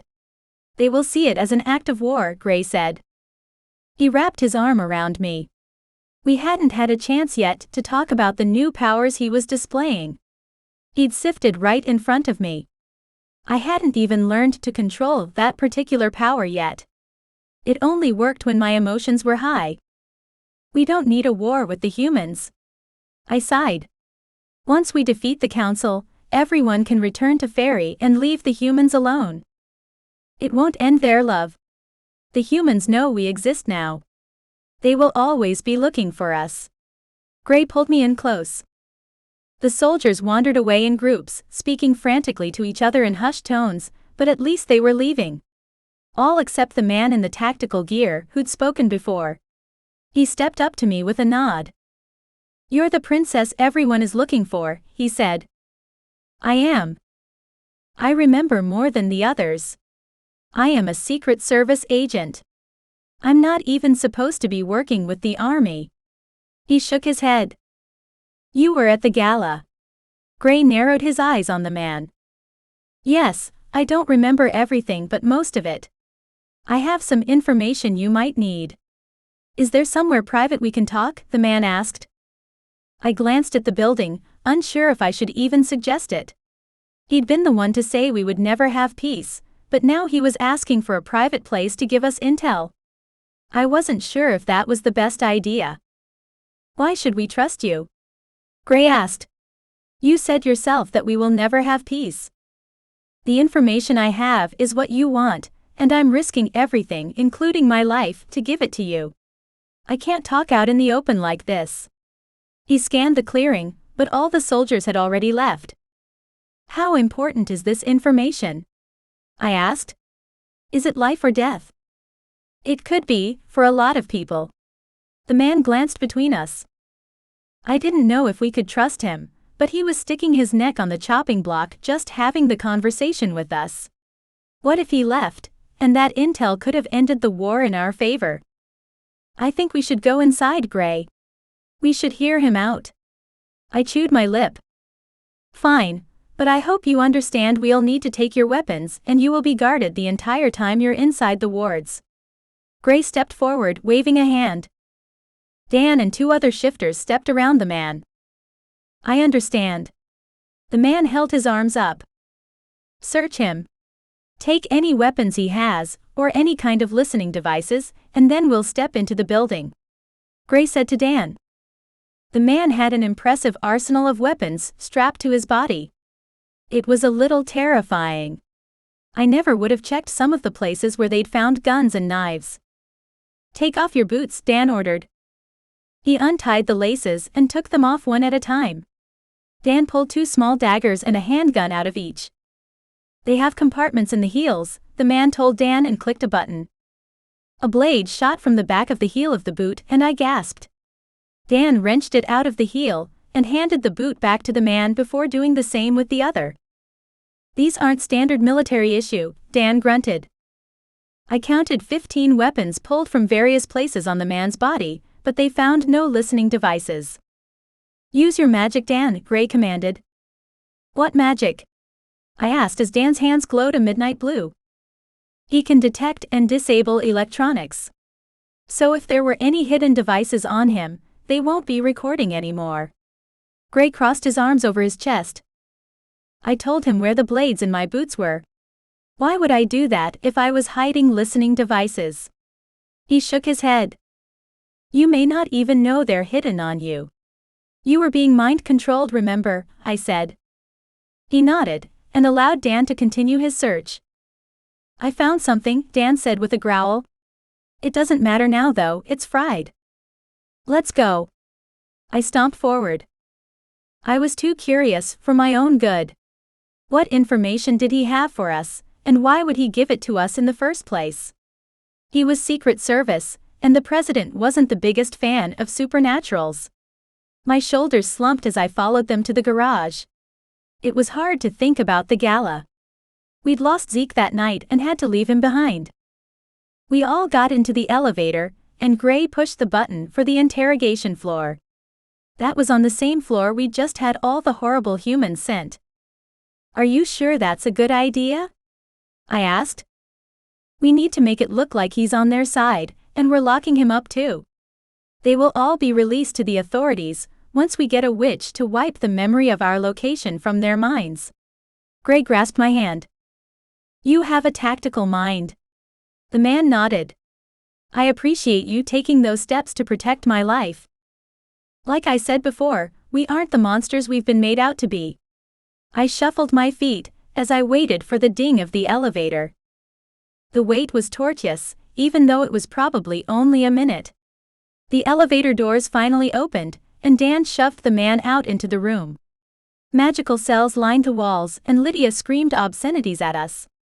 It was just another day at the syndicate. You can't leave me in here with humans. Lydia yelled. You're lucky I didn't put any in the cell with you, Dan barked.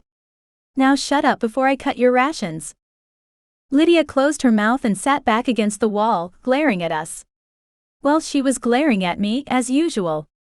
She hated me after what happened when I'd first came to the syndicate. She and Gray's second-in-command had done some shady dealings with Malcolm to get rid of me. She deserved to be locked up. Don't bother with her. I forgot she was even here. Gray waved a hand as we continued past the cells. Put him in the box. I need to have a chat. Gray glared at the men in the cells as he walked past them. They had attacked us of their own free will. They thought we were monsters, but they were. They were the ones rounding up supernaturals and persecuting them for being different. Had they learned nothing from their own history? Apparently not. We followed Dan into the box with the Secret Service agent. It was a 12 by 12 room with no windows. It had a single metal table in the middle of the room that was bolted to the floor. I closed the door behind us with a soft click and turned to the agent. This is the most secure place in the building besides my floor. You can speak freely here. Gray sat in the chair in front of the table and pulled me down on his lap. You're the ones who've been rescuing the supernaturals from the prisons and the intake facilities, he said, if wasn't a question. Yes, I said. Why is that important? There's a secret facility that no one but the president and a few top advisors know about. We haven't been able to get to all of them yet. My shoulders slumped. I wanted to get everyone out of all of them, but there wasn't space here, and we had to gather an army. The fact that so many supernaturals were still being tested weighed me down. This place isn't on any list you may have. It's top secret. Only for the high-profile supernaturals that the High Counselor wants for special projects. And why are you telling us this? Gray asked. You said you have been breaking in and getting people out. I'm giving you the top secret location of one of these places to do just that. The man sounded frustrated as he growled the last word. You lost someone. I cocked my head to the side. My wife is a witch. They somehow figured it out and detained her and my 19-year-old daughter. They have been holding them there over my head, so I'll do their bidding." He rubbed his eyes. I glanced away from him. He was emotional, and I didn't think he would appreciate my sympathy. "I'm sorry about your wife and daughter, but we have a war on the horizon and more people here than we can deal with. Once we beat the council, we'll try to get everyone out of those facilities and make a treaty with the president, but until then, we are spread too thin." I hung my head. Tears clogged my throat and burned the back of my eyes. I hated leaving people in those facilities, even a day longer than they needed to be. "You don't understand.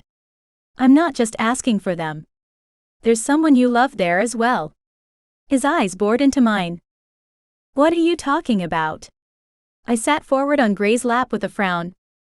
"The man with you at the gala. The one who was shot. He didn't die from that gunshot wound. He's still alive." Ash's fist slammed into the man's shoulder, toppling him over in his chair. The guy grunted but didn't fight back. He raised his hands in surrender. "You think you can get us to save your family faster by lying to us?" Ash growled low and threatening. He leaned over the man with a snarl before Dan clapped him on the shoulder. "Ease up. There are ways to find out if he's lying, man," Dan said. Ash straightened to his full height. His body was rigid, and his expression contorted with rage.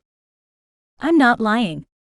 I was ordered to stay with the president after you all fled, and what I saw was a bit terrifying. The man who was shot laid there bleeding, but a few minutes later the bullet popped loose from his side and the skin healed. I was forced to knock him out again, and they took him out through the back." My eyes widened and hope flared inside me. Could it really be true? Could Zeke really be alive? I glanced at Gray, but he was staring intently at the man. "How do you know he wasn't taken to a different facility?" Gray asked. "Malcolm ordered them to take him to the secret facility. He's there with my wife and daughter." He stood and brushed off his clothes. "Zeke's alive," Ash said softly. His gaze met mine across the room and a grin tugged at my lips. "Where is this facility, and how do we get them out?" He wrote down coordinates and handed them to Gray, but his expression was still grim. "One last thing. You need to hurry, because Ronaldo almost has his mind control serum perfected. Once he does, they will be the first he uses it on." We were fighting against a clock again. Why couldn't anything ever be simple? Chapter 18. Gray. "This could be a trap," I said once we were back in my office, away from prying ears. "He dropped a bomb on us. Was it so we would hurry up and free his family? We can't let the council complete their serum." Dan ran a hand down his face.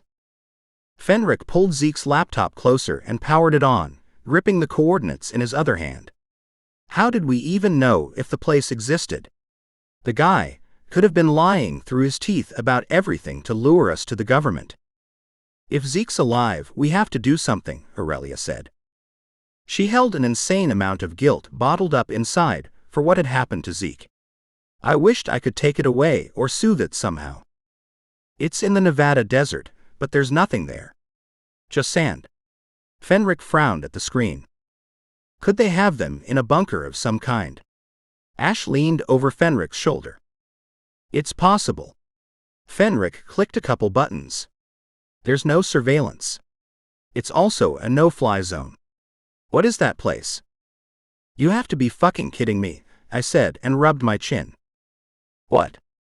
Aurelia asked. "You don't think?" I sighed. "No, it's too crazy to even fathom." Everyone in the room would laugh if I said what I'd been thinking. But the rumors about the place said it was some weird alien testing facility the humans had set up decades ago. Could it have been real all along, and now they were using it to test on supernaturals? "What are you thinking?" Ash asked. "Nope, it's stupid. I want a TAC team out there immediately. We need to see how good their security is, and best entry and exit points." I turned on the news and sighed. Just like every other day, The camera showed supernaturals in magic-blocking cuffs being shuffled onto buses. "I'm on it, boss," Dan said as he typed something on his phone. "Even without the council controlling them, this is still going on." Aurelia slumped in her seat. "We don't know who else they had keeping them under control. I doubt Malcolm was strong enough to control all the humans. I have a team of 5 heading out in 5 minutes. The Fae warrior guy that the princess brought back from Fairy is going to transport them," Dan said, still staring at his phone. "Good. The sooner we get some intel on this place, the better.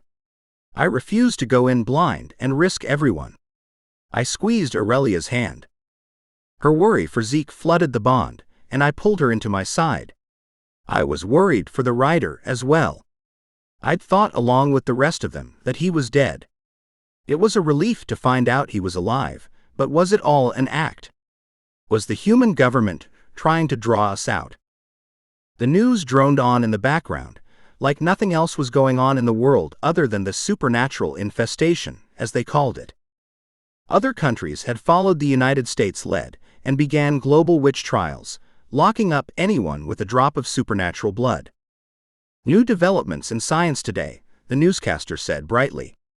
"Scientists are one step closer to identifying and creating a blood test to check for supernatural heritage. This breakthrough will be a huge win for the war on supernaturals." "They can do that?" Aurelia gasped. "I would assume it's similar to those DNA kits that they have to check paternity." That was not good for most supernaturals who had become adept at hiding in the shadows. If they made everyone take that blood test, even more supernaturals could be found and rounded up.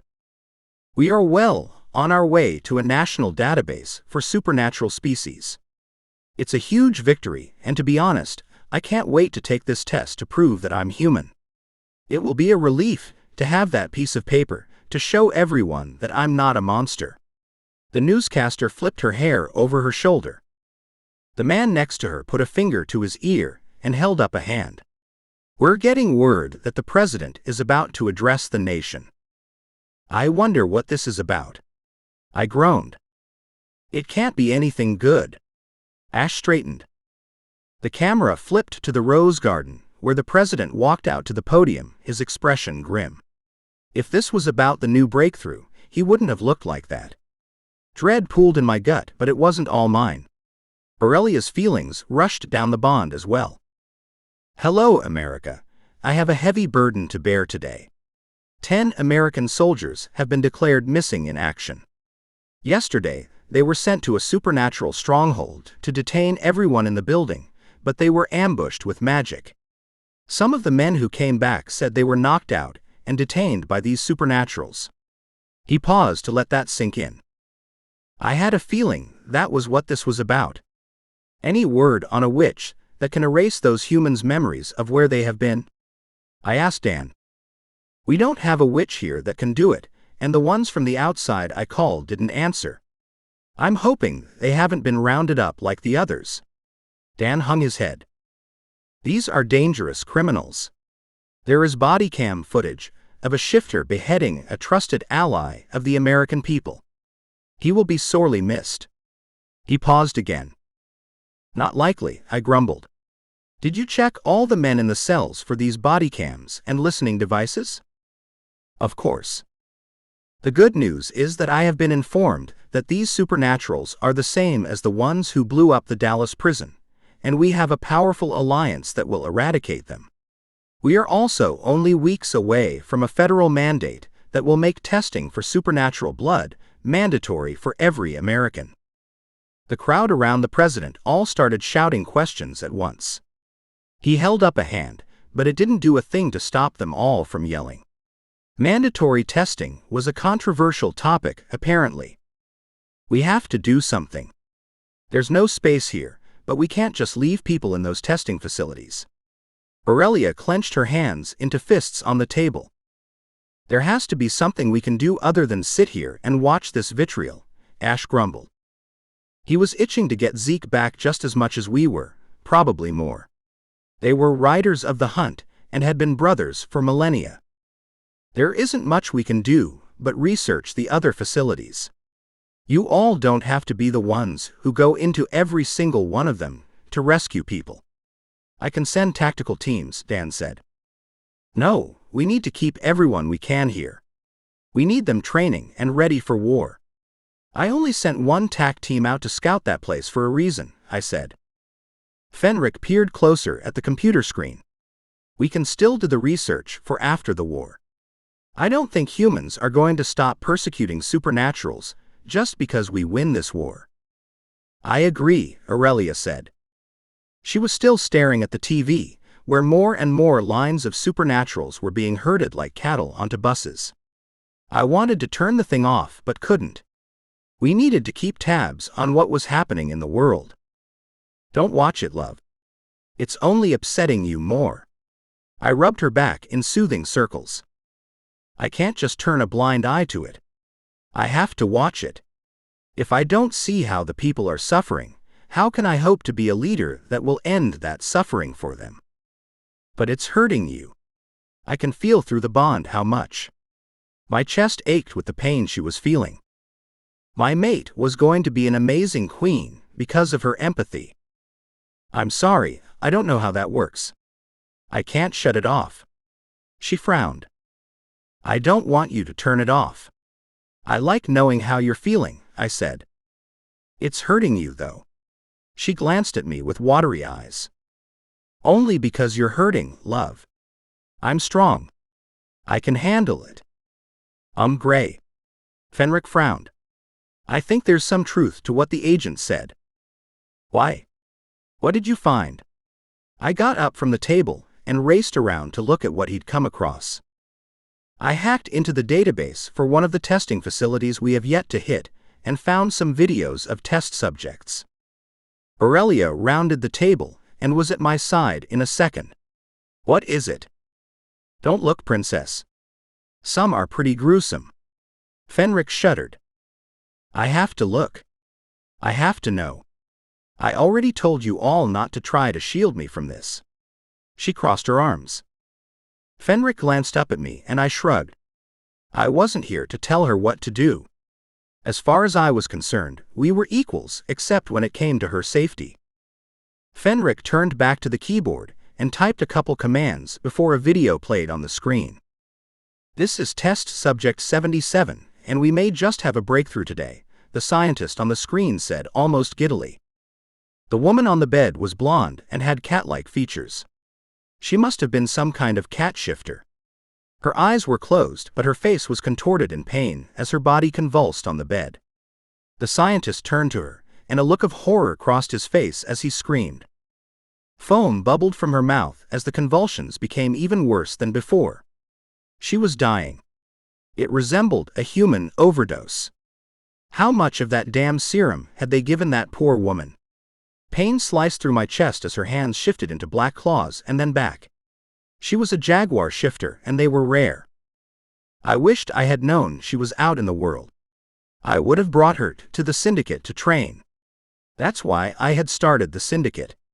I brought in rare supernaturals and gave them a purpose. She'd fallen through the cracks, though.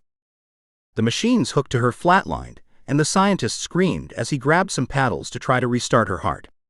I hoped for the woman's sake that he was unsuccessful. She wouldn't suffer in the beyond.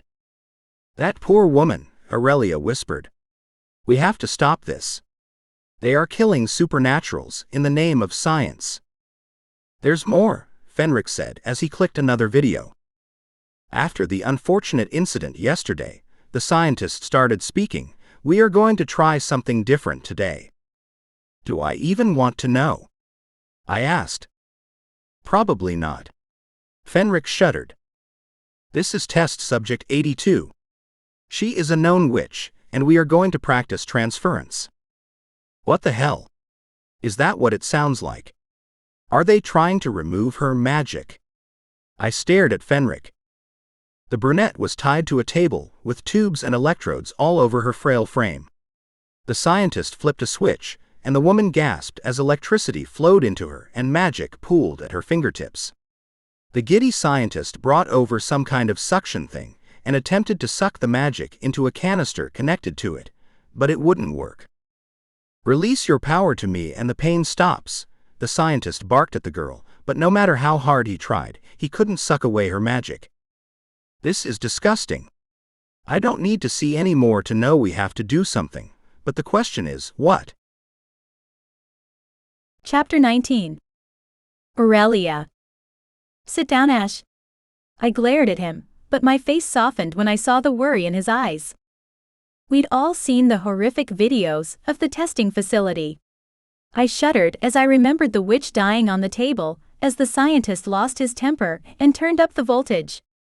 They weren't people to him, they were just test subjects. It was disgusting, and I prayed to whatever gods were listening that Zeke could survive it, until we were able to get him out of there. I can't. Ash bellowed. Where is the tactical team? It's been 2 days of silence. We need to go in. We don't have any information on the place, Ash. We could be walking to our deaths if we try without any kind of recon. I reminded him for probably the 100th time. I glanced back down at the book in front of me. It was the golden book I'd been searching for this whole time, but so far it hadn't given me any insight into how to defeat the council. Had I been wrong all along? Was the book not important? Was I banking all my hopes on a book that didn't actually have a way to stop them? I had been going through the book for days, but nothing in it had called to me. We'd risked our lives for that book. There had to be a reason. There had to be something. Where's Magna? I asked Anne. She's helping with rations today. Why? He asked. I need to speak to her about this useless book. I pointed to the gold book with a huff of frustration. Why had she thought this was the key? Why had I thought the same before I poured my own memories into the other book? I'm sure it's not useless if Magna sent you to find it, knowing she would end up in prison and tortured after, Princess. Dan raised an eyebrow. I slumped back in my chair. He had a point.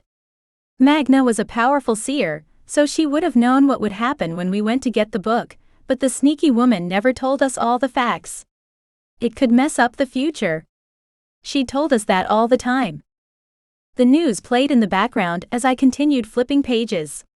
They were all excited that a breakthrough had been made in identifying supernatural DNA. It was a lot more complex than human DNA and had taken scientists a while to figure it out, but now they had it narrowed down and they were working on a test. The lengths they would go to so they could eradicate us from existence were terrifying. We would be gone soon if I couldn't find a way to defeat the damn council.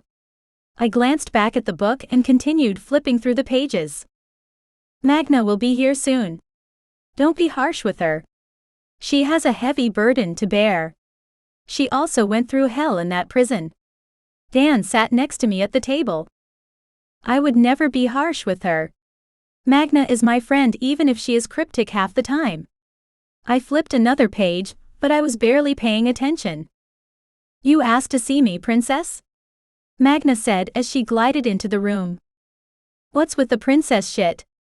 You never call me that. I crossed my arms over my chest.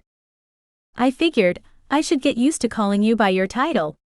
She grinned and sat down on my other side. You're just screwing with me. You knew I was going to get frustrated and ask to see you today, didn't you? Of course I did. I know all, remember? She chuckled. You don't know all. I shook my head. How could she be so light when everything seemed so bleak? I was drowning in misery and responsibility. There were so many things I needed to do. I needed to free the supernaturals from the testing facilities and defeat the council, but I had no idea how I was going to do any of those things. There's nothing here. I stabbed my finger into the page of the book. I've gone through it 100 times, and I'm still not finding anything that can stop the council. Are you sure? Maybe you're not looking for the right thing. She raised a brow. You're telling me what? I need to put my intentions into scanning the pages? I scoffed. No, but maybe it's the spells you're looking for that are the problem. I'm looking for something that can defeat the council. I threw my hands up. If you're looking for a death spell, then you definitely won't find what you're looking for in that book. Magna tapped the golden pages. How else am I supposed to defeat the council then? I asked. They wouldn't stop coming after us all until they were eradicated. How could I possibly win the war and not kill them? That didn't make sense. When one army defeats another, is that other army always all killed? She asked in her usual riddles. No, the survivors are usually spared, but the council must atone for their crimes. You didn't see the videos of the experiments they had human scientists performing? I shuddered. Yes, they need to pay, but why does a book of light magic need to be the answer? How do you stop them and then try them for their crimes? Isn't that the question you should be asking yourself, Princess? Magna grinned. I sat back in my seat and glanced over at Dan, who was typing away at his phone, pretending he wasn't listening, but I knew he was. So I can't kill them in battle, or I would be unjust? I asked, and Magna nodded. How was that just? I'd watched videos of supernaturals dying because of the experiments they were performing on them. How many had they murdered in their quest for ultimate power? I can see the wheels spinning in your head, Princess, Dan said, never glancing up from his phone. You will be a just ruler, but I think what Magna is saying is that if those assholes die quickly in battle, the people won't get the closure they need. That's why it would be unjust. When did you become a philosopher? It had to have happened after you shot me with a sedative dart and put all this into motion. I snarked back at him. Dan grinned at me. We'd become allies since that had happened. I didn't exactly know when we had, but he was a good person, and I knew he'd just been following orders. No one could have predicted that would start this whole mess we found ourselves in. You're still going on about that? He laughed. I thought we'd moved past that, Princess. Never. I bumped his shoulder with mine and turned back to Magna. So, this book will give me the answers I need to defeat the council as long as my goal isn't their death in battle? Correct, Magna said and stood. Where are you going? I asked as she walked back to the door. Gray will be here soon with news and I am still needed elsewhere. You know what you're looking for now, Princess. You don't need my help. I slumped back in my chair, unsure if I really knew what I needed. The way to defeat them wasn't death. It couldn't be. I glanced back down at the book, and something on the open page snagged my attention. I leaned in closer. It was a binding spell. Did you find something? Dan asked with a grin. That crazy Fae led me to the exact spot I needed without me even noticing, I grumbled. You expected anything less from her. She may speak in riddles, but she always leads you to exactly where you need to be, precisely when you need to be there. Dan laughed. I ignored him, mostly because I didn't want to tell him he was right. I scoured the pages reading the binding spell. It could bind the council's powers forever and make them basically human. It wasn't until I got to the last page of the spell that I noticed there was a warning. This spell should only be used in the most dire of circumstances, and only by a powerful royal Fae. If the gods don't deem the caster worthy of binding, all will be lost. Binding Fae is almost as gruesome as death. They will be human without their magic. Heed this warning, because the penalty is death if the gods don't approve. Chills raced down my spine at the words. I was a powerful royal Fae, probably the most powerful in the realm, and the council deserved a lot more than becoming human. The warning still chilled me to the bone though. What if the gods didn't deem me worthy of performing the spell? What if they decided I wasn't worthy of the throne? Would using this spell kill me? I chewed my lip nervously as Ash continued to pace.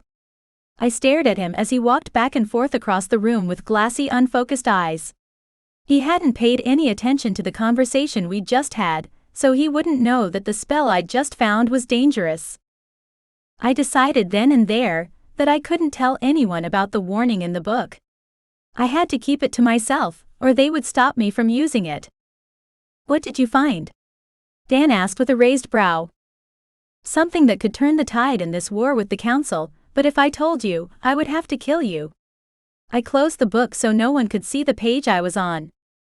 It was written in Fae, and even though Dan was only half, he'd never been taught to read Fae.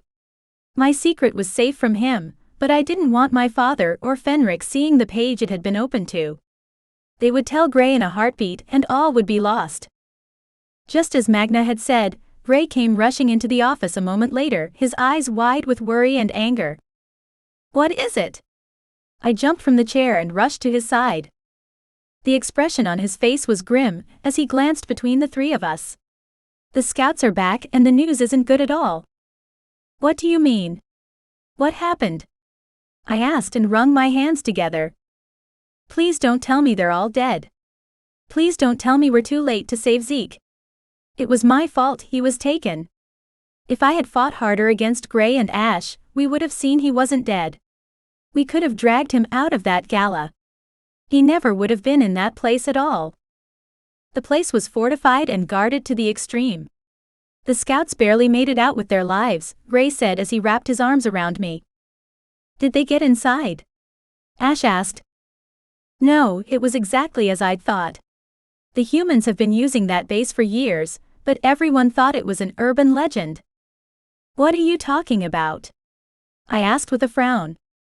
"The place they took the supernaturals that only a few people know about is also the site where it was rumored they were testing on aliens. It's top secret and a no-fly zone. No one ever thought it really existed, but we know it does now because the high-profile supernaturals are being taken to Area 51. "You have to be joking," I said. "How the hell were we supposed to get into Area 51? It was the highest security military base in the entire world. It was an urban legend, right?" Hopelessness tore through me. Human technology was too advanced for us to just walk in and rescue people. We were totally fucked. Chapter 20. Gray.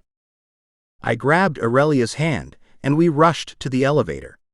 I hadn't seen the tactical team yet. I was too worried about telling my mate the news. We couldn't get Zeke out. Not yet, anyway. My mate's hopelessness flooded the bond. She knew as well as I did, we couldn't go busting into fucking Area 51 and get people out. It wasn't possible, even for supernaturals. "Let's talk to the scouts, and then we'll see if we can come up with a plan." I rubbed her shoulder. "Okay," she said softly. The elevator doors opened to the infirmary, and I scanned the beds. "I thought you sent a team of 6. Shit. Where are the others?" Dan cursed. "This is all that made it back?" Aurelia asked, covering her lips with her fingers.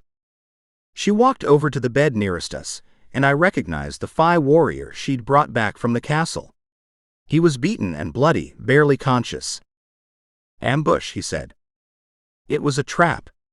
The agent lied to us." I clenched my hand into a fist.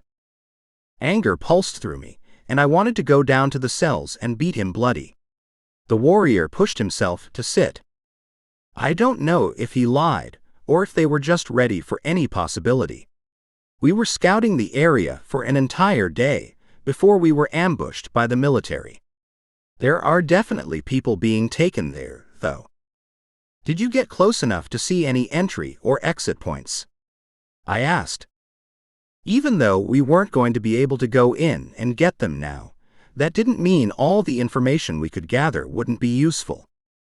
"No, they must have some high-tech sensors or something, because the second we were past a certain point, we were ambushed." He shook his head. Fenric crossed the room to us and held out his hands, but the warrior shook him off. "I'm Fae. I'll heal." Aurelia cocked a brow at him. "Don't be stubborn. Let Fenric help speed up the healing process." "Yes, Your Highness." He smirked. "Smartass. You look half dead and you're still acting like a smartass." She rolled her eyes.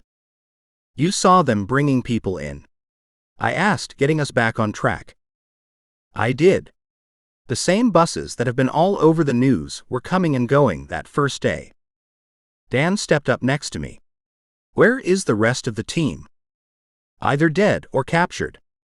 I tried to get us all out of there, but they closed ranks on us and split us up, so I couldn't get a handle on everyone. I thought Duke was the one with the worst injuries, but I was stabbed in the gut right before I sifted us out." 4 more casualties in a war we never wanted to fight.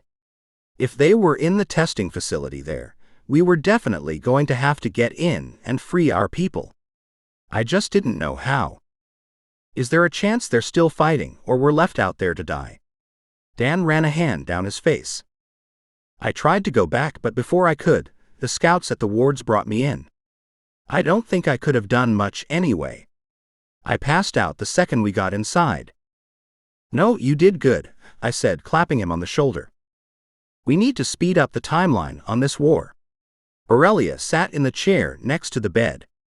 Maybe if we establish the new rule of law in Fairy, we can reason with the humans, and they will let our people go home to Fairy.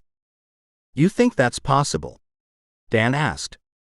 Right now, the Council is controlling the testing, and I'm sure they're controlling what the humans have access to. If we take them out, the humans will have free rein to test on anyone in their custody. I gripped Aurelia's chair. I want to think that they could be reasoned with. We don't want to go to war with the humans, but they can't detain our people like this either. Aurelia glanced up into my eyes. We'll figure that out when it comes to it, love. I patted her shoulder and leaned down to kiss her forehead. I think I found a way for me to defeat the Council, she whispered. Her unease pulsed through the bond. She didn't want to tell me what she'd found. What was it that had her so freaked out? How? Dan asked. The Golden Book. She shook her head at him. You were there when Magna told me I was looking at this all wrong. Yes, Princess, but you didn't tell me how. He crossed his arms. It's complicated, but I need to get close to them. She chewed her lip. There was something she wasn't telling us. It's too dangerous going anywhere near the Council, I said. Gray, you know I have to do this. She stood from her chair and faced me. No. Whatever this is will be too dangerous. We just need to take them out and be done with it. Dan was shaking his head before I finished my sentence. Magna said that won't work. That's how I was looking at everything, all wrong. Aurelia pointed at Dan. The book doesn't kill. It's a book of light. How do we defeat them without killing them? My knuckles turned white. I was gripping the chair so hard. They need to be tried in front of the people. If we don't, we ruin our relationship with them. I will be seen as unjust if I set out to kill them. This is war, Aurelia. People die in war, I said. She hung her head, not meeting my eyes. She knew how dangerous this plan was. Was she expecting she wouldn't survive? I understand that more than you know, Gray. We're not discussing this anymore. We will figure out another plan that keeps you safe, I growled. Oh, we're not discussing this, huh? And I don't get a say in it. We're bonded, but that doesn't mean you get to make decisions for me. Her face turned red and anger flared through the bond. Shit. I'd really stepped in it. I sent my regret down the bond to her, but she wasn't having it. She glared at me in return. Aurelia, we have to do this my way. I can't lose you. I hung my head. You're not hearing me. You're letting your stubbornness rule your damn brain. We can't kill the Council. She threw her hands up in the air. I don't care what Magna said or what the people of the realm think. I roared. I care about your safety. Dan planted his hands on his hips. Killing the Council is the safest option. You are the princess of the realm and meant to rule. We have to think about your safety, princess. You too, she scoffed, rounding on Dan. You shouldn't even be fighting in the war. He said the wrong thing, and I flinched in sympathy. Aurelia poked him in his chest, and then clenched her hand into a fist. She pulled her arm back to punch the idiot, but Fenric grabbed her arm and pulled her back behind him. Our royalty have been warriors throughout the centuries. Aurelia is no different. She has proven time and again that she is capable, yet you all still doubt her. Shame on all of you. Thank you, Fenric. Aurelia glared at me and Dan in turn. I'm not done yet, princess. Fenric raised a brow at her. At the same time, you need to remember that their worry comes from a place of love and respect. Everyone wants to return to Fairy, but they want to go home to the place they remember. You are the only one who can give them that, and as such must be protected. Aurelia instantly deflated. Fine. We need a compromise then. You're going to put that plan into action whether I like it or not, aren't you? I asked. My stubborn mate wasn't about to back down, but what if I could convince her to have guards while she did it? The riders of the hunt loved her like a sister. I'd bet they would take up positions around her and protect her while she got close to the council to enact her plan. A commotion in the hall grabbed my attention, and I spun to the door to the infirmary. Fenric and Dan moved almost as fast as I did to block the possible threat to Aurelia. She rolled her eyes as a shifter burst through the door with heaving breaths. She slapped their backs and they both moved so she could walk to him. He was a scout trusted to watch the wards and no threat to her. I sighed with relief as I waited for him to catch his breath. Had he run up the stairs to get to the infirmary? You have something to report? Dan asked. Yes, sir, he wheezed. Give him a second to catch his breath. I shook my head at Dan.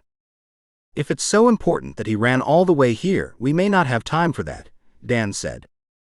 Council, he said breathily. The council? What about them? Aurelia asked, her eyes wide. Here, he answered.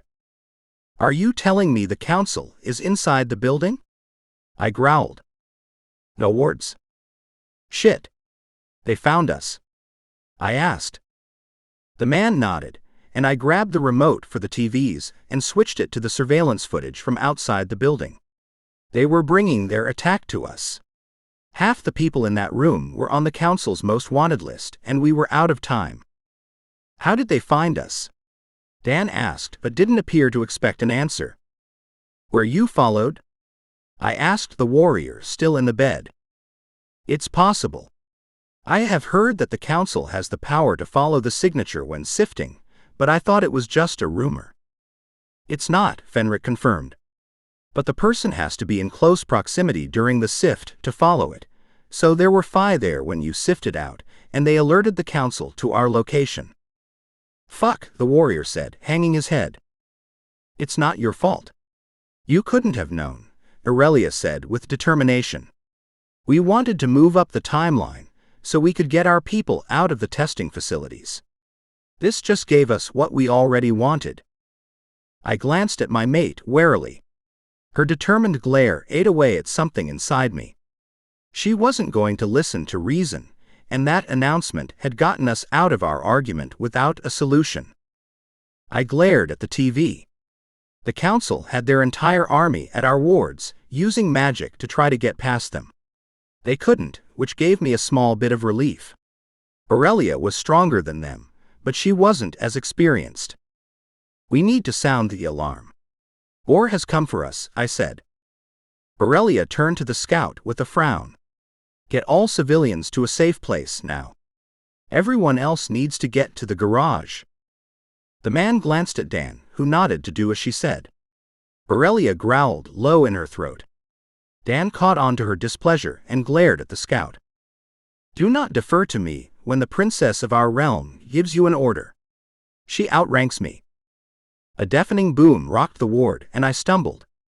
It seemed if they couldn't get in subtly, they were going to use brute force. Fuck. War was inevitable, and it was happening now. Chapter 21. Aurelia. Rage poured through me, but I couldn't act on it. We needed to get our army together. As soon as the elevator doors opened, I was racing to the garage and scanning faces for my father. He needed to find the warriors we freed from mind control, while Fenric went to our rebel army. Fenric, follow me. I waved a hand at him. Fenric kept pace with me as I searched for my father. He had to be there with everyone. He was a warrior king. Like Fenric had said, we came from a long line of warriors. I finally spotted him in the back corner, where weapons were being handed out to the army. I waved a hand to get his attention, and he made his way to Fenric and me. He raised a brow at me as I waited for him. I need you to go to the house in the dark forest, and alert the warriors we freed that war is starting," I said. My father grinned. "Why don't you go alert your army, and I'll fight the council in your place?" I bristled at his thinly veiled attempt to keep me out of battle. All these overprotective males were going to turn me prematurely gray. "Nice try, Dad, but we all know I have to be the one to fight the council." I squared my shoulders. "It was worth a shot." He kissed my forehead. "Don't put yourself at unnecessary risk." "Any risk I take will be calculated and absolutely necessary. I can promise you that." I hugged him hard. My father gasped like I'd shocked him, and when he pulled away, tears shined in his eyes. "I'm so proud of you, daughter. Give them hell." I didn't know if I would ever see him again. The binding spell was complicated and could end in my death, but at least the council would no longer have their magic and my parents could try them for their crimes and usher in their own new era without me if that's what the fates decided. "I will," I said with tears streaking down my face. I wiped them away and turned to Fenric. He was the friend I'd tormented as a child. The one person I could play hide and seek with, even though he hated it. He'd never figured out how I always hid so well from him. I smiled softly. "Don't do that, Your Highness. You're not sacrificing yourself. Promise me." Fenric choked on his words. "I'm not sacrificing myself, I'm doing everything I must to take them down." I rolled my shoulders back. "Why do you look like you don't expect to see me again then?" He gripped both my biceps in his hands. "This is war, Fenric. There are always going to be casualties in war." I sighed. "If I come back with the rebels and find you took unnecessary risks to protect the realms, I will be so angry with you, Princess," he choked out. "I'm not doing that. We need the rebels here. Now. I don't have much of an army here without them. Please don't make this harder than it already is." I deflated. I didn't want to disappoint anyone, but with the binding spell, I didn't even know if I would survive this. These goodbyes weren't what I would have wanted them to be, but I needed to make sure that they knew that I wasn't being reckless. I was making sure they all lived. That they would be free of the council's atrocities, and able to remove our people from the human detention centers. We needed to save our people, and when I said we, I knew in my bones it would come down to me. I'd always known it. "I'm going to the rebels now." "Be careful, Your Highness." Fenric bowed his head and sifted from the garage. Why was he suddenly being so formal? What was I missing? Strong arms wrapped around my waist from behind and I stiffened. My anger bubbled to the surface, and I attempted to break the hold. "My love, I'm sorry." He spun me around in his arms. I glared at him as he leaned down, taking my breath away in a hard kiss. I gripped his shirt in an attempt to push him away, but my hands didn't get the memo as I just pulled him closer. When he deepened the kiss, it was like our souls connected on some primal level. Gray growled into the kiss, the vibrations pouring through me. "I just need you safe, love," he said after we broke apart. The army was all around us. We didn't have time for another argument. "Gray, we always knew from the beginning that this was going to come down to me, and the fact that you don't think I can do it hurts beyond belief." I shook my head. "What? It's not about your capabilities, my love. It's the fact that we just bonded, and we're supposed to spend eternity together. I want a good deal of that time spent on this side of the veil. I want little princes and princesses we can spoil rotten. I want a life with you." Tears streaked in rivers down my face at his words because that was what I wanted too, but it was up to fate now. I had to do this.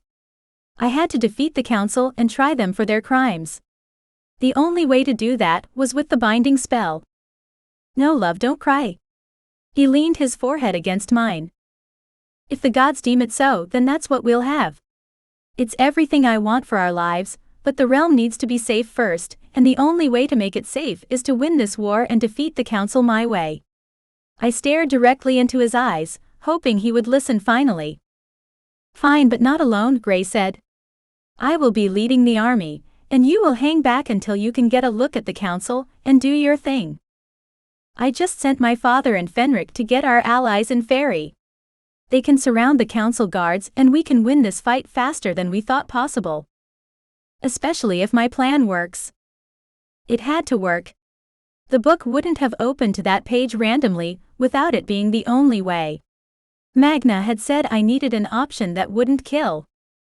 I stepped out of the garage and into the bright sunlight. It shouldn't have been a beautiful sunny day when this battle took place. Were the gods laughing at us as we fought for our own survival? Is that why it was a perfect warm day when blood would be shed in this place? The army all stared at me with trepidation. Most of them worked at the syndicate and knew how to hold their own, but many were those we'd rescued from regular lives among the humans. They weren't trained but they wanted to help, and had been working hard to make a difference. I was proud of them. We were still far enough away from the wards that Ronaldo and his army of assholes wouldn't see us as I faced the crowd. I held up a hand, and the chattering stopped as all eyes were on me. I was an orphan, or at least I thought I was. Even at the age of 9, I was working toward this day. The day we would take down the corrupt council who wants to see us as slaves. The crowd roared, and a figure among them stared back at me. What the hell was Magna doing with the warriors? She shouldn't be fighting. A sprite zipped by her side and I gasped. My little pixie friend couldn't be heard over the crowd, but I could guess she was cursing the council and calling for their deaths for her sister. I smiled at them and nodded. I held my hand up to calm the crowd. We are about to go into battle. We aren't going into this for the same reasons the council is though. We aren't at war for the same reasons the humans have warred for centuries. We go to war now for our very survival. I sighed. Gray stepped forward. The council wants to control us, and if they can't control us, they want us all dead. I've seen the videos of the experiments they have been performing. If we don't defeat them now, we may never stop them. Gray wrapped an arm around my waist and another cheer went up from the large group. They liked the fact that we were a united front, even though I wasn't quite sure how long that would last. King and Queen, King and Queen, King and Queen, the crowd chanted and I gasped. I wasn't the queen, even though Gray was technically the Shifter King already, but I couldn't be the Shifter Queen. I wasn't a shifter. The army is letting us know who they're fighting for, love. Gray kissed my temple and the crowd roared louder. I'm not a queen, Gray, I whispered as I stared out over the crowd. You're a princess and married to the Shifter King. You may as well be queen. He raised a hand to silence the masses. The council is trying to destroy everything, including our way of life. We won't let them take that from us, will we? Gray roared. People were stomping and screaming, and I was sure we could be heard all the way back in Dallas city limits. They were going so crazy. Gray and me, together, obviously gave our army hope. I just prayed they would still have that hope after I did what I had to. Dan stepped up beside me and handed me my bag. I glanced inside and found the gold book. He winked at me, then nodded and squeezed my shoulder. That was all the affirmation I was going to get from him. Even though he'd voiced his concerns earlier, he was behind me and that warmed my heart. Are we ready to win this war? Dan roared. The warriors went insane, banging on anything they could find, still stomping their feet. Get into position and let's show the greedy Fae Council who's boss. With that, the warriors dispersed to get into position, and Gray spun me around once more. He kissed me hard and his arms wrapped around my waist. It felt like a goodbye and tears streamed down my cheeks. This couldn't be goodbye. It wouldn't be. Why did the fates have to be so cruel? I couldn't have even a year with my mate before everything went to hell? Gray, I love you. No matter what. Please remember that no matter what happens. I kissed him softly. You're making me want to put you in the cell with Lydia until this blows over, love. He leaned his forehead against mine. I think that might be worse than facing the council. I frowned. Whatever you do, love, don't die. Promise me. I can't promise you that any more than you can promise me, but I will do everything in my power to come back to you. In this life, and in any other. That I can promise, my love. I called him my love like he so often did to me because that was exactly what he was. Gray was the love of my life, and even if I did go to the beyond that day, I would always come back to him. We would be together for eternity, even if taking out the council killed me. I would make sure of it.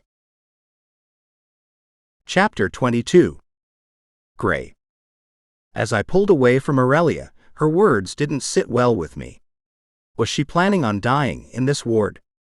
That was completely unacceptable. She had to survive. She would usher in a new era, which was what the prophecy had said. Now that I was thinking about the prophecy, I cursed myself in my head. It said she would usher in a new era for supernaturals, but it never said she would live to see that era. Was she meant to die?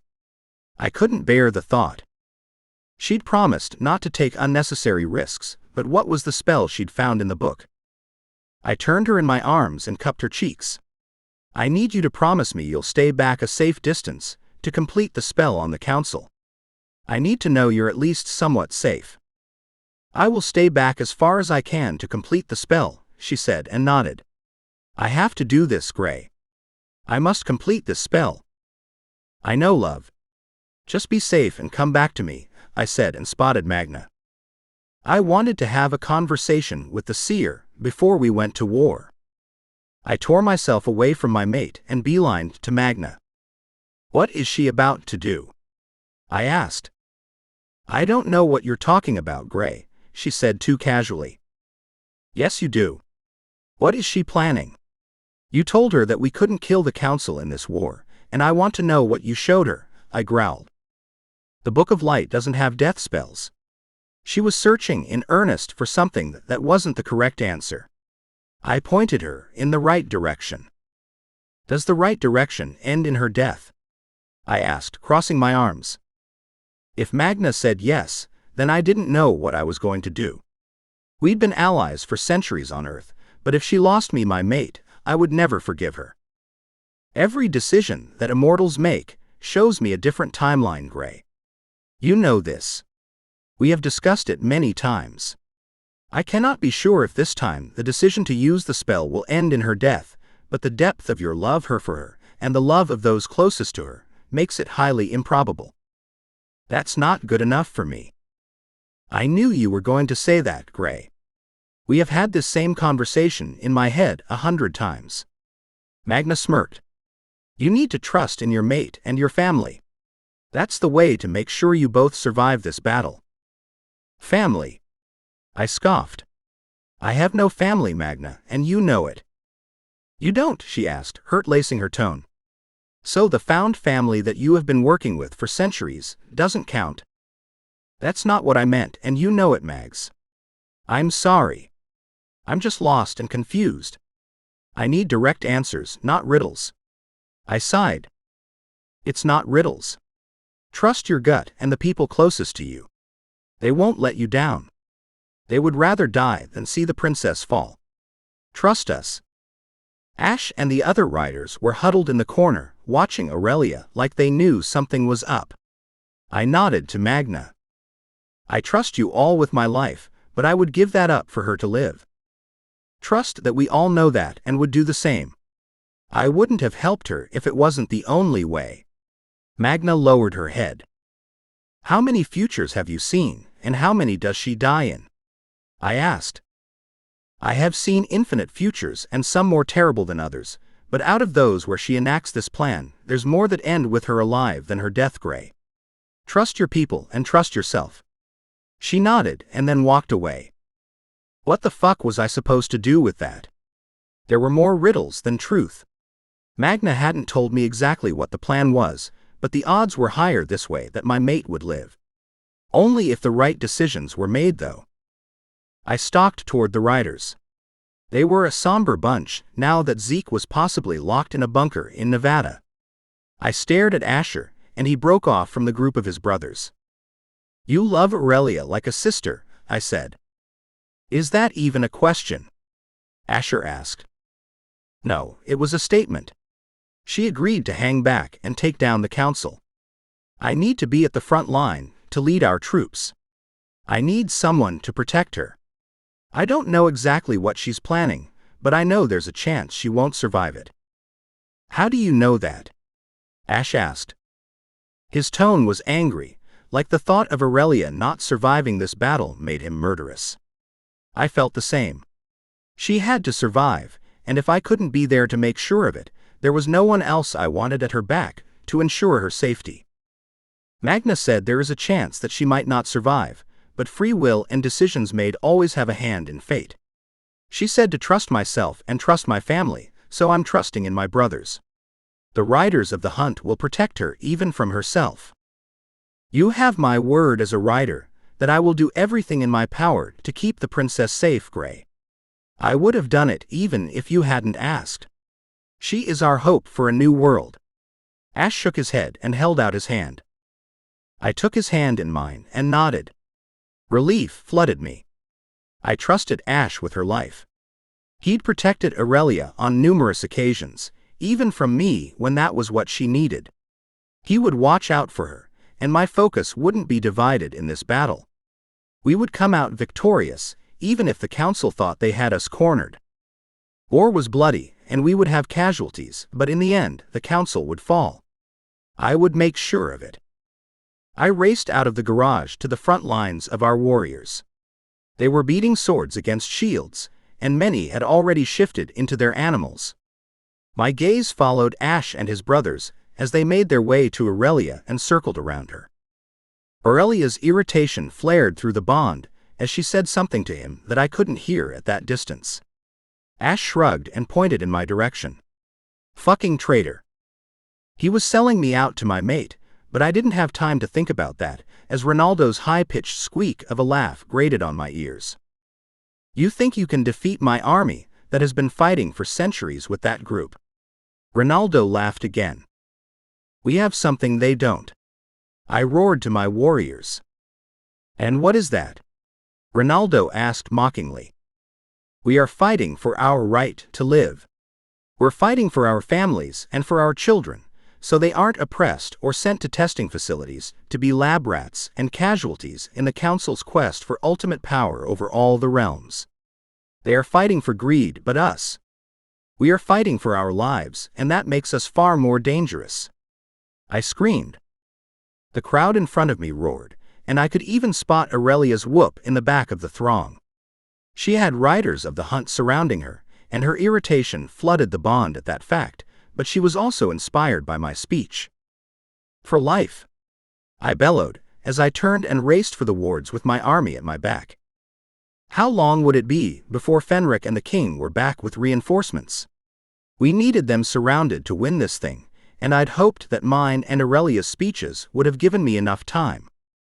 The council hadn't been able to get through our wards, so all they could do was wait until our ranks crashed through them, into their soldiers. I wondered where Aurelia was, as I cut down a council guard. If you can, avoid the ones with blank expressions, I said at the last second. They would still come after us, but if we could detain them instead of kill them, it would be beneficial for everyone in the future.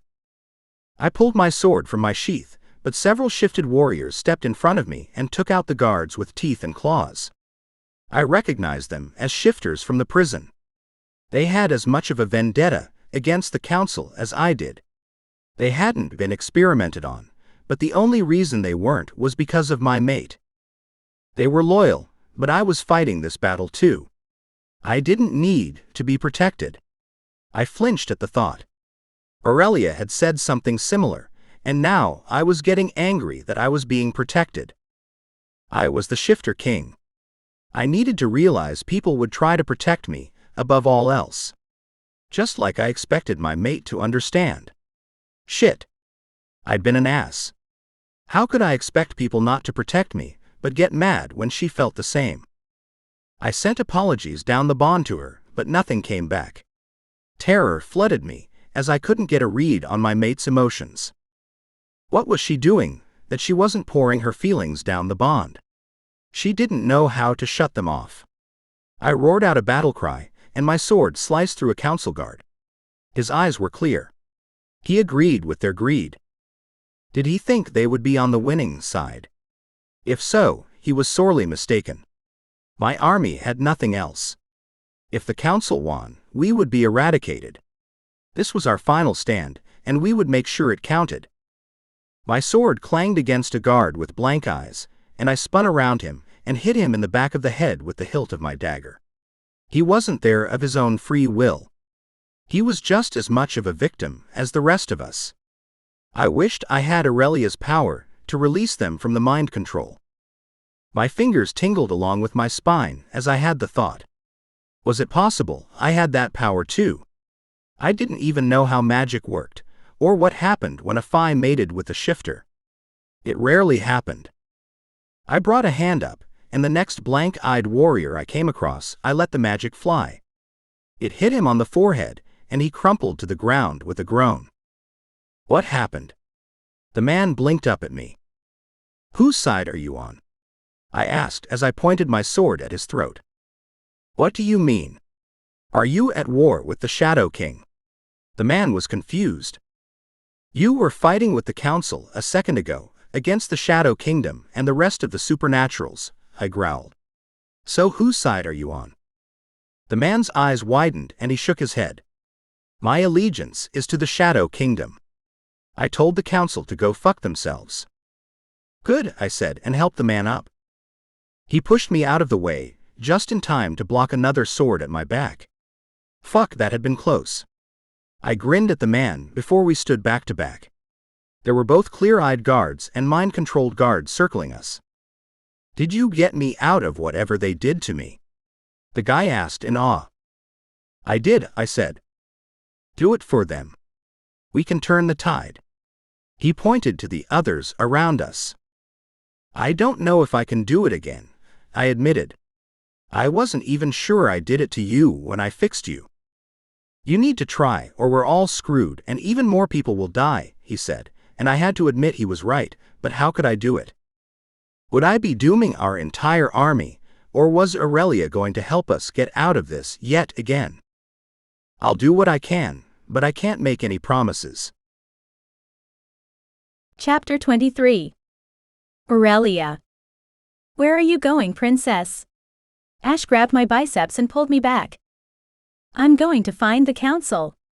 I ripped my arm from the rider's grasp. You're going to find the council.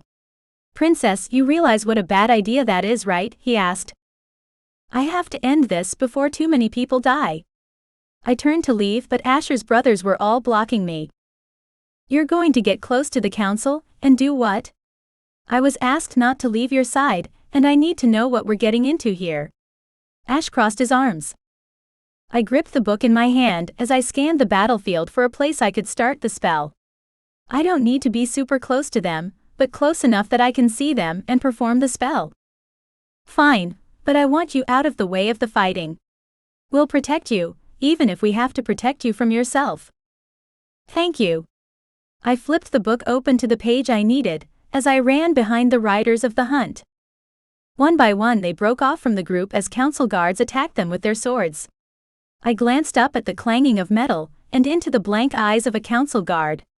I knew I shouldn't do it because the spell was already going to take almost everything I had, but my magic swirled inside me, needing to rid the man of the mind control he was under. I flung my magic at him, and hit him in the face. He crumpled to the ground at Ash's feet and groaned. He blinked up at me from the ground and his eyes widened. The council controlled your mind. We're at war. Go. I shouted. The soldier scrambled to his feet and sprinted toward the council guards. I sprinted to a quiet spot, and the trees moved to give me cover as I read from the book. Princess, you can't use that spell. Ash reached for the book in my hand, but I dodged him. You can read that? I asked in shock. Yes, and that spell is too dangerous, even for someone as powerful as you. It's meant to be a last resort.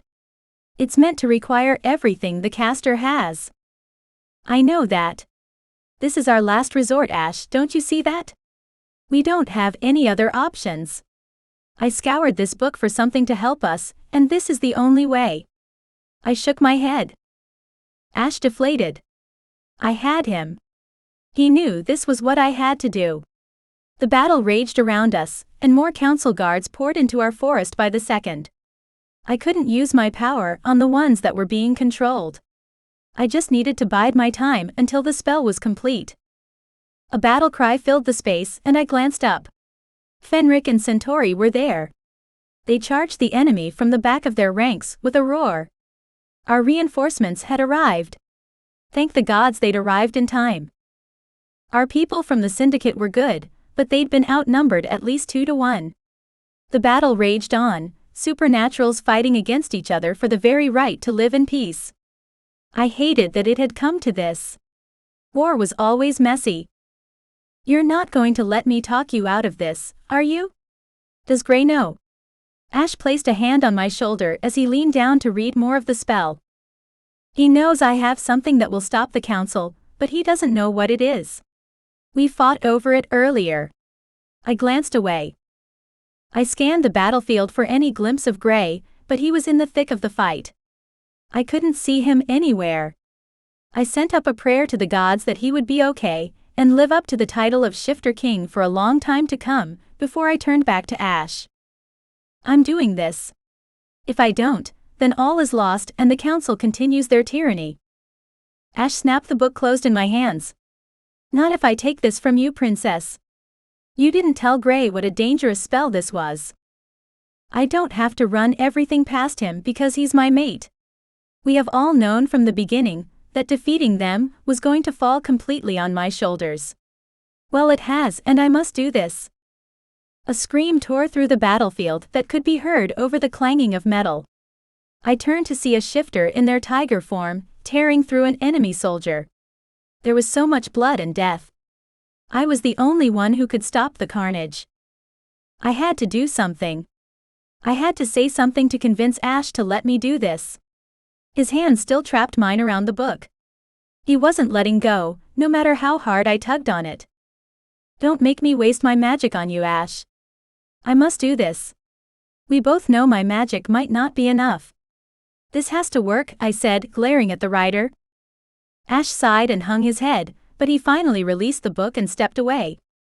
You better survive this, princess. They call us riders of the hunt for a reason. We can ride anywhere, and we will ride straight across the veil and drag you back if we have to. I took a huge breath and opened the book. The pages fluttered instantly to the one I needed. A loud voice boomed over the sounds of the battle. We can stop this right now, just hand over the princess. Ronaldo thought he could bargain with us? It wouldn't change the outcome. If they handed me over to the council, they would still be eradicated. The Fae would still be taxed. The idea that he thought this war was something we could just give up on was laughable. I turned away from the voice and asked the trees to lift me up in the air so I could see the council. They resisted at first, knowing from my mind what I was about to do, but finally a branch wrapped around my waist and lifted me high in the air. I could see the entire battle from there. The council guards were surrounded by the supernatural army and the Fae rebels. I couldn't see anyone's faces, so I had no idea how my family was doing. Were they still alive? Gray's reassurance flooded through the bond. He was still there. He was fighting in the war with his people. He would protect my family from the council the best he could. I sent back all the love and regret in my heart. Confusion came back to me and then his terror. I did my best to shut down the link. There was a definite possibility, just as Ash had said, that I might not make it out of the spell alive, but I had to do it. It also hadn't been the best idea to distract my mate while he was in the middle of battle. I scanned the battlefield again but couldn't pinpoint him. He was still out there somewhere fighting for us, and pride flooded me. My mate bond was strong, and if by some twist of fate the spell didn't kill me, I would tell him just how much I loved him and how proud I was that he was mine. The book flared with magic as I began the chant. It was difficult, but I had been practicing the words inside my head all afternoon. Magic poured from me as I stared at the council members surrounded by their guards. They had a protective shield around them, but it wouldn't stop the binding spell from hitting them. I started at a whisper, but subtly grew louder as the spell called for it. I never took my eyes off the council. The weakest members began to fidget, and were shuffling their feet nervously. They knew something was happening. I would have smirked, but I was yelling, the chant now pouring every ounce of magic into the spell. Ronaldo's eyes widened in terror, and the expression on his face was priceless. He knew what I was doing. I was too far away to hear his whispered words as I continued my chanting, but I thought he mouthed the words "the book" before he turned in my direction. He glared at me as I continued chanting the words to the spell. Why was it taking so long? Several of the council elders dropped to their knees, but not Ronaldo or the main assholes from my trial. They remained standing huddled together and whispering to each other. Did they think they had a way to stop this? The chant was almost completed. They would be bound until trial very soon. Get her. Ronaldo's voice echoed through the battlefield as he pointed to me up in the tree, out of the way. Our armies had already formed a wall around the council's army, and I was outside it. I glanced down at Ash, but he was fighting off a glassy-eyed guard who must have slipped through our defenses. The tide of the battle shifted and the guards charged toward me. I continued the incantation, not afraid in the least. The trees wouldn't let anyone get to me. By the time they did get close, the chant would be done. I poured all my magic into the words until something inside me cracked, and pain arced through my chest. I stared Ronaldo and the others down as they wailed and dropped to their knees.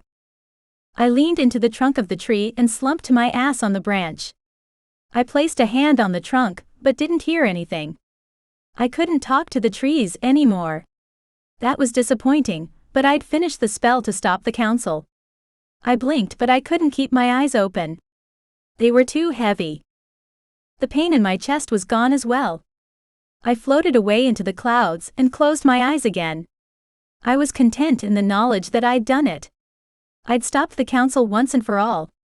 My father would be able to try them for their crimes and usher in the new era. My heart slowed its steady rhythm, and I was at peace with the knowledge that I'd succeeded, and the world would be safe once again. Even if I died up there alone in the tree, the world would be safe, and my family would help make it so.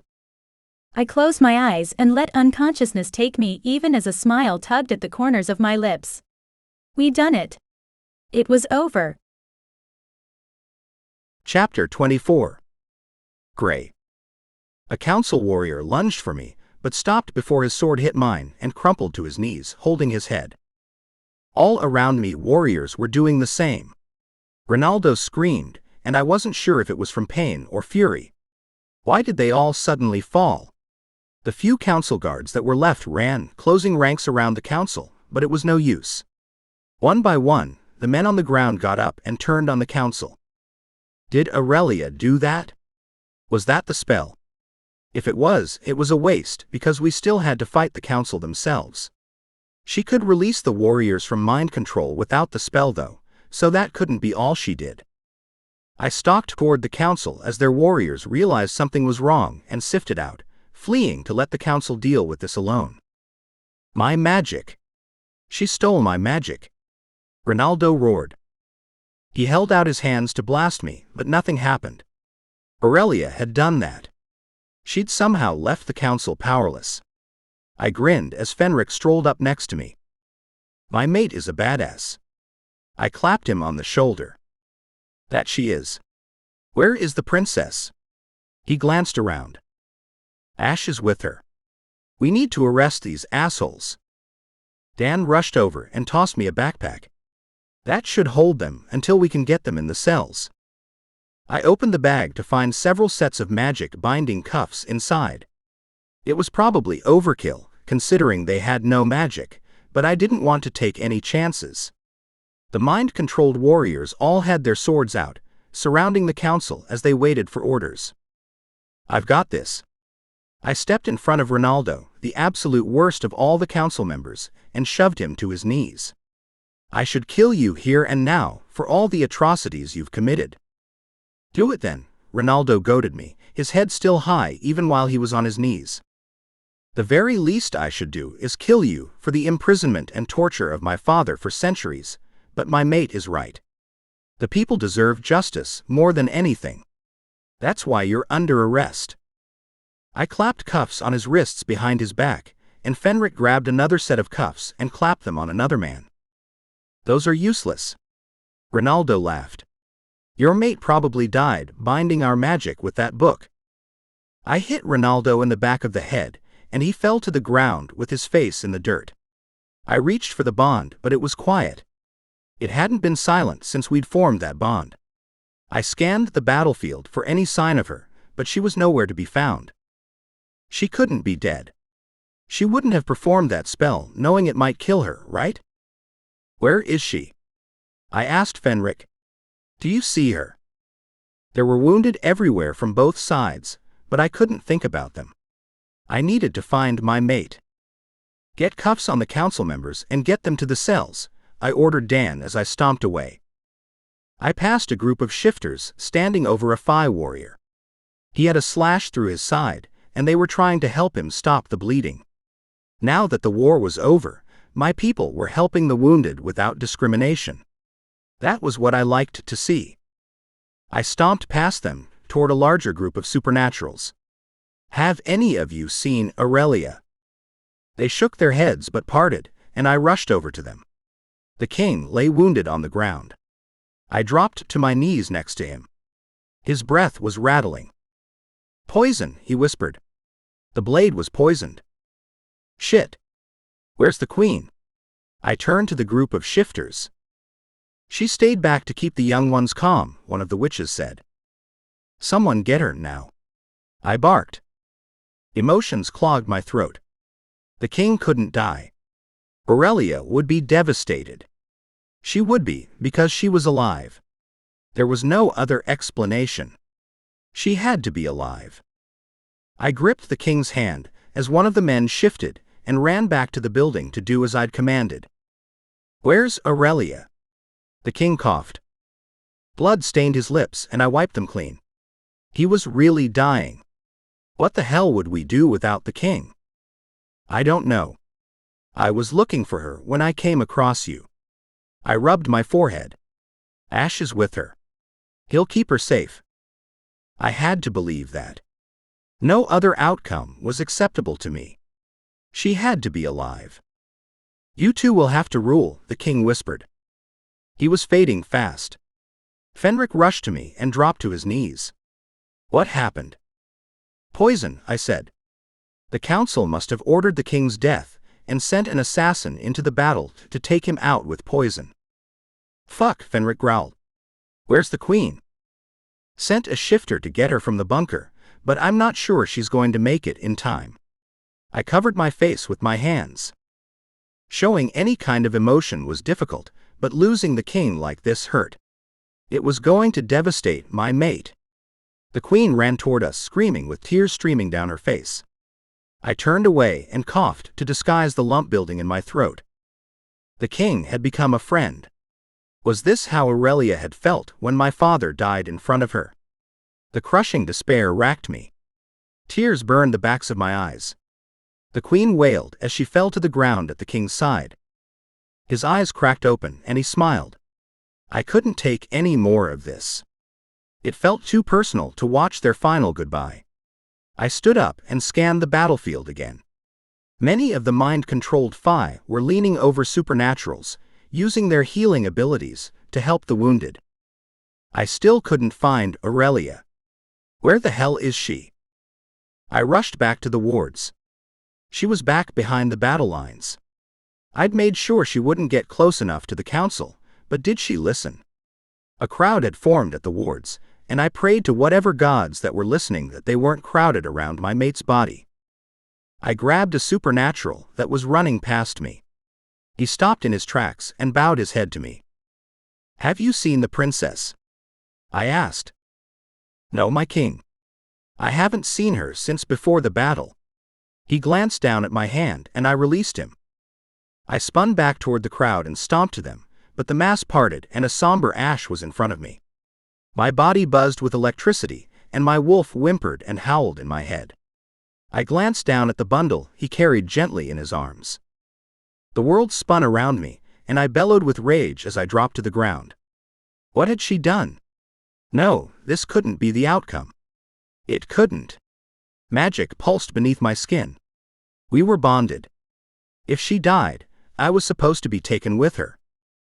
What kind of cruel trick had fate dealt me that she was so still in Ash's arms? No, no. This isn't acceptable. I'm sorry, Gray, Ash whispered. I'd never seen so much emotion on the rider's face. Not even when we'd had to leave his brother with the council. Wetness pooled around his eyes, and a single tear fell down his cheek. He crouched down in front of me, with Aurelia still cradled in his arms. The magic in my veins roared inside me, desperate to get out. What would happen if I let it out? I would burn the world. I told her that if I lost her, the world would have a new monster to deal with. I tugged her out of Ash's lap, and fell back on my ass in the grass. I inhaled deeply through my nose, filling my senses with her beautiful scent. I buried my face in her hair and sobbed. My chest burned with regret, anger, despair, and probably a few emotions I couldn't name. I squeezed her close and rocked us on the grass, as my magic continued to push at the boundaries of my chest. It wanted out, but there was nothing it could do in this situation. Aurelia's eyes were closed, and I kissed each lid softly. She couldn't be gone. The magic building inside of me leaked out through my palms where I was touching her, and glowed gold against her skin. I glanced at the magic, not wanting it to harm her even though she was already gone. I panicked and tried to pull it back, but it rushed out with my emotion and flooded Aurelia with warmth. I told her I would ride across the veil and bring her back if she died. Ash choked out the words. His head was down and he swiped at his eyes. Was the rider crying like I was? He didn't see the magic pouring out of me into her. The magic was angry, but I realized it wasn't dangerous. Her skin changed back to her usual healthy glow before my eyes, and my mate gasped for breath as her eyes shot open. Gray, she croaked. She lifted a hand to my face. My mouth hung open, and words escaped me as I stared at her beautiful eyes. The bond flared back to life, and her relief and love filled me. You're alive, I sobbed and pulled her closer, never wanting her to leave my sight again.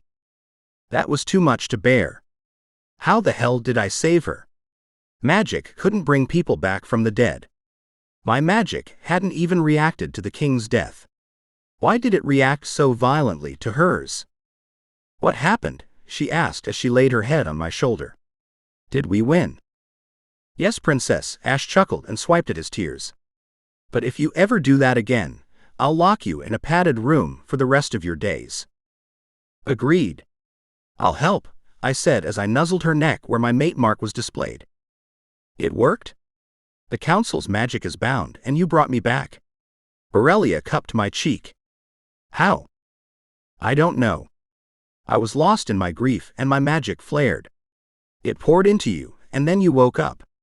I shook my head. It sounded crazy when I said it out loud, but there was no real explanation for it. She was there, and we'd won the war. The council would be tried for their crimes, and we could figure out a way to work with the humans. Where are the others? My father, is he okay? Fenric jogged over with a frown and dropped to his knees. He bowed his head, but his eyes were red and glassy. The king is gone, your majesty. Aurelia gasped and tried to jump from my arms, but I held her to me. I wasn't ready to let go of her yet. He can't be gone, she cried. Don't call me majesty, Fenric. I'm sorry, Aurelia, but before he left this world for the beyond, he stated that you would rule. Now. Together. Fenric nodded my direction. A shifter king mated to a Fae queen, maybe that was how we were to usher in a new era. Our people would all be safe in Fairy and free from oppression. We'd lost a good king that day, but the future was looking brighter than ever as long as we could work with the humans. Chapter 25. Aurelia. Why are we doing this now? I asked over my shoulder. My queen, we have been over this. The people need some light after all the dark. Magna grinned. Gray stepped next to me in a suit that looked sinful on him and kissed my cheek. Right after the coronation, we have a meeting with the world leaders in the human realm. You want to be seen as the magnanimous queen you are. And not everyone knows I'll be your king. We need to show a united front. Not everyone agrees with your decision to let the other supernaturals and the half-breeds return. They need to see that they're wrong, and bigotry will not be tolerated. Magna nodded. I understand. I stood in front of the mirror in a gold gown that would have been all the rage in the Regency period. The crown was in the throne room on a dais, waiting for the ceremony. We'd brought some technology to Fairy, and were going to live stream to all the towns so they could see the event. It had taken us weeks to get everything set up. I hated it, because every day that passed was another day that Zeke and the others stayed in the detention facilities. I needed to bring our people home. Gray walked up behind me and placed his hands on my bare shoulders. It will be okay, my love. We just need to get through the ceremony, and then have a chat with the humans. Gray squeezed my shoulders and pressed a chaste kiss to my cheek. It's time, Magna said with a grin. Finally. Let's get this over with, I groaned. The king needs to go out first. Asher and Fenric will escort you, Magna said, shooing Gray out of the room. I hated that my parents weren't going to be with me for this ceremony, but that was the nature of a coronation. Kings rarely gave up their thrones in Fairy. They were almost always claimed by someone's death. My mother would be with my father, sitting at his side as she always did. Gray winked at me over his shoulder as he left our room. Magna closed the door firmly behind him. This is what you were leading us to, wasn't it? I asked the seer. Not quite, but we're almost there. There was a twinkle of mischief in her eyes. There's more? I asked with a sigh. Not for you, princess. Your story has its happy ending, but others are just beginning. You and your riddles. I shook my head. The doors opened, and Fenric stood in front of me. He bowed deeply, and I scowled at him. Stop that, I scolded. Fenric stood with a laugh. Are you ready to be escorted to your coronation? I would rather be getting our people out of the testing centers, but sure, let's go. I waved a hand. Magna rolled her eyes but followed behind me to make sure the long train on my dress fanned out just right. The ceremony won't take long. Fenric held his arm out to me. I looped my arm through his and smiled at Ash as I did the same with him. Let's get this over with so we can save our people. Agreed, Ash said. He was the only one who'd agreed with me that we needed to secure our people before the coronation. He wanted Zeke back as much as I did, if not more, but we were overruled by the needs of many. I could see their point, but I also didn't like the idea of my people suffering unnecessarily. If I could help them quickly, I wanted to do it. You know, the human government wouldn't take you seriously unless you were the actual queen. Fenric squeezed my hand. I huffed out a breath. This was the same argument we'd had for weeks, and I got it. But it didn't make me happy. Supernaturals and Fae lined the hall leading to the throne room, and when they saw me, everyone dropped to one knee. That wasn't weird at all. Especially when we got to the rest of Ash and Zeke's brothers, and they were kneeling as well. Get up, I whispered to the riders. What are you doing? They are showing respect to their queen, Ash whispered in my ear. I nodded, and allowed Ash and Fenric to lead me into the throne room where Gray stood at the door. We'd been practicing this for weeks. I just had to promise to uphold the laws and protect my people, and then I would be crowned. It was simple and would only take a matter of minutes, but it was tradition and mattered to the people of the realm. I took a cleansing breath and smiled at Gray as he reached for my hand. We both made our way down the aisle lined with friends and family until we got to the steps of the throne. We knelt there and said a prayer to the gods that they would bless our reign before standing. Gray helped me sit in the seat of my father. It was something we'd discussed at length. He'd said I should be the head of government since my father was king, and I'd saved the supernaturals in the war. I hadn't actually agreed, but outwardly to everyone, we would have these roles, though we would make decisions together. The high priest asked us to give our vows to our people, and then we said another prayer to the gods for their blessing before the crowns were placed on each of our heads. The crowd exploded in cheers and applause as we hurried from the throne room into the surveillance room we had off to the side. Are the world leaders on the call yet? I asked the tech. They aren't, but you are a couple minutes early. He grinned. He gripped a microphone and handed it to Gray. Gray clipped it carefully to my dress, and the shifter handed me a set of ear pods. He clicked a few buttons, and we were ready for the video call. A few moments later, the president came on the screen. You. He pointed a finger accusingly, but did a double take when he saw the crown on my head. Mr. President. You have something that belongs to me, and I want it back. I glared at him. I have something of yours? I don't have anything that belongs to you. You were supposed to be tried for the explosion of the prison. How are you suddenly wearing a crown?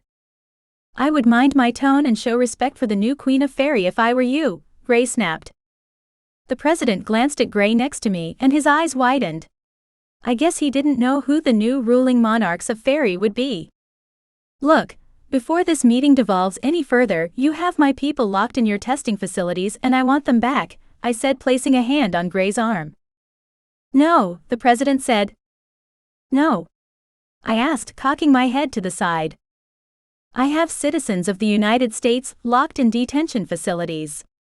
They are mine to punish as I see fit. Your citizens? Punished? What crimes have they committed? You detained them because they weren't human, and as such had no human rights, but now you claim they are your citizens and you can punish them for existing as you see fit? I asked and glanced at Gray. Am I hearing this right? You are, my love. It's the most hypocritical bullshit I've ever heard spewed in my life. Gray sat forward, glaring at the president. We need to come to an agreement. All supernaturals are welcome back into Fairy, but I will not force them to come back. Some still have families in the human realm. I need to know that they will be safe to return there, without persecution. Monsters will always be labeled monsters. They will never be welcome to live among humans. The president slammed his fist on the desk in front of him. I glanced at Gray warily. He nodded, knowing what I was asking without words. If you don't release my people from your detention centers, I will have no choice but to attack those centers and free them. I will send as many teams as necessary, and they will make the explosion at the Dallas prison look like a bonfire. I raised a brow. Where is the High Counselor? The president barked. I only deal with him. He is currently on trial for his crimes against my people. I expect to sentence him to death very soon. I smirked. Who gave you the authority to sentence him to death? The president's face turned an ugly eggplant color. My people and the gods themselves just witnessed my coronation. I grinned. As the princess of the Shadow Kingdom, I was next in line when the council assassinated my father. The president went pale. I didn't know the Fae had royalty. You were given wrong information. The council used you and controlled your people's minds to do their bidding. They will be punished, but that's not why I'm talking with you now. I want my people released from the detention facilities, and I want you to pass legislation to make any supernatural who stays in the realm a citizen, and keep them safe. That's not possible. The American people are terrified of the threat the supernaturals pose to us. We cannot let them roam free. He slammed his fist on the table again as another world leader popped onto the screen. I glanced at Gray for guidance. I didn't know who the woman was. Hello, Mrs. Prime Minister, Gray greeted her warmly. Have you had a chance to look at the proposal we sent over? The Prime Minister smiled at Gray and nodded. It was all very reasonable. If the supernaturals in the UK act up, they will be sent back to Fairy to be tried for their crimes. We will release everyone in our custody to you, but they will have the option to stay or go. Has your parliament decided on a plan of action? I asked. The president scoffed, but I ignored him. The British Prime Minister seemed more reasonable and pleasant to talk to. We have decided that we would rather work with you than start a possible war with the supernatural. We will agree to your terms. She nodded and I sighed with relief. If only the other world leaders would be that easy to work with. I glared at the screen with the president. He'd heard the conversation with the British Prime Minister, and his purple complexion grew darker. You, Mr. President, have my family locked in your testing centers and I refuse to leave them there to die. I don't want a war with the US. It was my home for the majority of my life, but I will take out every one of your facilities if it comes down to it. Take your pick. The British Prime Minister gasped. Carl, let her people go. They aren't a threat to you. No, I will keep her people and any other supernaturals found on US soil. They aren't human, and we need to know more about them, Bridget. I'm surprised you gave in to their demands so easily. We don't want war with these people, Carl, the Prime Minister hissed. Maybe that was exactly what the President wanted, but we would avoid it at all costs. Somehow, we would get our people out of those centers. We had to. There was no other acceptable option. We don't want to start a war either. Give us our people back and we can come to an agreement, I said with a raised brow. We'd saved the supernaturals and the realms, but we still had a long way to go for peace. I hoped Asher didn't go rogue and attempt to release Zeke. That could start a war we weren't ready for. The end. I hope you enjoyed the last of the Wicked Fae series. I am thinking about writing a spin-off series about the Riders of the Hunt, but those ideas are still ruminating within my mind. Until then, have you read my Shifter Rejected series? Book 1 is free and you can download it here. Otherwise, here is a sneak peek into Book 1 Wolf of Ash.